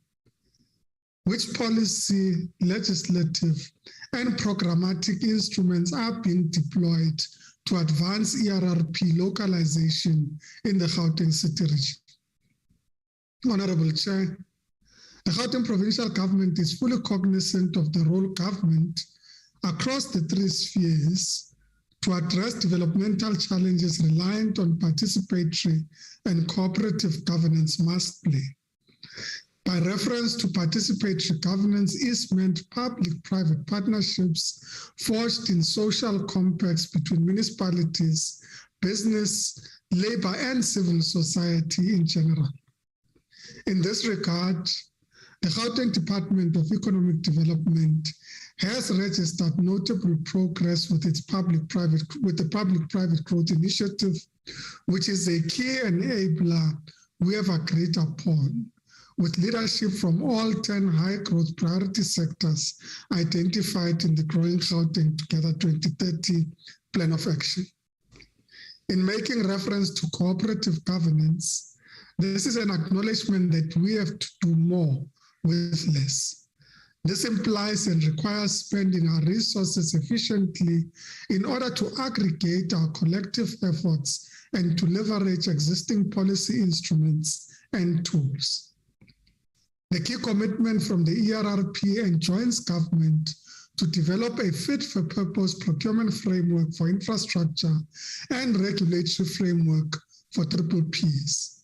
In this regard, the Gauteng Provincial Government is already implementing the Gauteng Provincial Government Broad-Based Black Economic Empowerment and Local Content and Production Framework in this new financial year. All the departments have committed to the framework through budgets and projects that will ensure the effective and efficient implementation of the BBBEE Act and the Local Procurement Accord of 2011. In particular, we can announce that through the Lanseria High-Tech SEZ and working with GTech, 3 clusters of investors with land assets and their own investor pipeline are willing to enter into a project development agreement that will establish a real estate investment trust, which can be partnered with the GPG. In connection to transport and logistics, the Gauteng Eastern Cape High Capacity Rail Corridor is gazetted as a strategic infrastructure project, and the Gauteng Provincial Government will now be an anchor member. The focal point of this rail corridor is designed to support export-driven growth initiatives. Ladies and gentlemen, in the energy sector, in our associated target, for the 2022-2023 financial year, the focal point is on microgrid initiatives, including an RFI to identify microgrid demand and supply pools. 2 commercial green microgrid proposals in Protea Glen and in the Tshwane Automotive Special Economic Zone are under negotiation with the IDC for the next stage feasibility and funding deployment. The University of Johannesburg is providing technical support to to finalize the GPG Green Hydrogen Roadmap, and the Green H2 investors in SEZ networks are actively plugged in. Additionally, the Gauteng Provincial Government is in the process of activating a joint funding facility with the DBSA and the IDC. Chairperson, the ERRP is clear that we have to facilitate creation of diverse economic opportunity, more so for young people, women, and for people with disabilities.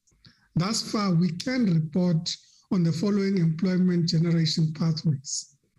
With regard to industrial cannabis, progress to date includes the following: an RFI for project partners across all focus areas has already gone out publicly, and the VAL and Western SEZ is already including cannabis investor clusters. A proposal for cannabis exchange linked to the OR Tambo SEZ is being vetted. Actionables to accelerate job-rich growth in food, beverages, and agro-processing has the following objectives and seeded these results. The GPG is working in partnership with the sectors to design and deploy an agglomeration platform for Black producers and processors. This will link with the Gauteng ecosystem to national and continental value chains through the Africa Continental Free Trade Agreement.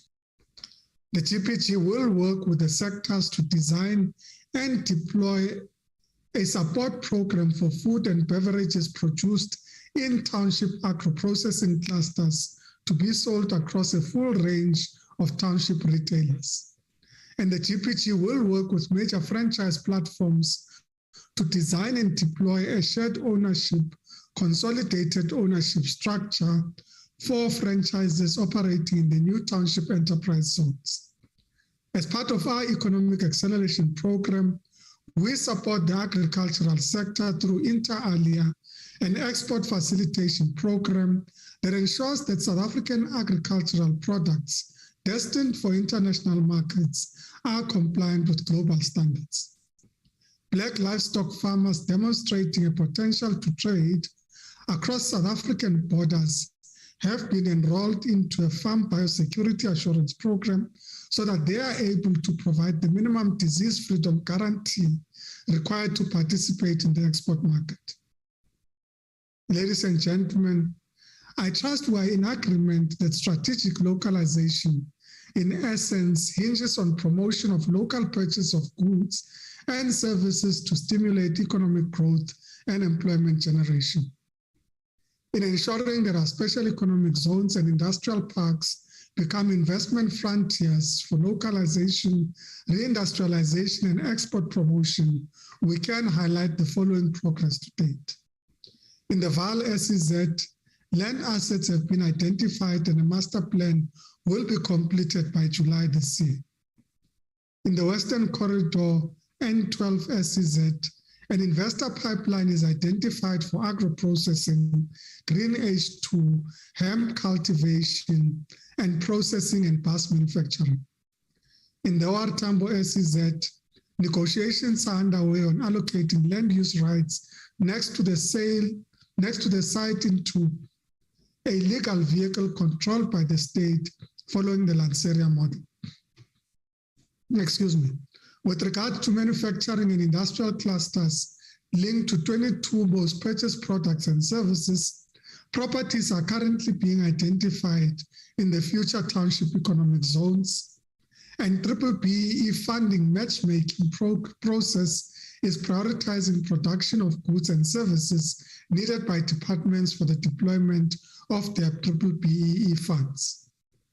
Honorable Chair, the game-changing and enacting Township Economic Development Act will progressively reshape inarguably for succeeding generations the economic geography of the Gauteng City Region Township Enterprise Zones. The Act is a new deal aimed not only at bringing economic opportunities for benefit by the majority population, but is lauded widely across political parties because it aims, for instance, to replace sizably so red tape with smart tape, provide targeted tax incentives, and target procurement and pipeline development.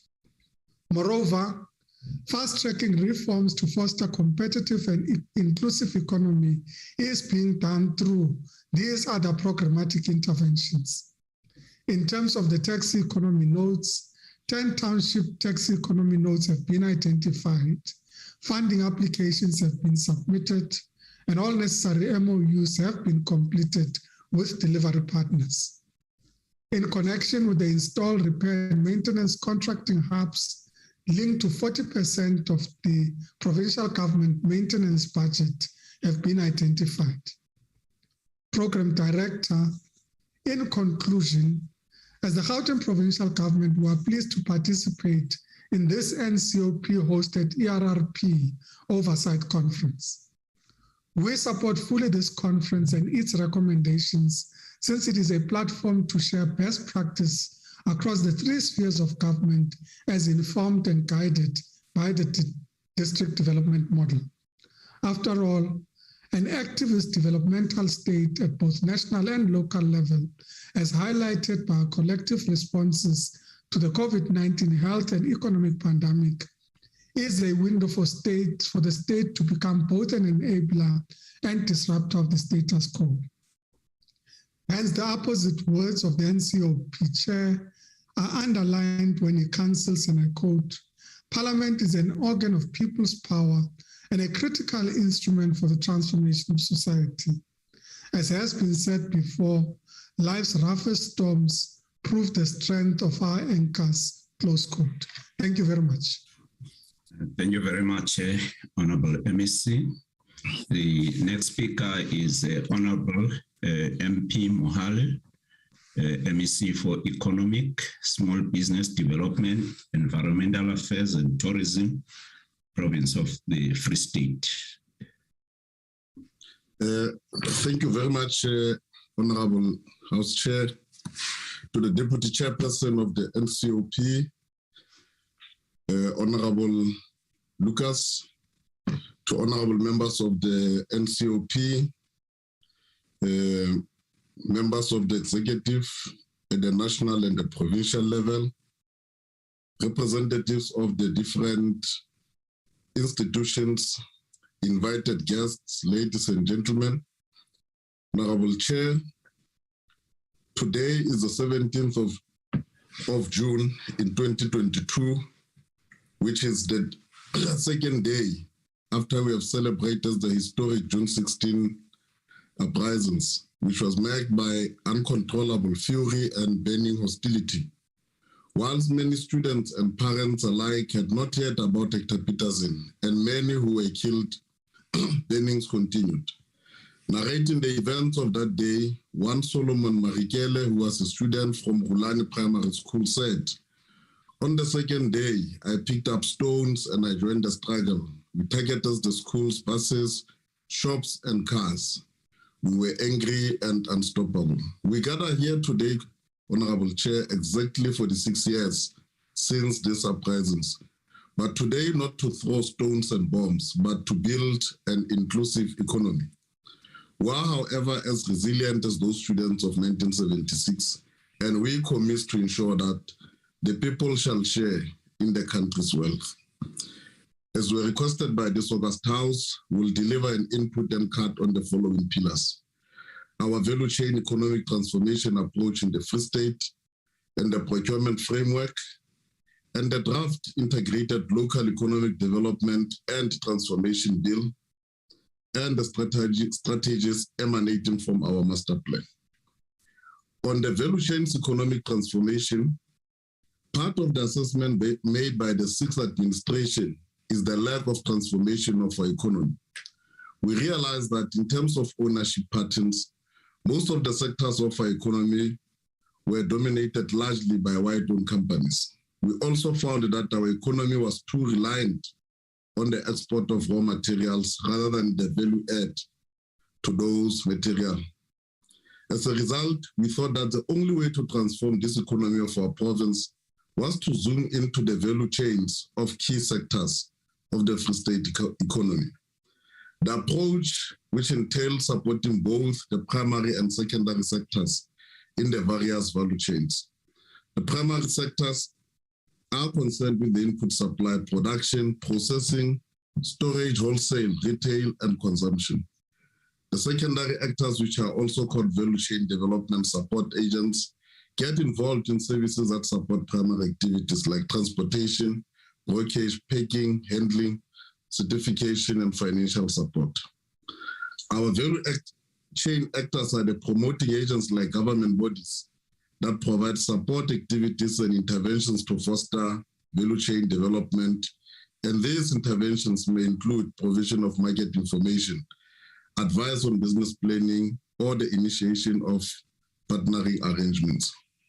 There are also influencers of value chain like regulatory framework, policies, trade regimes, market intervention, and infrastructures. This is the rationale for us as the Free States to develop an approach towards economic transformation that we call value chain economic development and transformation approach. And on the Free State procurement framework, one of the ways to ensure that we put value chains economic approach, we have developed the Free State procurement framework as a province. Because we understand that the Constitution of South Africa recognizes the decades of racial discrimination and economic disempowerment, which cannot be eradicated unless bold and radical decisions are taken. The most significant provision in the Constitution that precisely directs government procurements to be used as a policy tool is Section 217. This section points to 5 principles as indicated. However, the subsection 2 thereof states that it does not prevent the organs of state from implementing a procurement policy providing for categories of preference in the allocation of contracts and protection or advancement of persons or categories of persons disadvantaged by unfair discrimination. The Section 217 of the Constitution, therefore, makes provision for the use of state procurement as a policy tool. Therefore, this framework is intended not to replace the current procurement framework and prescripts, but to enhance the application of those. The purpose of the framework is to enhance the application of procurement processes by, among others, ensuring that provincial government leverage on the procurement spend to the benefit of the local economy, small business and cooperatives, as well as to promote and support the locally manufactured commodities, to also provide support to the small and medium enterprises to ensure that they participate in the mainstream economy through inclusion in various value chains, and to provide guidance to the provincial departments on the implementation of the framework and ensure monitoring and evaluation of the implementation of this framework. But most importantly, to link public procurement with the SMME development through the policy. To ensure successful implementation of the industrialization strategy, the provincial government should provide support to the designated sectors by sourcing of goods and services from manufacturers and not third parties. And this should be clearly stipulated in the bid documents to ensure that non-manufacturing activities enterprises are eliminated. We have also noticed that there are some of the key departments that are the highest spenders on the goods and services over the past 5 years, and which would be used, or they have been identified as those budgets which will be used strategically for the purposes of industrialization, aimed specifically at the locals and the small businesses. Those are the departments of human settlements, education, police, roads and transport, and public works, which are mainly in the economic cluster. And on the integrated local economic development and transformation bill, we have noticed that the economy of South Africa and the Free State in particular continues to remain untransformed. And the lack of enforceable business regulation regime creates unfavorable conditions for economic participation, investments, and economic growth. And of the key challenges that are facing the Free State economy are the lack of regulation, the barriers to entry, and the skewed ownership patterns, and the difficulty of participation by those that were previously disadvantaged, and the lack of financial and non-financial support towards the small business. To this end, the provincial government has produced a draft Free State Local Economic and Transformation Bill in order to address these challenges. This bill, excuse me, MEC, can I ask Mahoka to please mute? Mahoka, Kobola, Salom. Please mute.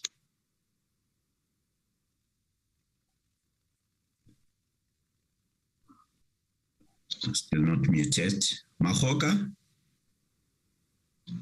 Sorry? Salom, please mute.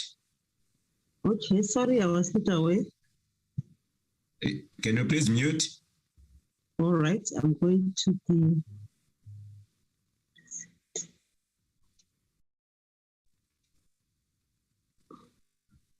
Still not muted. Can you please mute your microphone? Yes. I'm trying to get to the system, to the... Okay. Sorry about that, MEC. Thank you.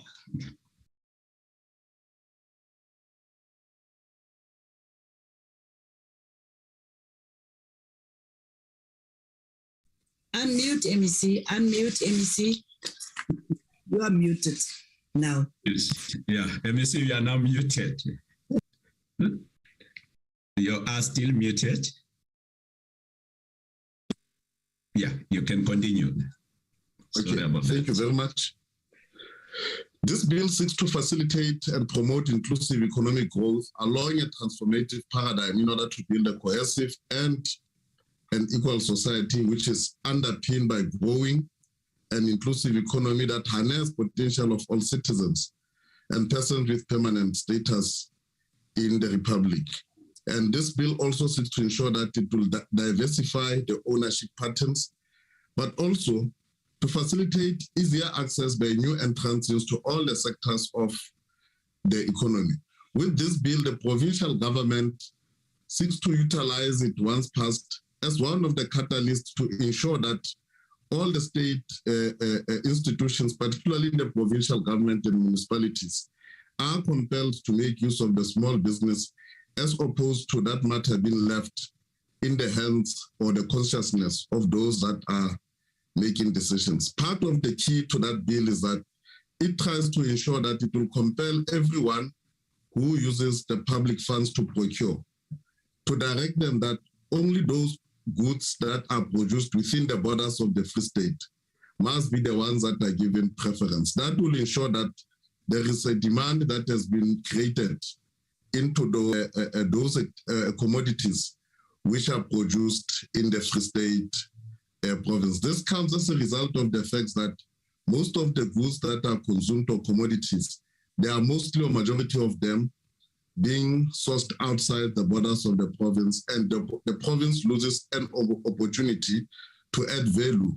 And also as a result, it loses the opportunity to create jobs.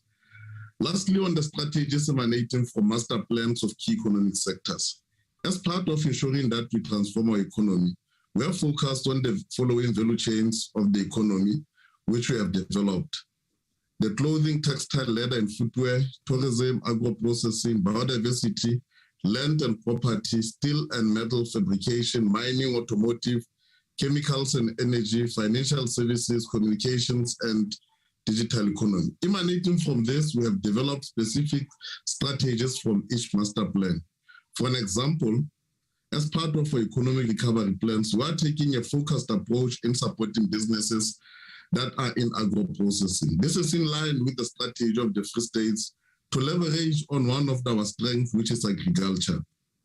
Because Free State has always been known as one of the breadbaskets of the country because of its strong agricultural input. And it is for this reason that we want to continue to pursue accelerated and inclusive growth of this sector. This will ensure that we are able to create jobs, provide much needed skills, and bring food security to the people. And as a Free State, we also recognize the huge potential, the huge economic potential that can be brought about by commercialization of cannabis and hemp. This potential is documented in the department's biodiversity master plan as one of those subsectors with potential. As a province also wants to be as a pioneers by tapping into prospective economic stimulus, green gold, that it can bring for the province. And the COVID-19 pandemic has shown us that we need to strengthen our local industries to be responsive to supply chain needs. This presents the South African manufacturing sector an opportunity to position itself as an attractive business destination. This is in line with our economic recovery plan as we want to position the Free State manufacturing base as competitive for both local and global markets. And that bill, once passed, it will then ensure that this becomes a reality.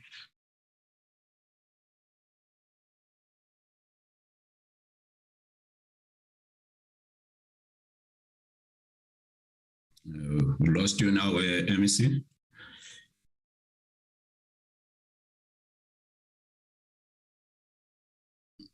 We've lost you now.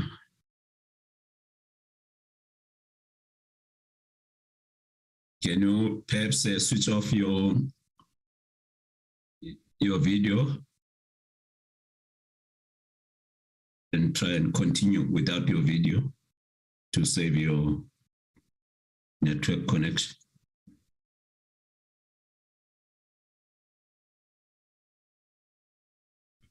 Honorable members, can you hear me? Or is it perhaps a problem on my side? Yes. Oh, you can hear me. Honorable High, we have been disconnected. Okay. Maybe let's then continue because it was about to conclude. Let's continue with the next speaker, Honorable Foslo, Northern Cape, Economic Development and Tourism, MEC. I didn't see him on the list of the participants. Yes, they sent an apology. Honorable Foslo is currently abroad. So they send an apology. So can we then continue? Then you can call Mukoni. Can you then call Honorable Mukoni, MEC for Limpopo, Economic Development, Environment, and Tourism. Over to you, Honorable MEC.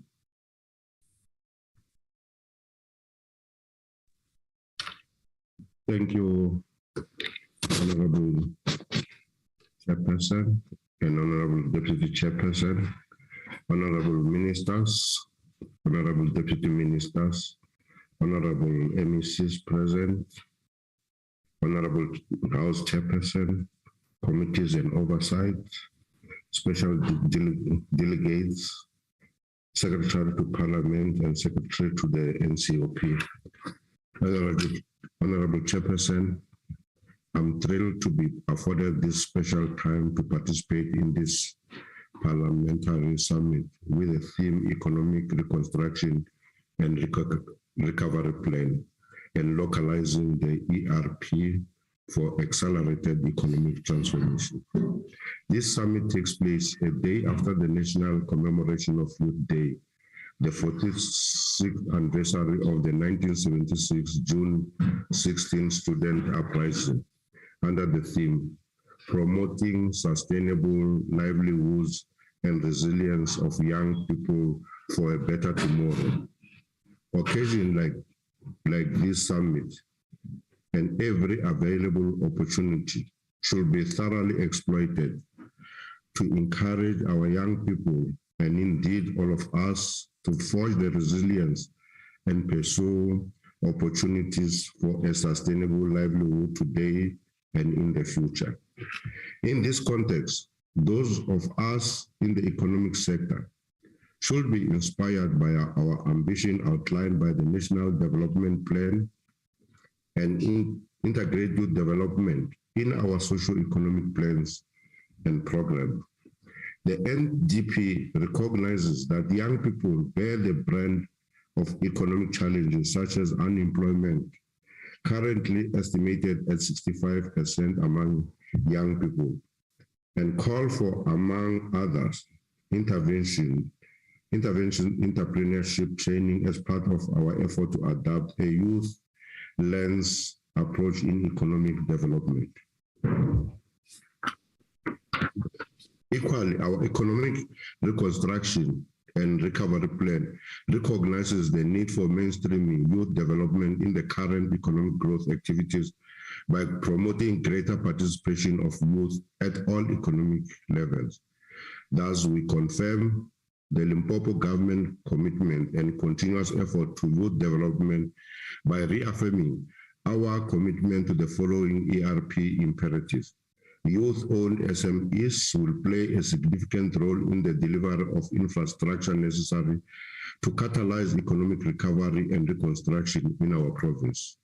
We continue to encourage and support young people to form cooperatives in key economic sectors such as retail, agriculture, and agro-processing, financial services, manufacturing, and infrastructure development.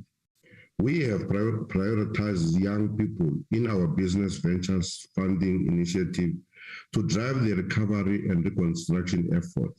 We will continue to provide young people with tools and training to enable them to access online learning and opportunities. Honorable Chairperson, Limpopo government, under the leadership of Premier Chukun Matawat, developed and adopted the Limpopo Socio-Economic Recovery Plan in 2020. This recovery plan is based on the following strategic intervention to save lives and livelihoods: scaling public employment program, industrialization through sector-led development and infrastructure development, and building the capacity of the state to implement the industrialization program. Honorable Chair, we take this opportunity not only to relate our provincial plans, but mostly important, to reflect on the accelerated progress in localizing the ERRP in our province, districts, and local areas. In short term, the Limpopo province has set aside a recovery package of 500 million to stimulate the economy in the province. The provincial economic recovery plan is further localized in our district and municipalities by integrating the identified project into our district development model and spreading projects across the 22 local municipalities.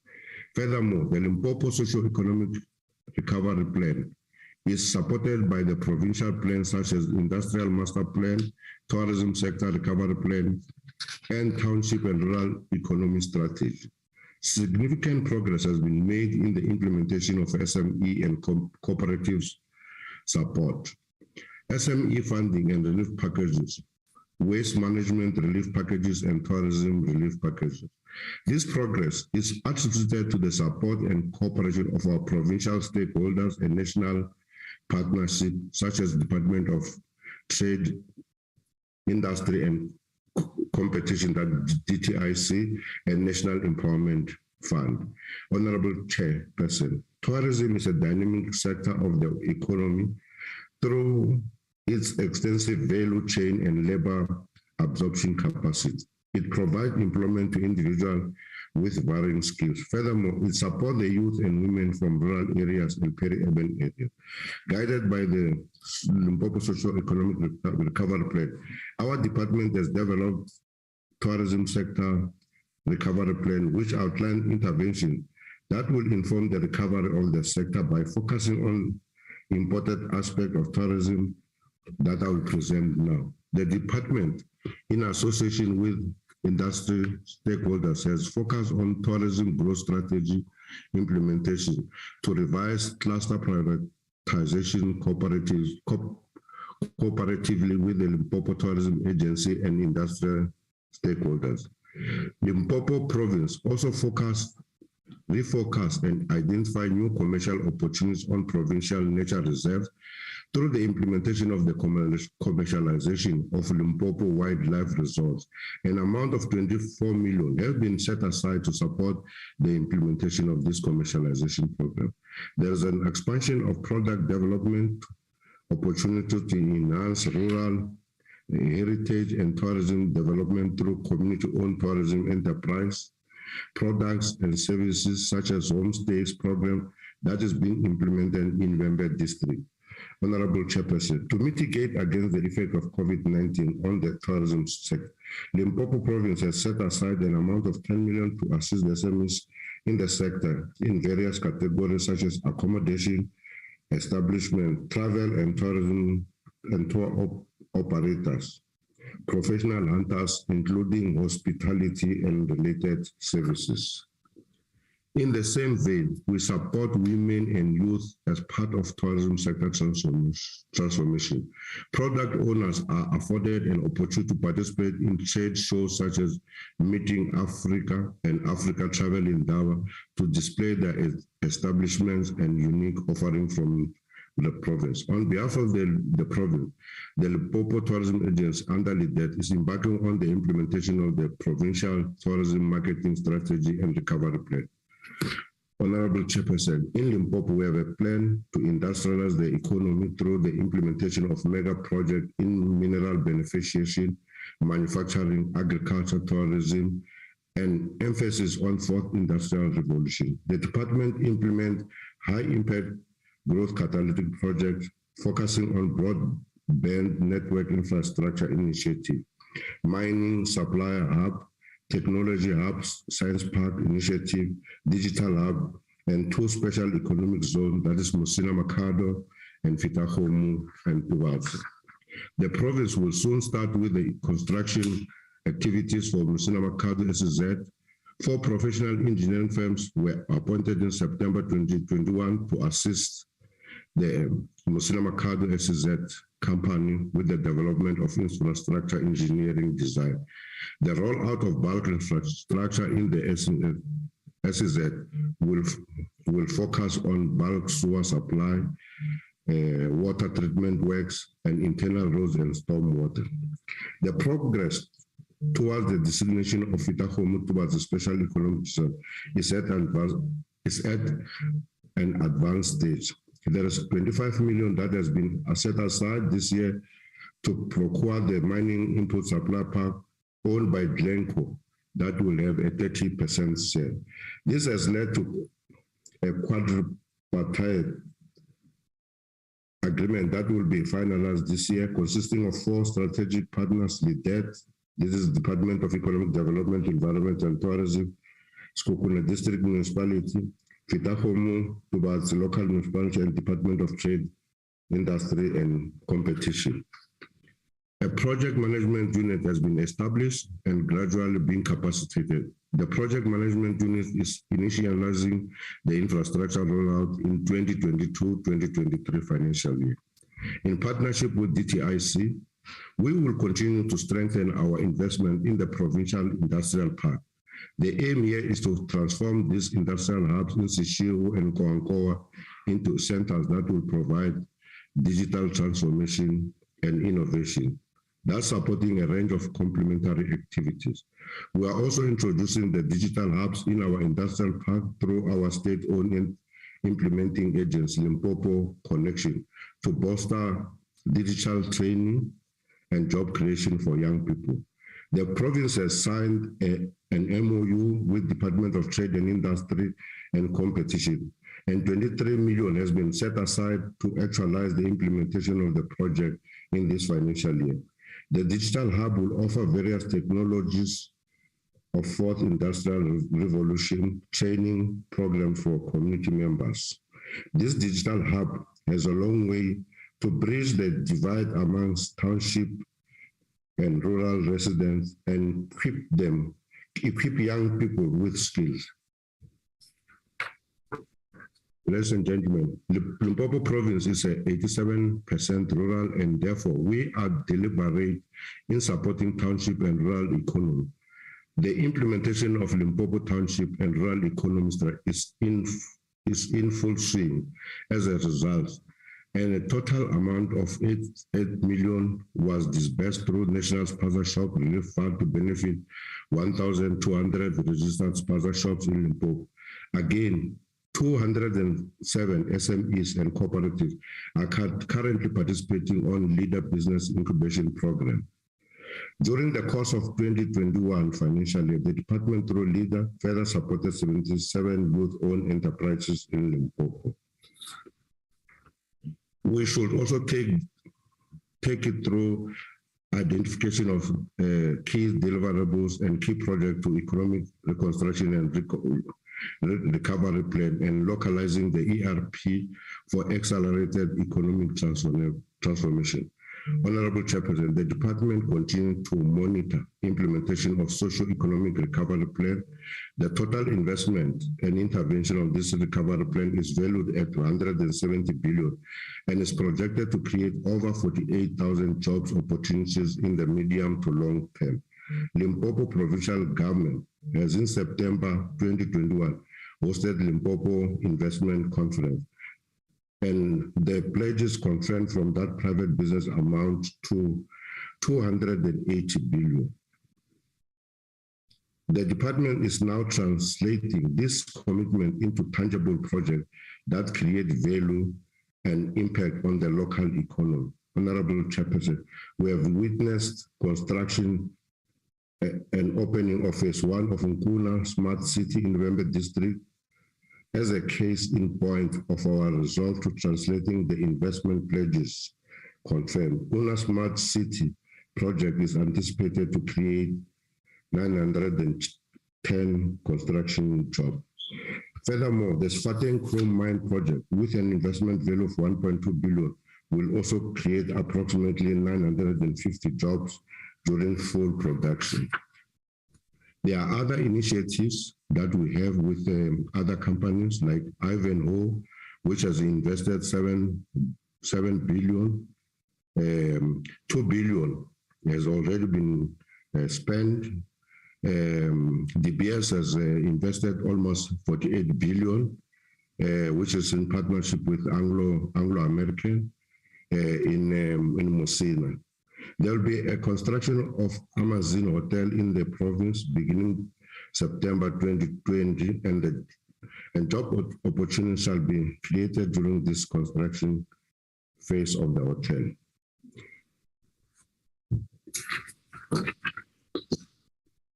Chairperson, let me take this opportunity to conclude and indicate that as a province of Limpopo, we are trying to make a dent into this stubborn unemployment trajectory. And we think together we can be able to conquer, and we want to take this opportunity for NCOP and Parliament to invite us to make our presentation and our thoughts in this meeting. Thank you very much. Thank you so much, MEC. Our next speaker is Honorable MEC for Finance, Economic Development and Tourism, Mpumalanga Province, Honorable MEC PV Mkachwa. Over to you, MEC. Yes, thank you very much, Chair. My greetings to you, Chairperson, and the Deputy Chairperson of the NCOP, Mam Lucas, the members of the NCOP, ministers and deputy ministers in the platform, all MECs and great all institutions and stakeholders who are present. Chair, let me hasten to apologize indeed if my video does not show on your side. It is showing. It is showing. Yeah, very clear. Oh, perfect. No, thank you for that confirmation, Chair. Just worried about the 34 slides. Don't worry, Chair. Don't worry. I will be very short. I'll be very short, right. But I will endeavor to cover sufficient ground in my presentation. But perhaps before I continue, let me join my colleagues. Let me join my colleagues in sending our utmost gratifying salutations to the generation of fearless gallant fighters of the 16th of June, 1976. Indeed, we will continue to remember their bravery. Chair, here in terms of the first slide, I'm just going to introduce the members on the platform to Mpumalanga as a province that have got a population of 4.7 million. And out of that 4.7, 50.8 are females and 49.2% are male. And those who are youth falling between the ages of 15 to 34 constitute 35.9% of the population. That is the picture of Mpumalanga. That is our constituency, which we are trying to save through the different interventions that we are mounting. Can you move the slides? I see I'm not sure who's in charge. Yes, thank you. Here is to also introduce the different sectors, economic sectors that we have as a province. We are a province which is very rich in coal reserves, and we produce about 80% of the country's coal, which contributes 20% in terms of the current prices to the GDP, providing an employment of more than 7% to the provincial employment, which with a significant percent of the province coal is also exported to countries such as China, India, South Korea, and Japan. And we are also a home of major coal-fired power stations. We are basically the energy generation hub of the country, because out of the 13 coal-fired stations, 11 of those are found in Mpumalanga, which gives you 70% of Eskom's generation capacity to be based here. Let's go to the next slide. The second sector would be agriculture and agro-processing, and here we claim also to be one of South Africa's most productive and important agricultural region, and we play a very key role in the export profile of South Africa, primarily in fruit and nuts. The Lowveld of South Africa, which is the second biggest producer of citrus fruit, and while more than half of South Africa's soybeans crop is produced in Mpumalanga Highveld areas, which then gives you about 14% of the province land area in natural grazing land, which is used in the production of beef, mutton, poultry, dairy, and wool. Agro-processing is centered primarily in the Lowveld region of Mpumalanga, and it takes a valuable contribution to the provincial economy manufacturing sector.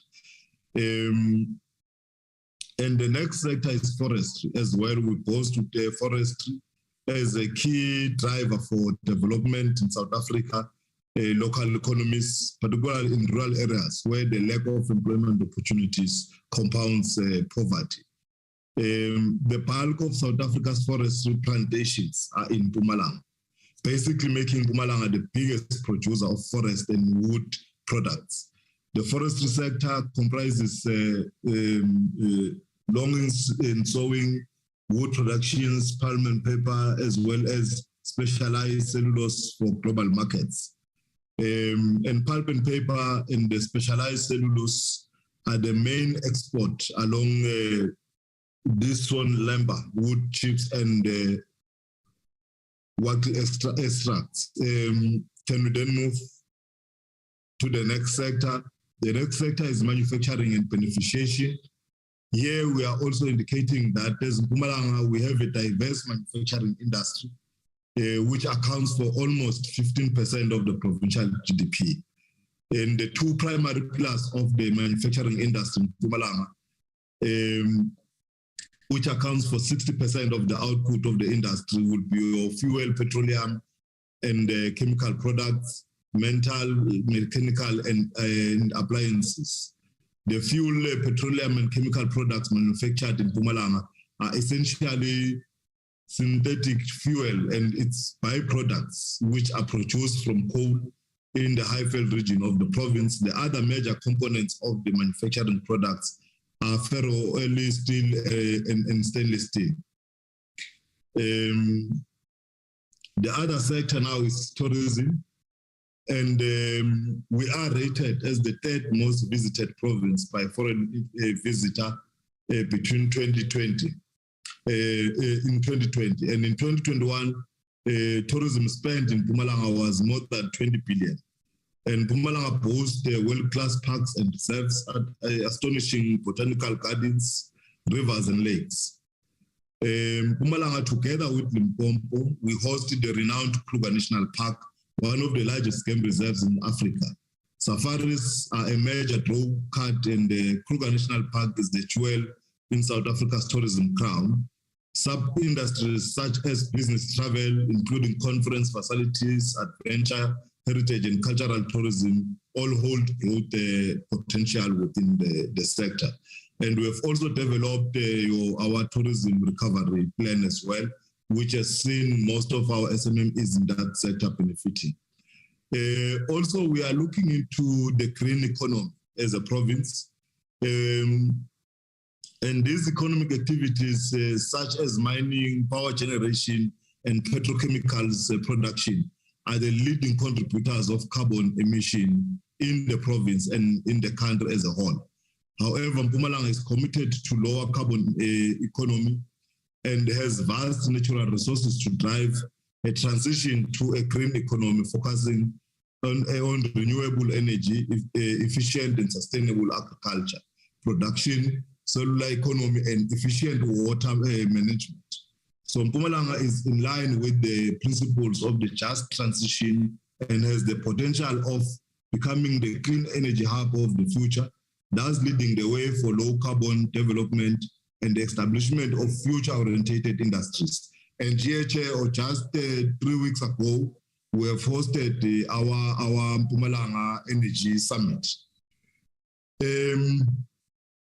Here, perhaps we are just trying to depict a picture on the impact of COVID. How has it impacted on the unemployment figures and all that? So I would want us to skip this slide. Skip again. I want us to go to, I will tell you when to stop.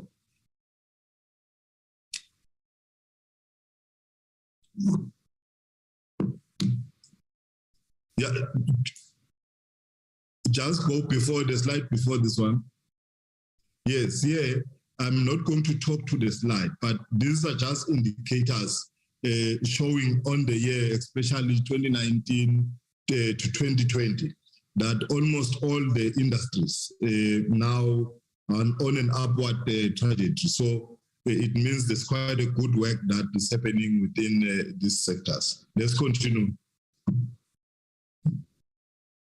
Move again. Move. Move. Move.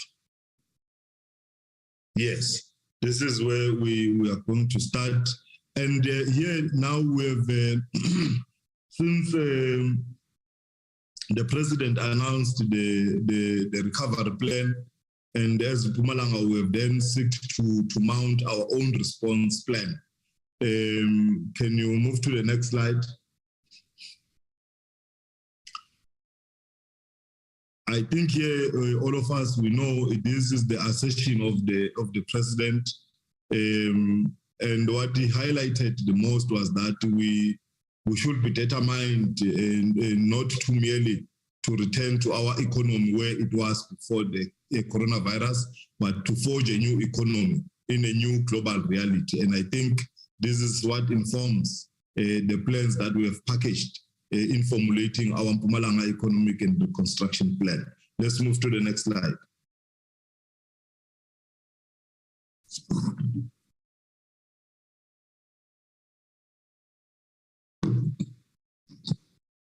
You can click so that all the law can show. Yes, yeah, exactly. Oh, yeah, this is where we are. So it's what I was saying, to say immediately after the president announced the Economic Recovery and Reconstruction Plan in October 2020, the provincial government in its ESCO, led by our capable Honorable Premier Mamrufulu Mtsweni-Tsipane, in February 2021, we also decided to adopt the following approach as the response to the recovery plan. And we have then sought to develop our own plan, which we termed as the MERRP. And we said it must be aligned with the national plan. And also in the development of that plan, we then said we need to really make sure that all stakeholders are involved and engaged in the development of the plan. Hence, the district roundtables were convened in the process of developing the plan. Ngathi kunama elements we sabotage kulo muntu wama slides.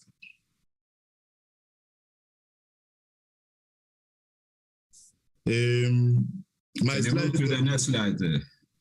Sorry? Whoever, no, I'm talking to the person who's presenting the slides. Move to the next one. Oh, you're still on the cover page.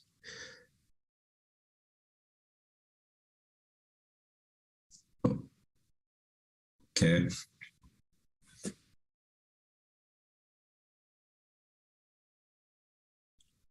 Hey, uyangihlanganisa lo muntu chair, my apologies for that. Maybe I should have operated this thing myself, so that we don't lose the context. Because where I was just trying to outline that this the development of the recovery plan was really engaged through all stakeholders who convened what we call your district round tables. Engagements in the development. So from where we are, we have then said we needed also to draft an implementation plan matrix, which was equally developed and approved by ESCO. And where we are now, we do have the final draft. We were supposed to, then this was supposed to culminate into an economic summit, which is set to sit next month, which is July, to finally then approve that recovery plan, which will then be endorsed by all the stakeholders. And then jumping to the screen that you are looking at now, we are just outlining some of the strategic objectives of the plan. What is very much important here is that, as I have articulated, the plan, this plan is a product of social partners who contributed meaningfully.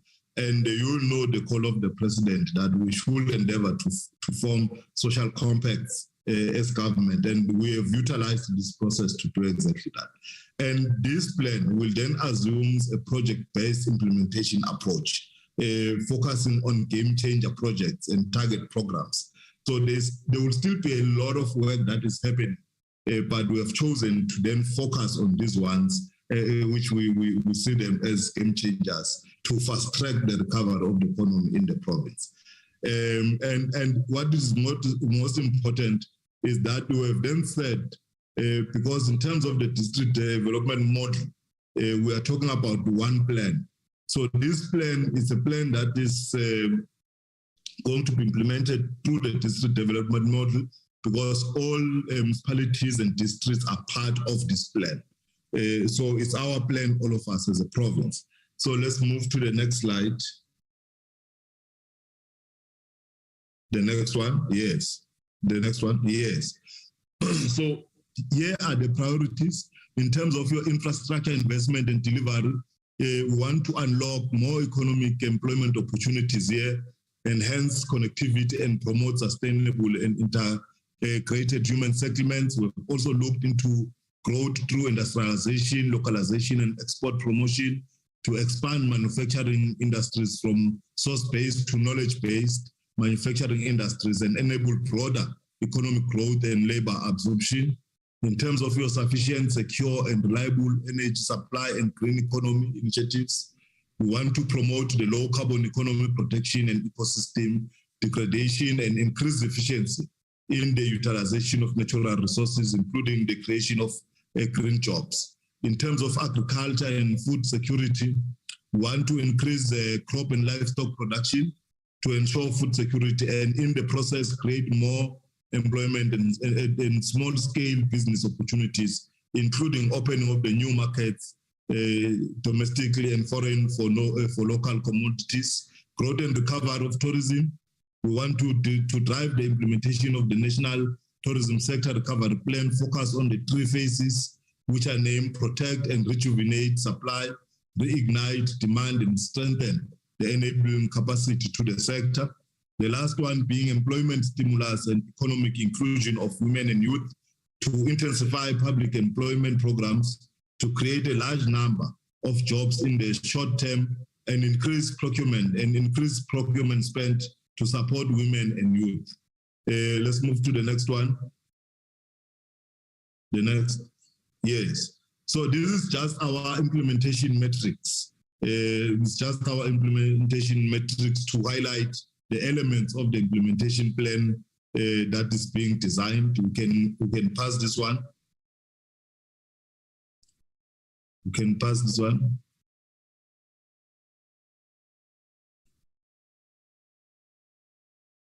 Yes, here, Chair, we have packaged some of the catalytic projects, which we think if we direct investment and we focus on them as a province, they are going to really help in terms of recovering the economy, but also creating jobs, opening opportunities for our SMMEs. And these projects are packaged per district because Mpumalanga has got 3 districts. So these projects, without having to go through them one by one, will be found in the Hlanzeni district. That's how they've been packaged. So can we go to the next one?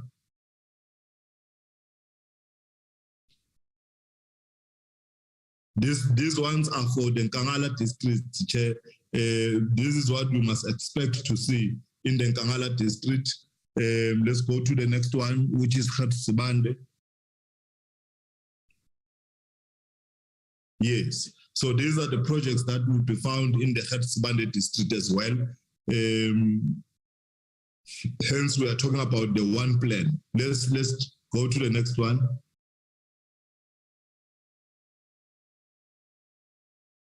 Yes, we must then look into the enablers to support the ERRP. The first one being the resource mobilization to augment our public purse, because with government alone, we are not going to be able to implement all these projects that we have identified. So we are now on a drive to engage investors and attract investment into the province. And hence we are planning to host the investment summit in October as a province, while we are also starting with our investment roundtable discussions in the following month, which will lead to October. But also to make sure that we strengthen the fight against corruption to restore government's integrity, but make sure that every cent that we are able to secure, it is directed to the purpose that it's supposed to serve. And we'll look into the regulatory reforms for easing and reducing the cost of doing business in the province, both for our domestic and international investors. Building social compacts, these I've already spoken to, for the shared vision to economic growth and development. Hence, we are continuously engaging with a number of key and strategic partners, strengthening the capacity of the state to assume a developmental posture. We have said we must also look internally and probably deal with issues which hamper our capacity to deliver on certain projects at the time when we want to deliver, and the prudent use of our monies. Communications and the digital economy to unlock inclusive growth. This is where the world today is going, and we're saying we don't want to be left behind as a province. We have started through the Minister of Small Business Development, who has launched the 4IR Digital Hub in the province, and we are working very close with them so that we upscale and see more young people going through the incubation, but also deal with many other aspects. Hence, we are forming partnerships with all those that are within the digital space. Skills development and innovation to embrace and remain on the cutting edge of the technology, And here we were saying, with the engagements with the University of Mpumalanga, we need to start to make sure that the skills that are produced by our universities, our FETs, these are skills that are aligned to the demand which the markets are looking for.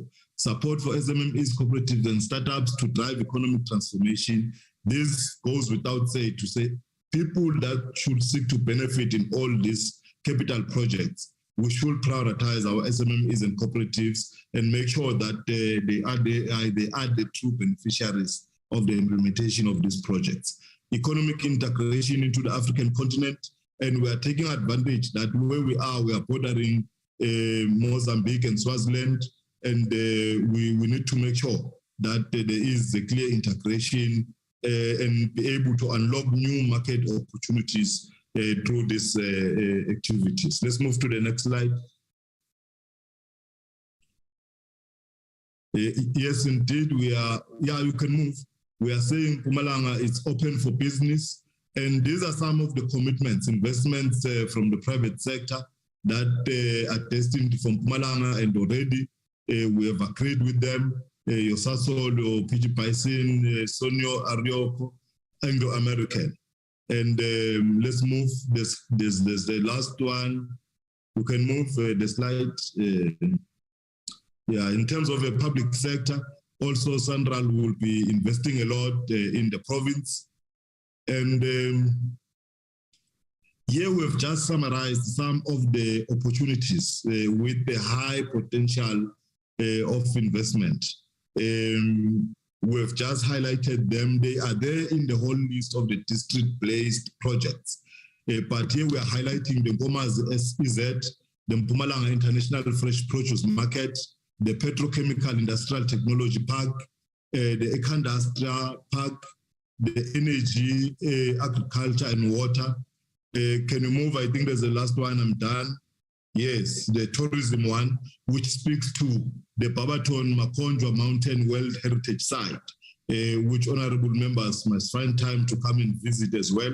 And the Railway Heritage Tourism Project. These are some of the capital projects that we are saying they've got the high potential for investment, and we are engaging investors in terms of that. I think this is the last one. Can you move and just make sure? Yeah, yes, this is the last slide, Chair, but I will not want to go through it because it summarizes mainly all what I was talking about before. Thank you very much for the opportunity. Thank you very much, Honorable MEC, for the input. Can I just go back to MEC Mohale, just to conclude? You had the problems of network.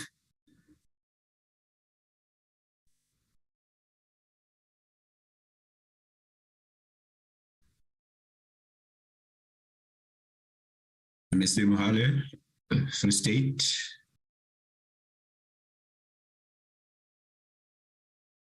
Okay. Let us then move to the next speaker, the Acting HOD, Economic Development, Tourism and Environmental Affairs, KwaZulu-Natal. I didn't see Mr. Smes on the list. Yes, this is Sixta Sibeta. I'm representing the department. Okay. Chairperson. Yes, Chairperson of the NCOP, Deputy Chairperson, all protocol observed. Sorry, Mr. Smith, are you able to switch on your video? I know you were struggling earlier. Yes, I'm told that my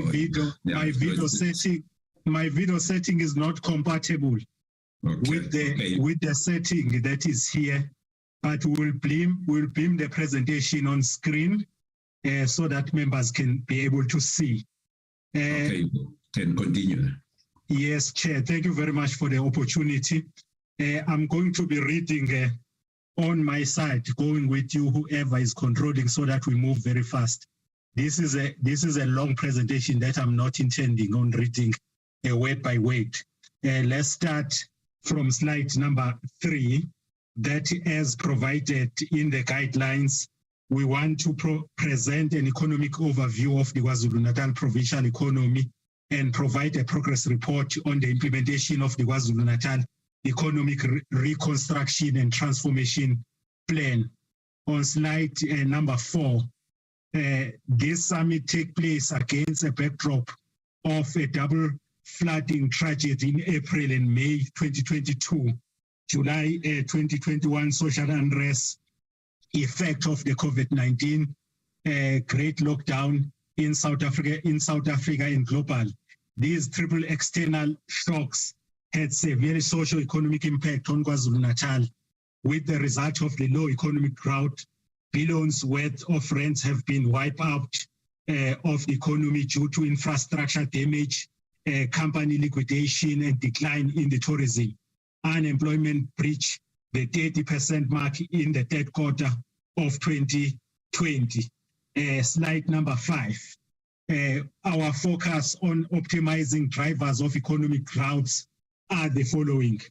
Private consumption, which we want to measure we want measures to stimulate consumer spending, enhance the EPWP program, social safety nets to guarantee income, investment measures to attract foreign and domestic investment in the provincial economy, incentivize the SEZ and entrepreneur development, government expenditure, infrastructure development, cut red tape, fast-track operationalization of SEDA, external sector, capitalize the AFC, FTA opportunities, export-oriented growth, export development, localization that will create job.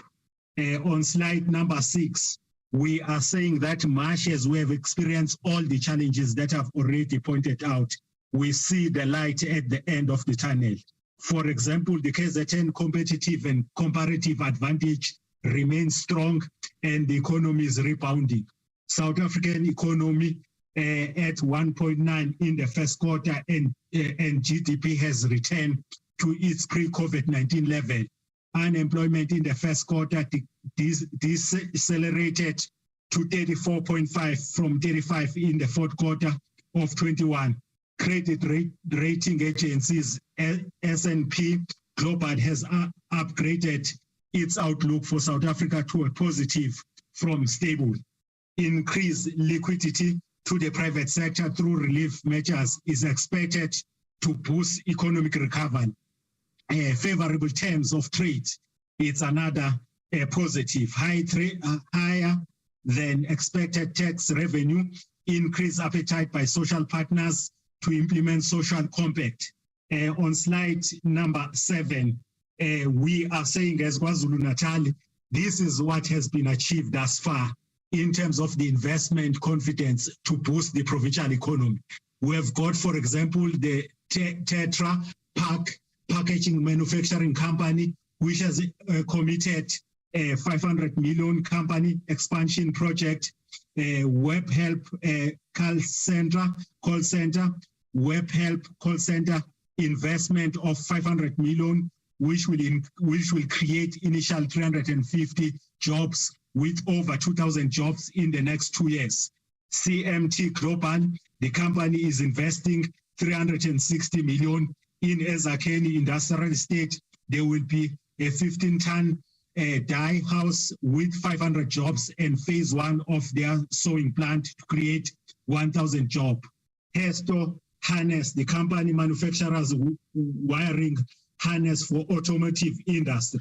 The company invested 950 million to build a new manufacturing plant, creating 3,500 jobs. Kerry Additive, Kerry Foods is an international leader in taste and nutrition products, has invested 650 million in Hammersdale, creating initially 200 jobs. Pepco, 1.5 billion investment in its logistics facility base at the Kensington Business Park in Hammersdale, creating 2,200 jobs. Radisson Blue Hotel, they've invested 4.5 billions. Transnet Port Authority Bayhead Road upgrade, rail mass evacuation, Cato Ridge Dry Port. On slide number 8, Nyanza Light Metals, they've invested 4.6 billion. Investec Property invested 6.5 billion. RBM Zelti South, the RBM Zelti South is committing to 6.5 billion. Resort, they've committed about 800 million with the job opportunities of 2,000 jobs. Velma, 1.3 billion. Toyota, 2.6 billion. N2, N3 upgrade. Again, a lot of job opportunities has been created. On slide number 9, we are saying that despite the firm recovery, domestic constraint still prevalent. We still have a challenge around the energy constraint, access to quality education, high joblessness for youth, crime and corruption, climate change, cost of doing business, just to mention the few. Let's move quickly to slide number 11. We are saying that the KZN Economic Recovery and Transformation Plan will be implemented along these institutional arrangements that include the provincial, the national, the public entities, and the state-owned enterprises. Moving to slide number 12, the process, flow, and methodology is stated there, which I'm not going to go in detail. Safe to say that we are having industry engagement with the social partners, implementation of various projects. This will be implemented across slide number 18, across the cross-cutting policy imperative for recovery. Can you move to slide number 13, please? This will include spatial transformation that will address underdevelopment, economic modernization, broadband connectivity, localization, regional integration, gender mainstreaming, commonality of purpose, goal congruence, beneficiation and value addition, public-private partnership, and all this will ensure that we implement the strategic intervention for economic transformation in the province that include the bulk buying, warehousing, revitalization of township and rural economy, the Black Industrialist Program, and the targeted procurement. Moving quickly to slide number 14, here we are trying to show the labor intensity of KwaZulu-Natal industry. Can you move to slide number 14, please? This will be implemented, slide number 14, Secretariat. You are still stuck on slide number 13. Yes, on that slide. This shall be implemented on the labor intensity of KwaZulu-Natal as stated here. I'm not going to go in detail. On slide number 15, candidate sectors for quick wins job interventions are service call centers, clothing and textile, wood and wood products, transport equipment. Can you move to the slide number 15? Slide, yes, on that slide. Yesteryear, labor-intensive sectors such as mining and agriculture have become highly mechanized. Can we move to slide number 16? We are showing here our intervention. Can you move to slide number 16, Secretariat? Slide number 16. I'm moving faster than you. Slide number 16. It is on slide 16. Okay. Agriculture economic recovery interventions programs in the areas of red meat, piggery, layers, vegetable, broilers, multi-planting season program, equipment support. Moving quickly to slide number 17, we will also focus on pharmaceutical, Kubert trade port SEZ. This sector will be implemented through localization, accelerated the investment into the pharmaceutical industry, health and medical suppliers, more especially letter of intent received from the CIPLA shall also be implemented in this area. On slide number 18, we also support the small enterprises like the cooperatives that are in the township and rural areas through what we call Operation Vula Fund, where we assist the small companies in the 3 tiers to purchase the equipment, the material in 3 tiers, those from zero to 200,000, second tier 200,000 to 500,000, tier 3 500,000 to 2 million. If you look at the first phase of this fund on slide number 19, we can report that people that have been approved in terms of gender, we've got 51 men and 49% women. Our target is to have 50-50 in the second phase. If you look at in terms of the age, we are having 60% adult and 40% youth. Again, we want to increase the number of the youth, maybe to be at a level of the provincial target, which is 50%.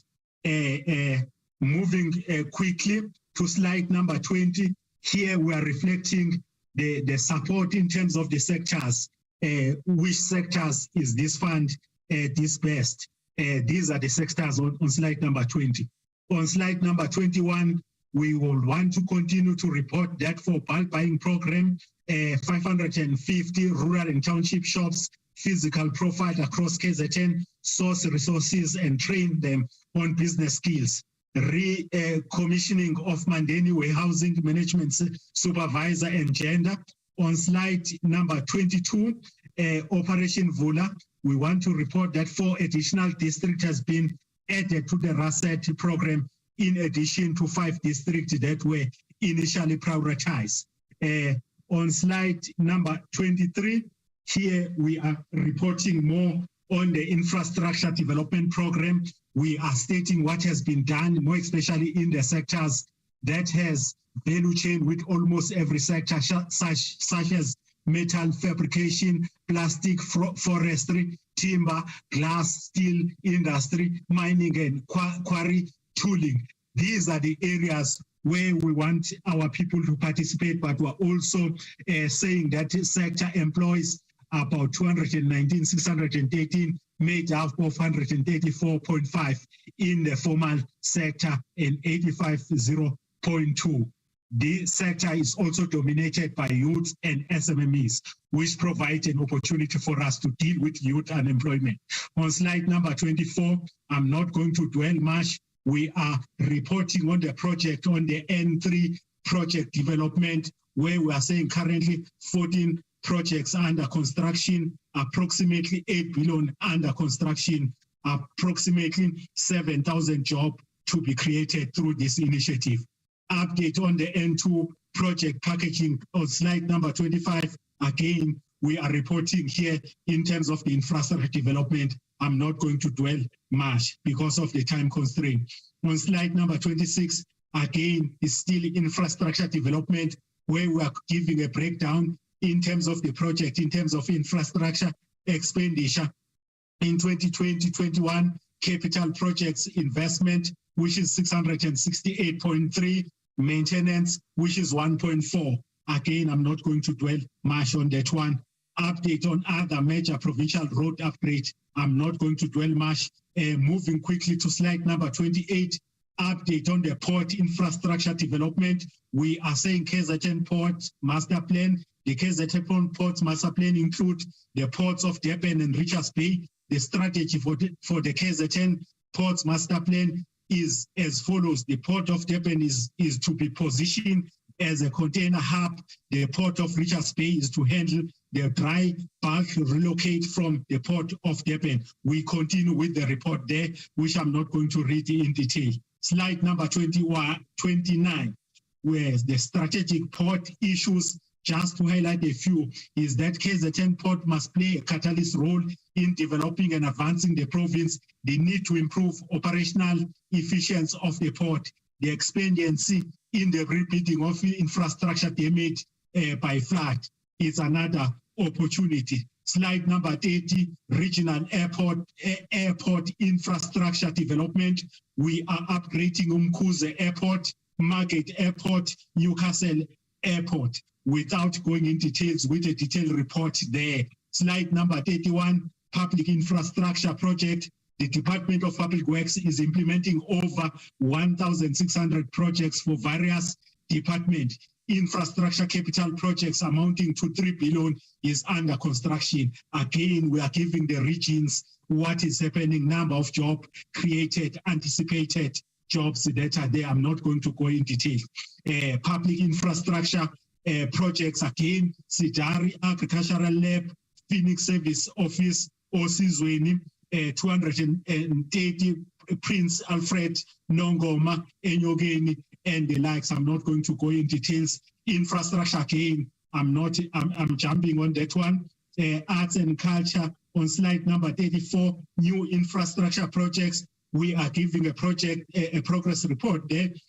New infrastructure project ready for implementation in a medium term. We are giving the progress report on what is happening on that one. Slide number 35, telecommunication and digital economy, connectivity and broadband connection. Project management office established, resource to head the office, seconded by BPI and awaiting consultation. Again, we are giving a progress report on the progress that has happened there. Slide number 36, technology hubs. We are giving a progress report on what is happening in Richards Bay, Renkonyeni, Newcastle. Slide number 37, clothing and textile. Clothing and textile contributes about 1% of KwaZulu-Natal GDP, largest manufacturing employer in the province, one of the most labor-intensive sectors in the province that is employing about 90,000 people in the formal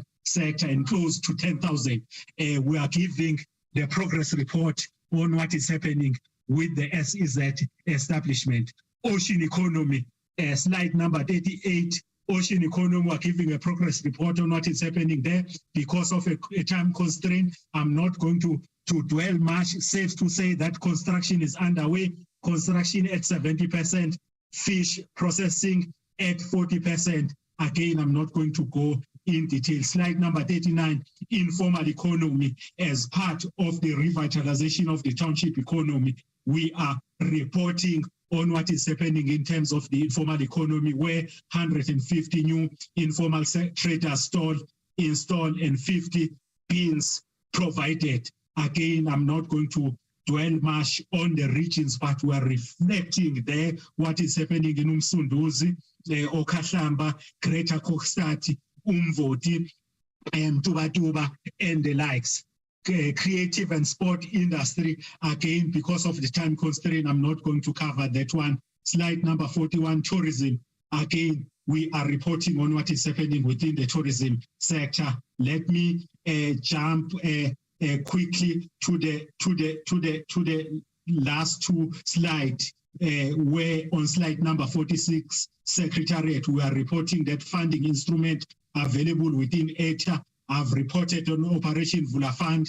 I've also reported here on bulk buying program that is helping the township, spaza shops, radical agrarian socio-economic transformation that is dealing with the food value chain and the supply of the fresh produce and meat in the hospital through Operation Vula Fund, opening up opportunities for SMMEs. The last slide, number 47, where we just want to state here that the economic growth in the province would want to stimulate rural and township economy, implementing the KZN 7 interventions in terms of the township and rural economic revitalization, smart urbanization, stability of global market, Russia and Ukraine crisis, to make use of the opportunities that is provided by this crisis, investment promotion and investment protection, stability of energy supply, stability of global supply chain,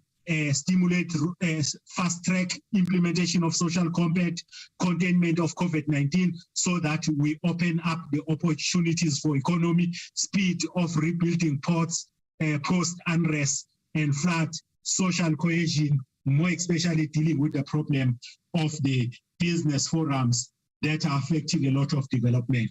With those few words, thank you very much, Chairperson. Thanks. Thank you so much. Thank you very much for the presentation. I was concerned about the 34 slides of Mpumalanga. You have 47. But I think at some stage, the Office of the Deputy Chair will make these presentations. They are very good, available to all members. The next and the last speaker under this program is the MEC. I have been given a new program. I've got the old one here. MEC for Finance, Economic Development, Environmental Affairs and Tourism, Eastern Cape. MEC Mvoko, who is a semi-permanent delegate of NCOP. He has participated in 6 budget votes this year, and also appeared when we were voting for the employment equity and the COIT. That's why I call him a semi-permanent delegate. Over to you, MEC Mvoko. Thank you very much, and greetings to you, Honorable House Chair. Greetings to the Deputy Chairperson of the NCOP, Honorable Lucas, Honorable members of the NCOP, ministers and deputy ministers, MECs from other provinces, ladies and gentlemen, good afternoon. Honorable members, the Eastern Cape developed an economic reconstruction and recovery plan aligned to that of national government as our response to COVID-19. The main objectives of the plan were to enable economic growth and job creation. So the Eastern Cape Economic Recovery Plan is anchored by 5 pillars: infrastructure development to enable economic growth, placing a focus on sectors that account for a growing share of production and employment for development and revitalization of provincial industrial platforms, and implementation of strategic infrastructure projects, including strengthening the process of assessing national infrastructure funding opportunities. And the second one is industrialization and sector development, which is about managing the risks while harnessing the emerging opportunities associated with the agri-industry, automotive manufacturing, tourism and oceans economy, amongst others. Also, equitable and inclusive transformation is about including strengthening collaboration and integration between the national relief instruments and provincial and local governments to enhance access to national and provincial relief funds by SMEs and informal traders. And the last pillar is the digital transformation, leveraging economic growth opportunities associated with the digital economy through science, technology, and innovation, public finances. The public finances, innovation, public finances, the last one.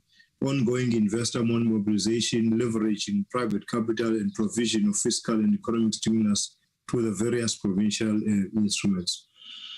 The province has identified infrastructure as the heart of economic recovery, as it is an enabler for investment attraction and lending. A decision was taken for the strengthening of the provincial project packaging and implementation capacity in order to increase opportunities of accessing provincial and national infrastructure funding opportunities. The focus on the catalytic projects, the focus is on the packaging, development, and implementation of key infrastructure projects, ranging from road infrastructure, sector development infrastructure, and catalytic interventions. The province is earmarking the National Infrastructure Support Program and the budget facility for infrastructure. During the 2020-21, the province managed to progress under the SEEDS 3 as 3 Eastern Cape projects were gazetted by the Minister of Public Works and Infrastructure in July 2020. And those projects include Mzimvubu Water Project and the N2 nodal development. The packaging of BFI projects has been initiated with the appointment of the Kuha Development Corporation as an implementer owing to its proven capacity in the space of infrastructure development at regional, national level, as well as in the African continent. Notwithstanding the perennial challenges encountered during the implementation of the projects I have alluded to, the province has, however, recorded significant progress in the period under review. On the Mzimvu Water Project, following the gazetting of the Mzimvu Water Project, the Minister of Water and Sanitation launched an advanced infrastructure program. And the program is anchored by the construction of an access road to the project site, which is currently underway. In addition, in 2021, the process of delivering the Mzimvu Water Project was initiated through a two-stage procurement process that is to be concluded in September 2022. On the N2 nodal development, one of the N2 nodal developments is Strategic Economic and Housing Provision Intervention Program in Kubert, which include applicable and relevant private sector partners. It is identified and approved as a strategic development area for social and economic upliftment of the region and its communities. For this reason, it has been declared as a priority human settlement and housing development area, as well as a strategic integrated project. There are 4 more projects that are packaged as the Bay West Development Company, Phase 1, which is the development of the super regional mall, retail offices, hospital and residential. On the Phase 2 includes private marketing, market residential, retail, light industrial. And on the N2, which is the second one, is the N2 North Development. It's a mixed use, subsidized and affordable residential and retail. And there's an Utopia Development, which is between public and private. It's a mixed use, affordable residential and internal and limited retail facilities. And the last one is an informal settlement, mixed use, subsidized and affordable residential with a regional hospital and other facilities.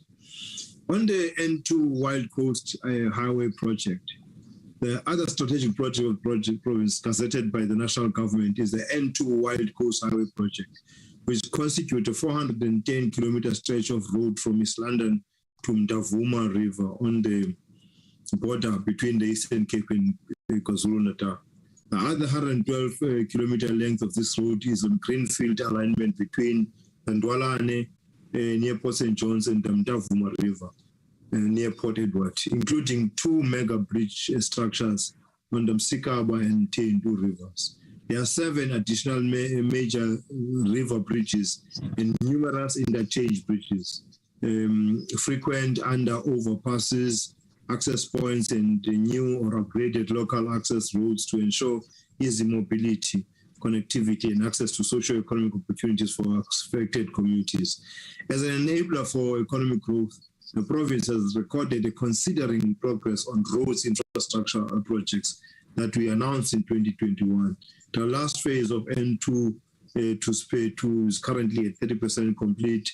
The resale of DR 08012, which is Matatiela to Maluti, is at 60%. The phase 2 of the Willowfield to Blessa Road up to Msengeni Junction, currently at 82%. Phase 1 of the Kulega Nature Reserve project, currently at 90%. Service level agreement with Inem Kijima for phase 4 of the Thornhill and Solwana Reserve to 12 kilometers, that is currently 95%. There are many others.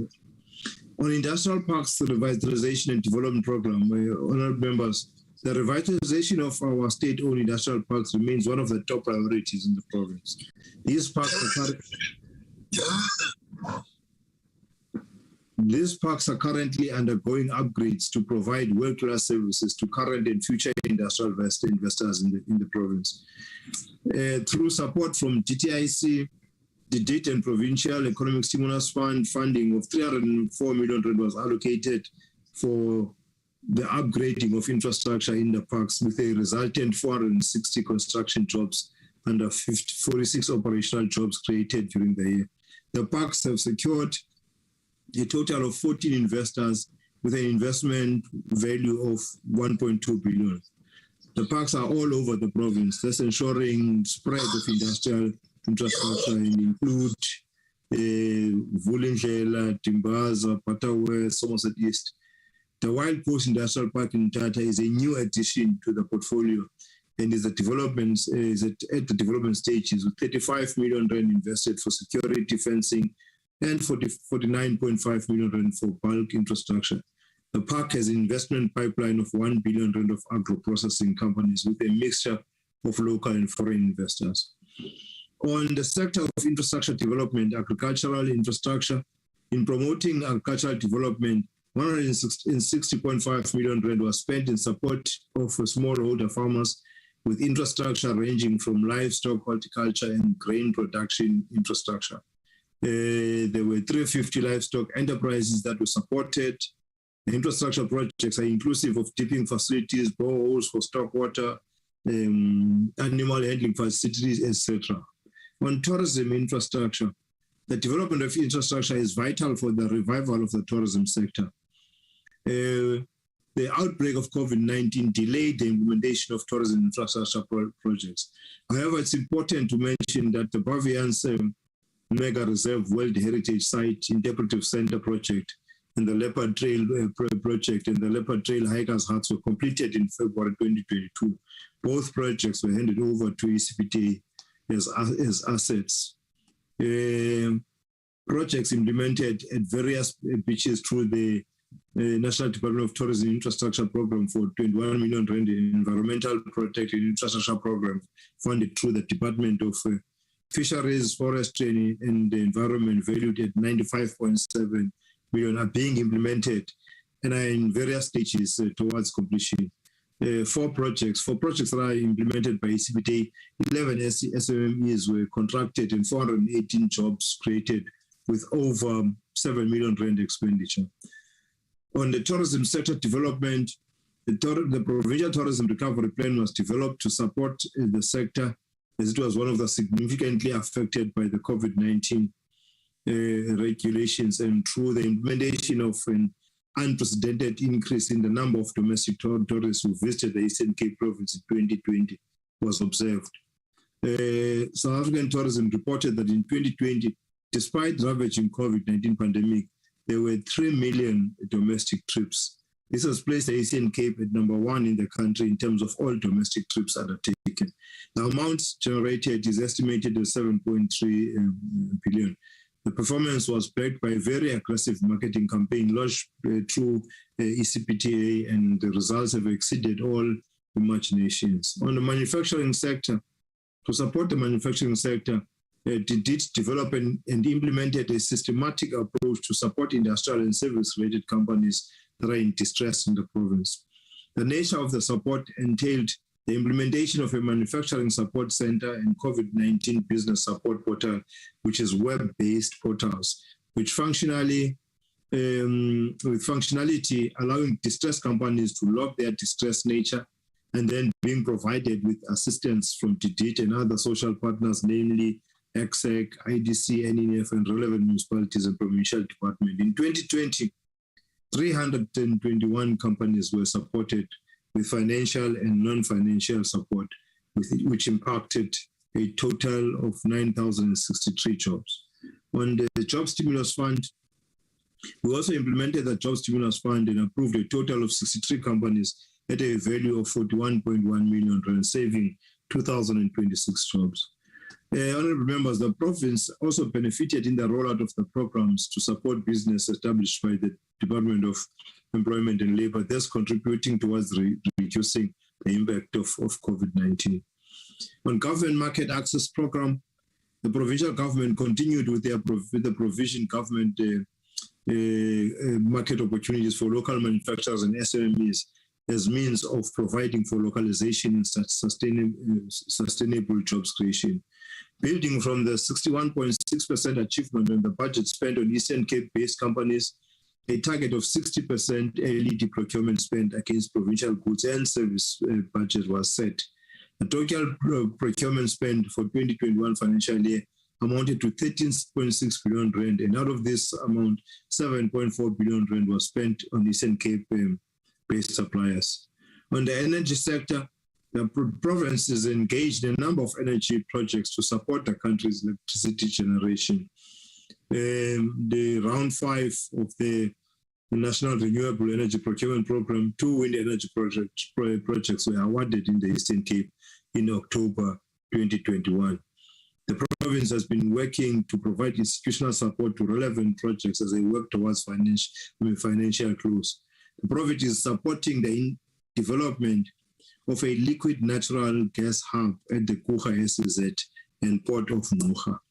The Kucha SEZ has progressed the readiness of liquid natural gas by conducting work in various environmental impact assessments, various techno-economic assessments, stakeholder engagement, and electrical grid analysis.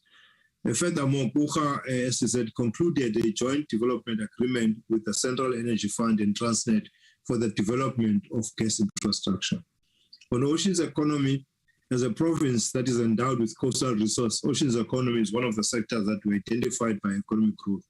In this regard, aquaculture development construction on phase 1 of the Kucha aquaculture development zone commenced in September 2020 to realize Oceans Economy. This phase will see the unlocking of close to 100 hectares of industrial properties inside Kucha SEZ in order to create an investment-ready platform for future aquaculture farms and processing facilities. The total aquaculture zone size is a 440 hectares development. The project is currently under construction and practical completion date for phase 1 is at end of June 2022. The expected impact on the geographic economy of the Eastern Cape is job creation of 700 permanent jobs from the farming of 1,000 tons of abalone and 200 jobs from 1,000 tons of fish farming, while the construction of the AGZ will create 500 jobs. At this stage, 4 letters of intent were signed with aquaculture investors. The honorable members, there is consensus that broad-based economic growth and empowerment can only be achieved through a strong SME sector. To develop this potential, the province has established a development fund whose objective is to stimulate SME development through access to capital. This fund will further target large-scale commercially sound projects in partnership with the private sector. The fund will be a vehicle for leveraging both local and international investment. The fund has been allocated 35 million rand for 2022-2023. We've allocated 25.8 million rand for the Job Stimulus Fund in keeping existing business in operation to create jobs.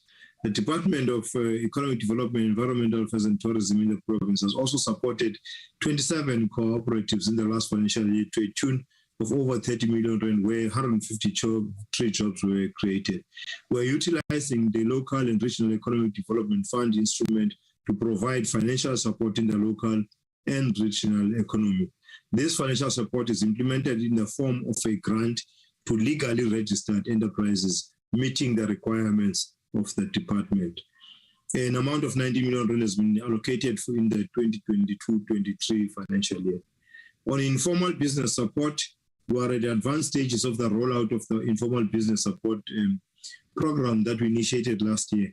With a budget of 40 million rand, the program focused on 4 identified sectors, namely clothing and textile, manufacturing, automotive, aftermarket support, interventions, and the services sector.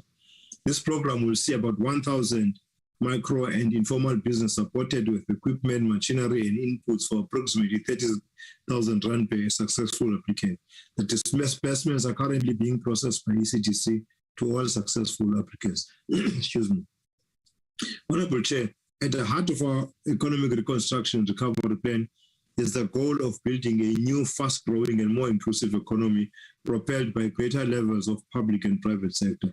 The province continues to embark on a sustainable economic recovery through our very own SEZs.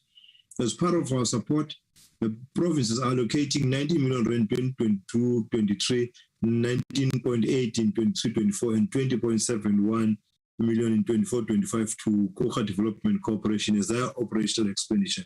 The Eastland Industrial Development Zone continues with its strides in positioning the zone as the investment destination in the Eastern Cape. At the end of the third quarter of the 2021-22 financial year, an investment amount valued at 20.5 billion rand had already been recorded for 85 potential investors, and this will create 10,059 job opportunities. For this financial year, an amount of 37 million rand is allocated to the Eastern and ITZ for auto sector manufacturing incubator. The other 37 million rand will come from TTIC. We can proudly announce that the Eastern and ITZ has attracted 6 new investors with an investment value of 958 million rand. Over and above this, the zone opened and operationalized 12 new factories, creating much needed economic activity in our province. In addition, the Kubert Development Corporation has secured 7 new investors with an investment value of more than 100 million. These investments brought a combined total private sector investment of more than 3 billion rand, mainly on plant and machinery. As I conclude, Honorable Chair, we are willing to work with the department in all efforts that aimed at bringing about development into the province of the Eastern Cape. The recent economic shocks that have taken place have reminded us that we have not adequately and aggressively dealt with the spatial design of the structure of the economy of the past. By agreement, a targeted focus to achieve economic development and job creation objectives shall continuously bear its fruit from the foundations we lay today into the future. Thank you very much, Honorable Chair. Thank you so much, Mr. Mfogo. Without wasting any time, I will now hand over to the Honorable Deputy Chairperson of the NCOP to deal with the session 4 that deals with the interactive discussions, questions and inputs. Over to you, Honorable Deputy Chair. Thank you very much, Honorable High. Honorable members, delegates, participants, we are now going to the last session, and I want members to indicate whether there is anyone of you that would love to engage with the presentations as done by at least 6 of our provinces. Is it 6 or 7? But we do have the presentations. We had the presentations. So is there anyone that want to engage with these presentations? We will allow a few minutes of discussion. There's very rich information. And we really believe that if this information or if this projects and this plans is being implemented, we might see a better position, particularly with regards to job creation and the recovery of the economy. I will allow if anyone want to involve. Honorable Chairperson. Who is speaking? Honorable Deputy Chairperson is Kakuna Frank-Lomelang from Northwest. My MEC has requested me to be in this platform and to do presentation for Northwest. I was just raising that issue, Honorable Deputy Chairperson. I'm very much conflicted because we were not informed in time that there would be someone representing Northwest. How much time do you really need since you are here? Chairperson, I do think within allocated 15 minutes, I'll be able to finish the presentation. Thank you. Just for the mere fact that you really need to have that information, we will allow you, but we will also request that you request your MEC that we need to respect the NCOP. You are invited and we need to be informed in time if there is arrangements made by the province. So I will give you the 15 minutes since we are here, and I'm sure the delegates from Northwest would love to know what is the plans. You may continue. Thanks, Deputy Chairperson, Mayor Sylvia Lucas, ministers in the platform, deputy ministers, HODs, CEO of public entities, ladies and gentlemen. I'll just move to slide 3 of the presentation. Honorable members, we have observed that South Africans have a propensity to prefer and buy imported goods relative to goods that have been produced in South Africa. Every year, it's estimated that South Africa spends 25% of the national wealth on goods that are important specifically from other countries.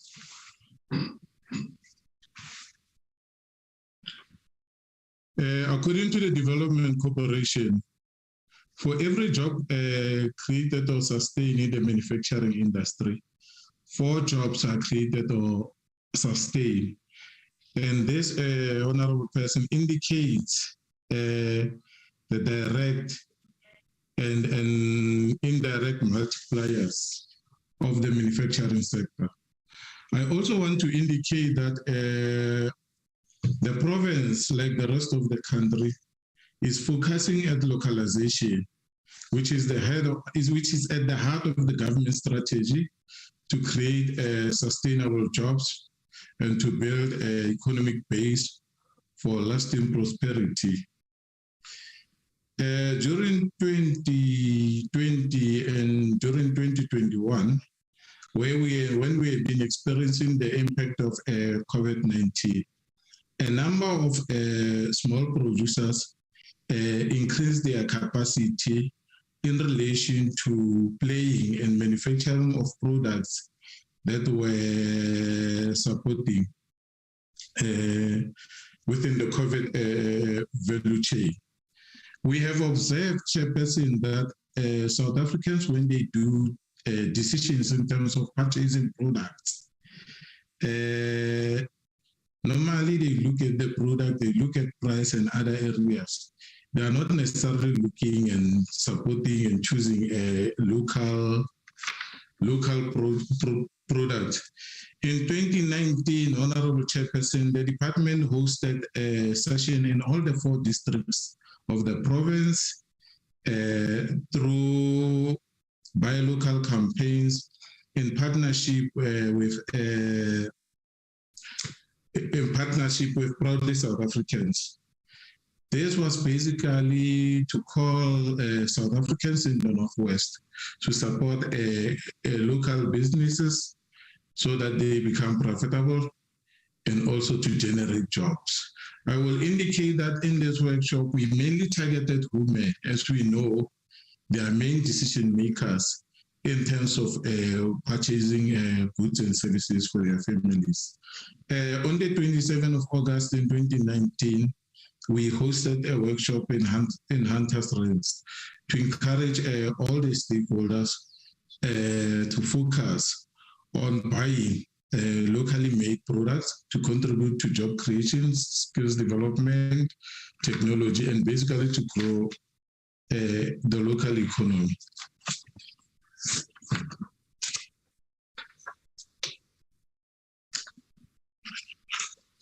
In 2019, 2020, I would like to indicate that the province developed their own recovery strategy based on the national strategy that was released by the president on the 20th of October in 2019. But the focus was looking at the recovery plan for the Northwest Province. The strategy focused on recovery in the agricultural and agro-processing sector in line with the National Agricultural Master Plan that had been developed, SMME support intervention, retail support intervention, transport and logistics. As you know that Northwest Province is mainly the mining province.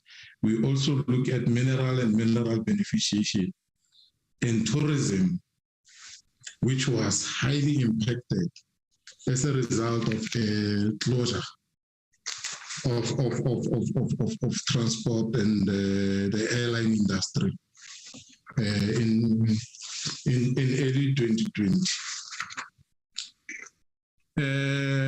I can indicate that the former premier on the 20th of August, he hosted a private sector stakeholder engagement session, primarily just to afford the private sector which are the drivers of economic growth and economic development, to be able to make inputs in the recovery plans before they were finalized. I can indicate that they have been approved at the level of the joint cluster, and they will be presented to the Executive Council for approval. But for the current financial year, the departments in the province were instructed in terms of implementing those recovery plans. As you know, Chairperson, that Northwest, it's a very rural province. The department established what is called an empowerment fund. The program basically supports businesses with machinery and equipment to enable them to participate in the local economy and also to reduce their cost of doing business. One of the beneficiaries of the program, which is Holo based in Potchefstroom, has secured a contract with buy and build, and that led to increase of adding additional 4 employees to the current 8 in terms of supplying buy and build with manufactured doors, as you see in the slide. We also prioritize the Matlosana textile hub within the clothing and apparel, footwear and leather sectors. As you know, that Matlosana originally had been an area mainly for mining. And towards 1994, mining has been declined. And what we have experienced is that the mining sector has left the infrastructure that we, through this project, we just have repurposed it for the textile hub. This intervention comprises of 14 primary cooperatives that are doing cutting, trimming, and design. They are supported in terms of design by a secondary company, doing material sources, and they are producing all types of garments for various industry.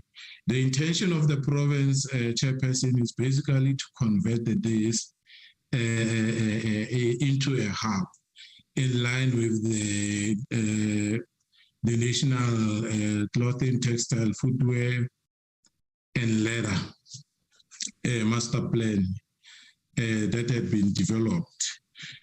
I can also indicate that through the Mafikeng local municipality, they started the process of designating an industrial park in close proximity to the Mabato airport. The industrial park is basically at a planning stage, and it will be proclaimed soon, Chairperson, specifically by the municipality. In relation to anchor projects, in relation to the Bojanala SEZ, I can confirm that the province submitted an application for designation in May in 2019. It was approved at the level of the SEZ board. But when it went to the cabinet on the 14th of August in 2019, they raised few issues related to that the province need to strengthen the business case. I can confirm that we have strengthened the business case for the Bojanala SEZ, focusing on agro-processing, mineral beneficiation,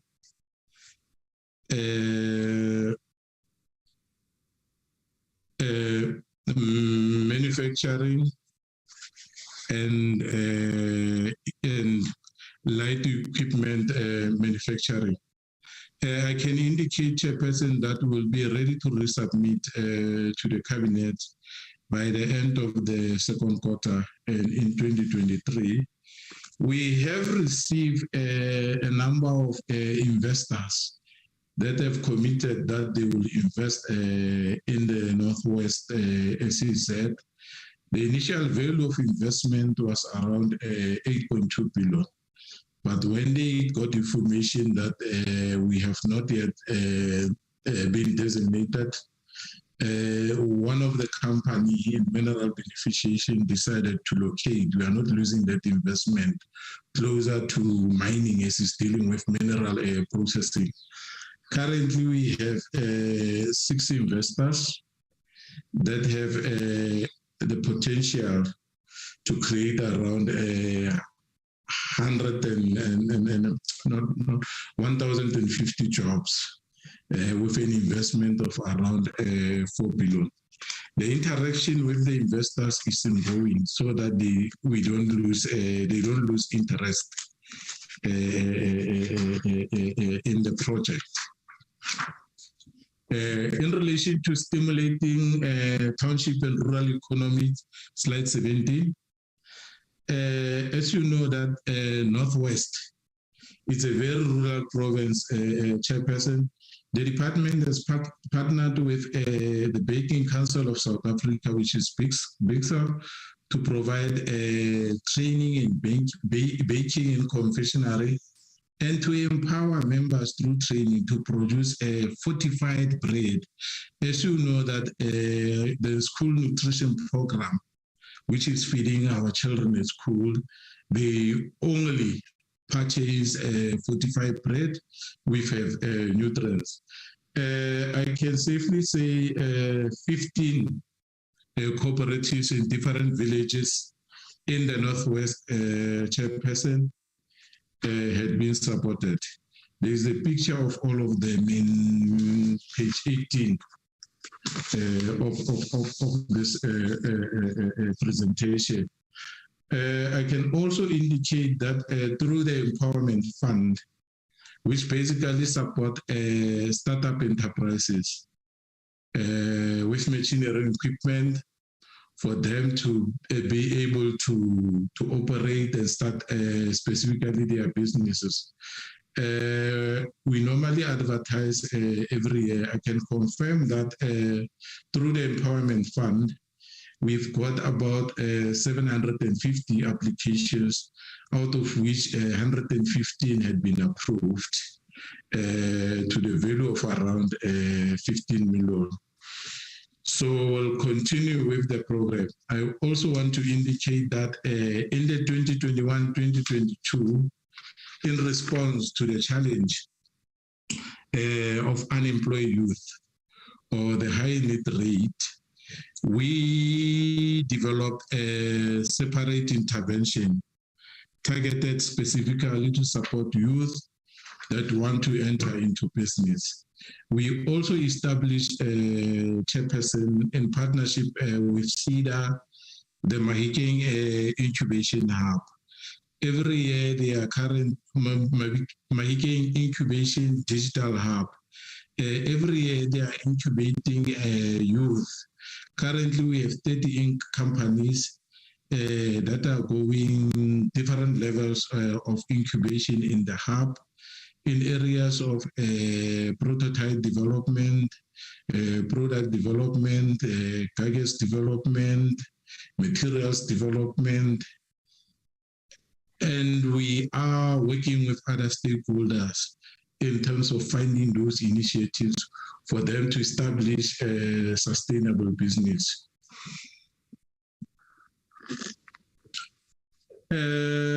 We also, in partnership with Productivity SA in 2021, established a fund. We called it a turnaround solution. This was the response to challenges, turnaround fund solution. It was mainly responding to the challenges that business were experiencing during the hardcore closure, where they were unable to trade, and majority of them during that time they lost market, and we responded. We are continuing this year in 2022-23 with the program, Chairperson.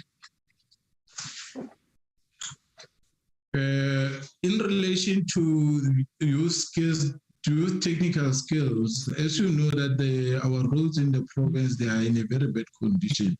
The department has allocated 6.7 million in partnership with the construction SETA, basically to train 120 youth while they are receiving a stipend in NQF level 5 road maintenance qualification, and also in terms of bringing the skills in terms of SMME support.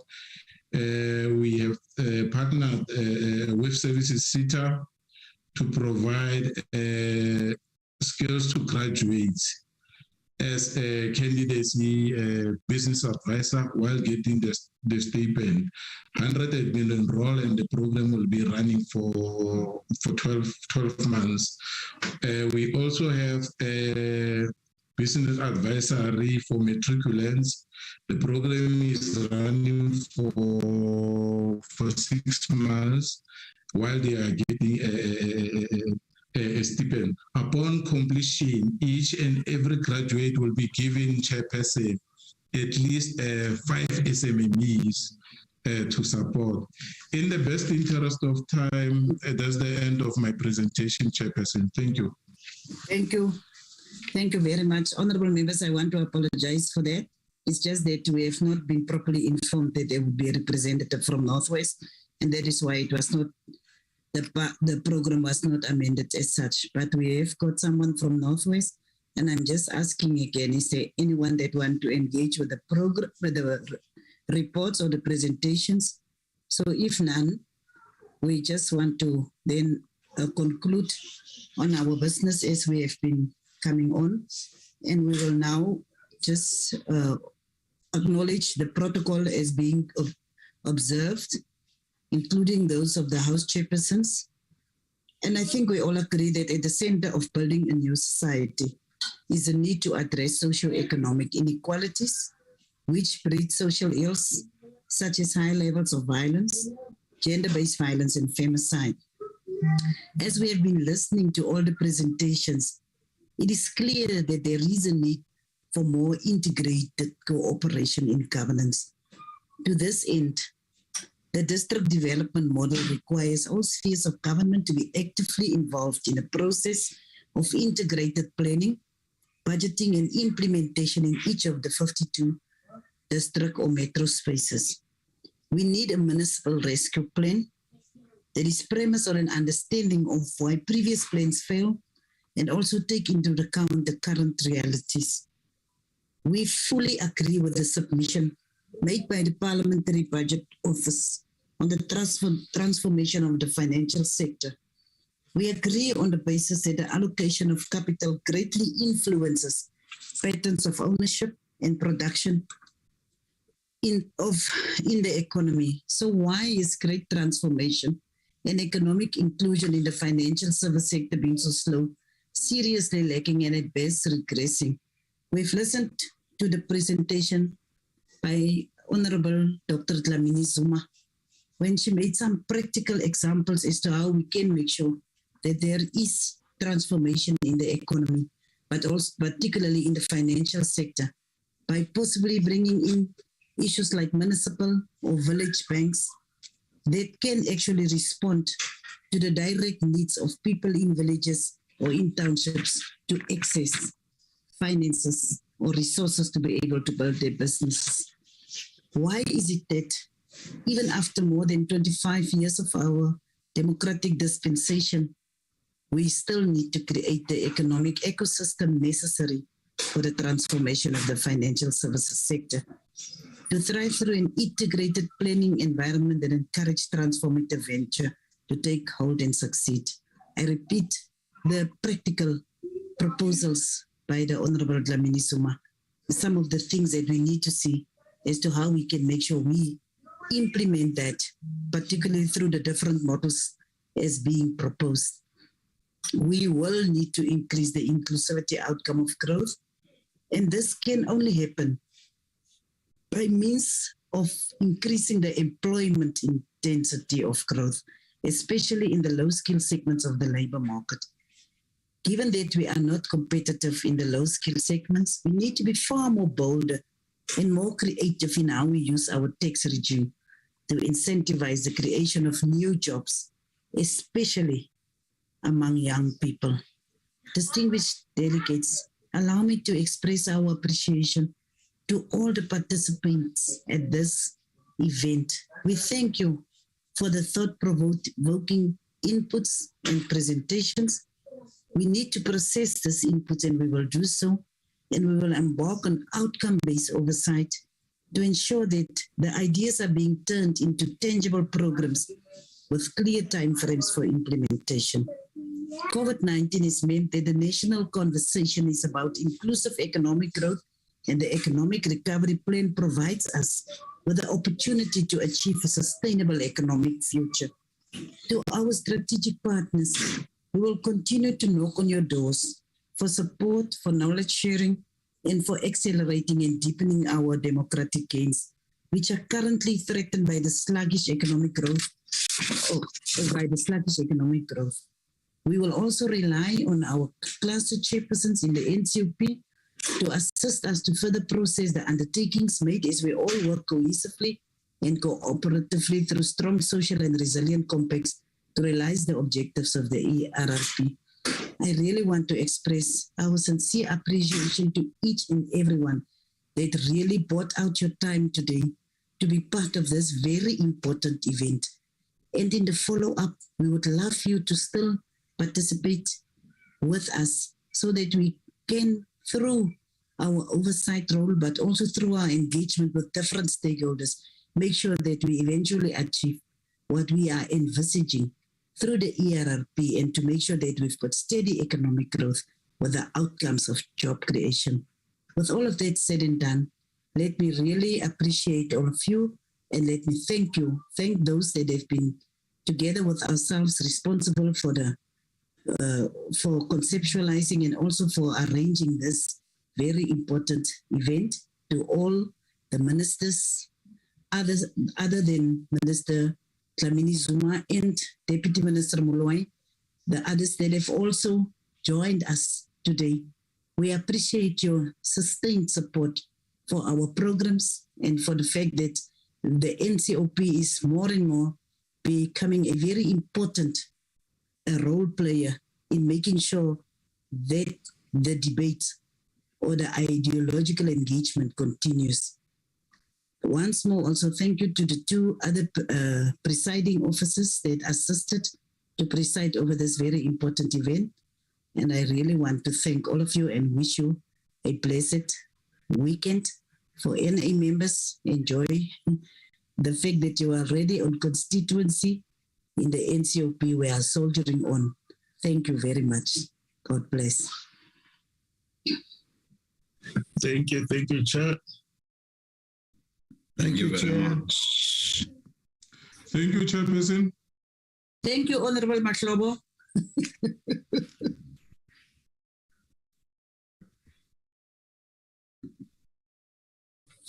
Thank you, Chair. Thank you, Chair. Ambassador, you're welcome. Thank you, Chair. My darling. My mamzo, Mama. Thank you, Mama. Thank you, Mama. I hope KwaZulu-Natal is not as cold as Uppington.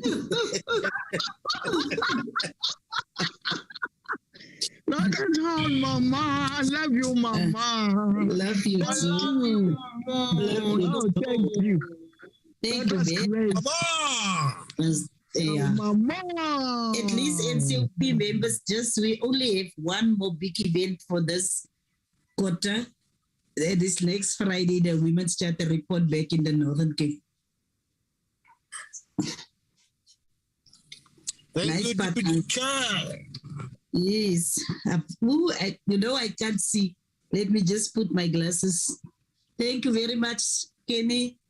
It was just good. Thank you. Thank you, Judy. Malibongwe. Dedre. Malibongwe. Igama lamakhosikazi. Malibongwe. Thank you. Thank you, Chair. We will be leaving now.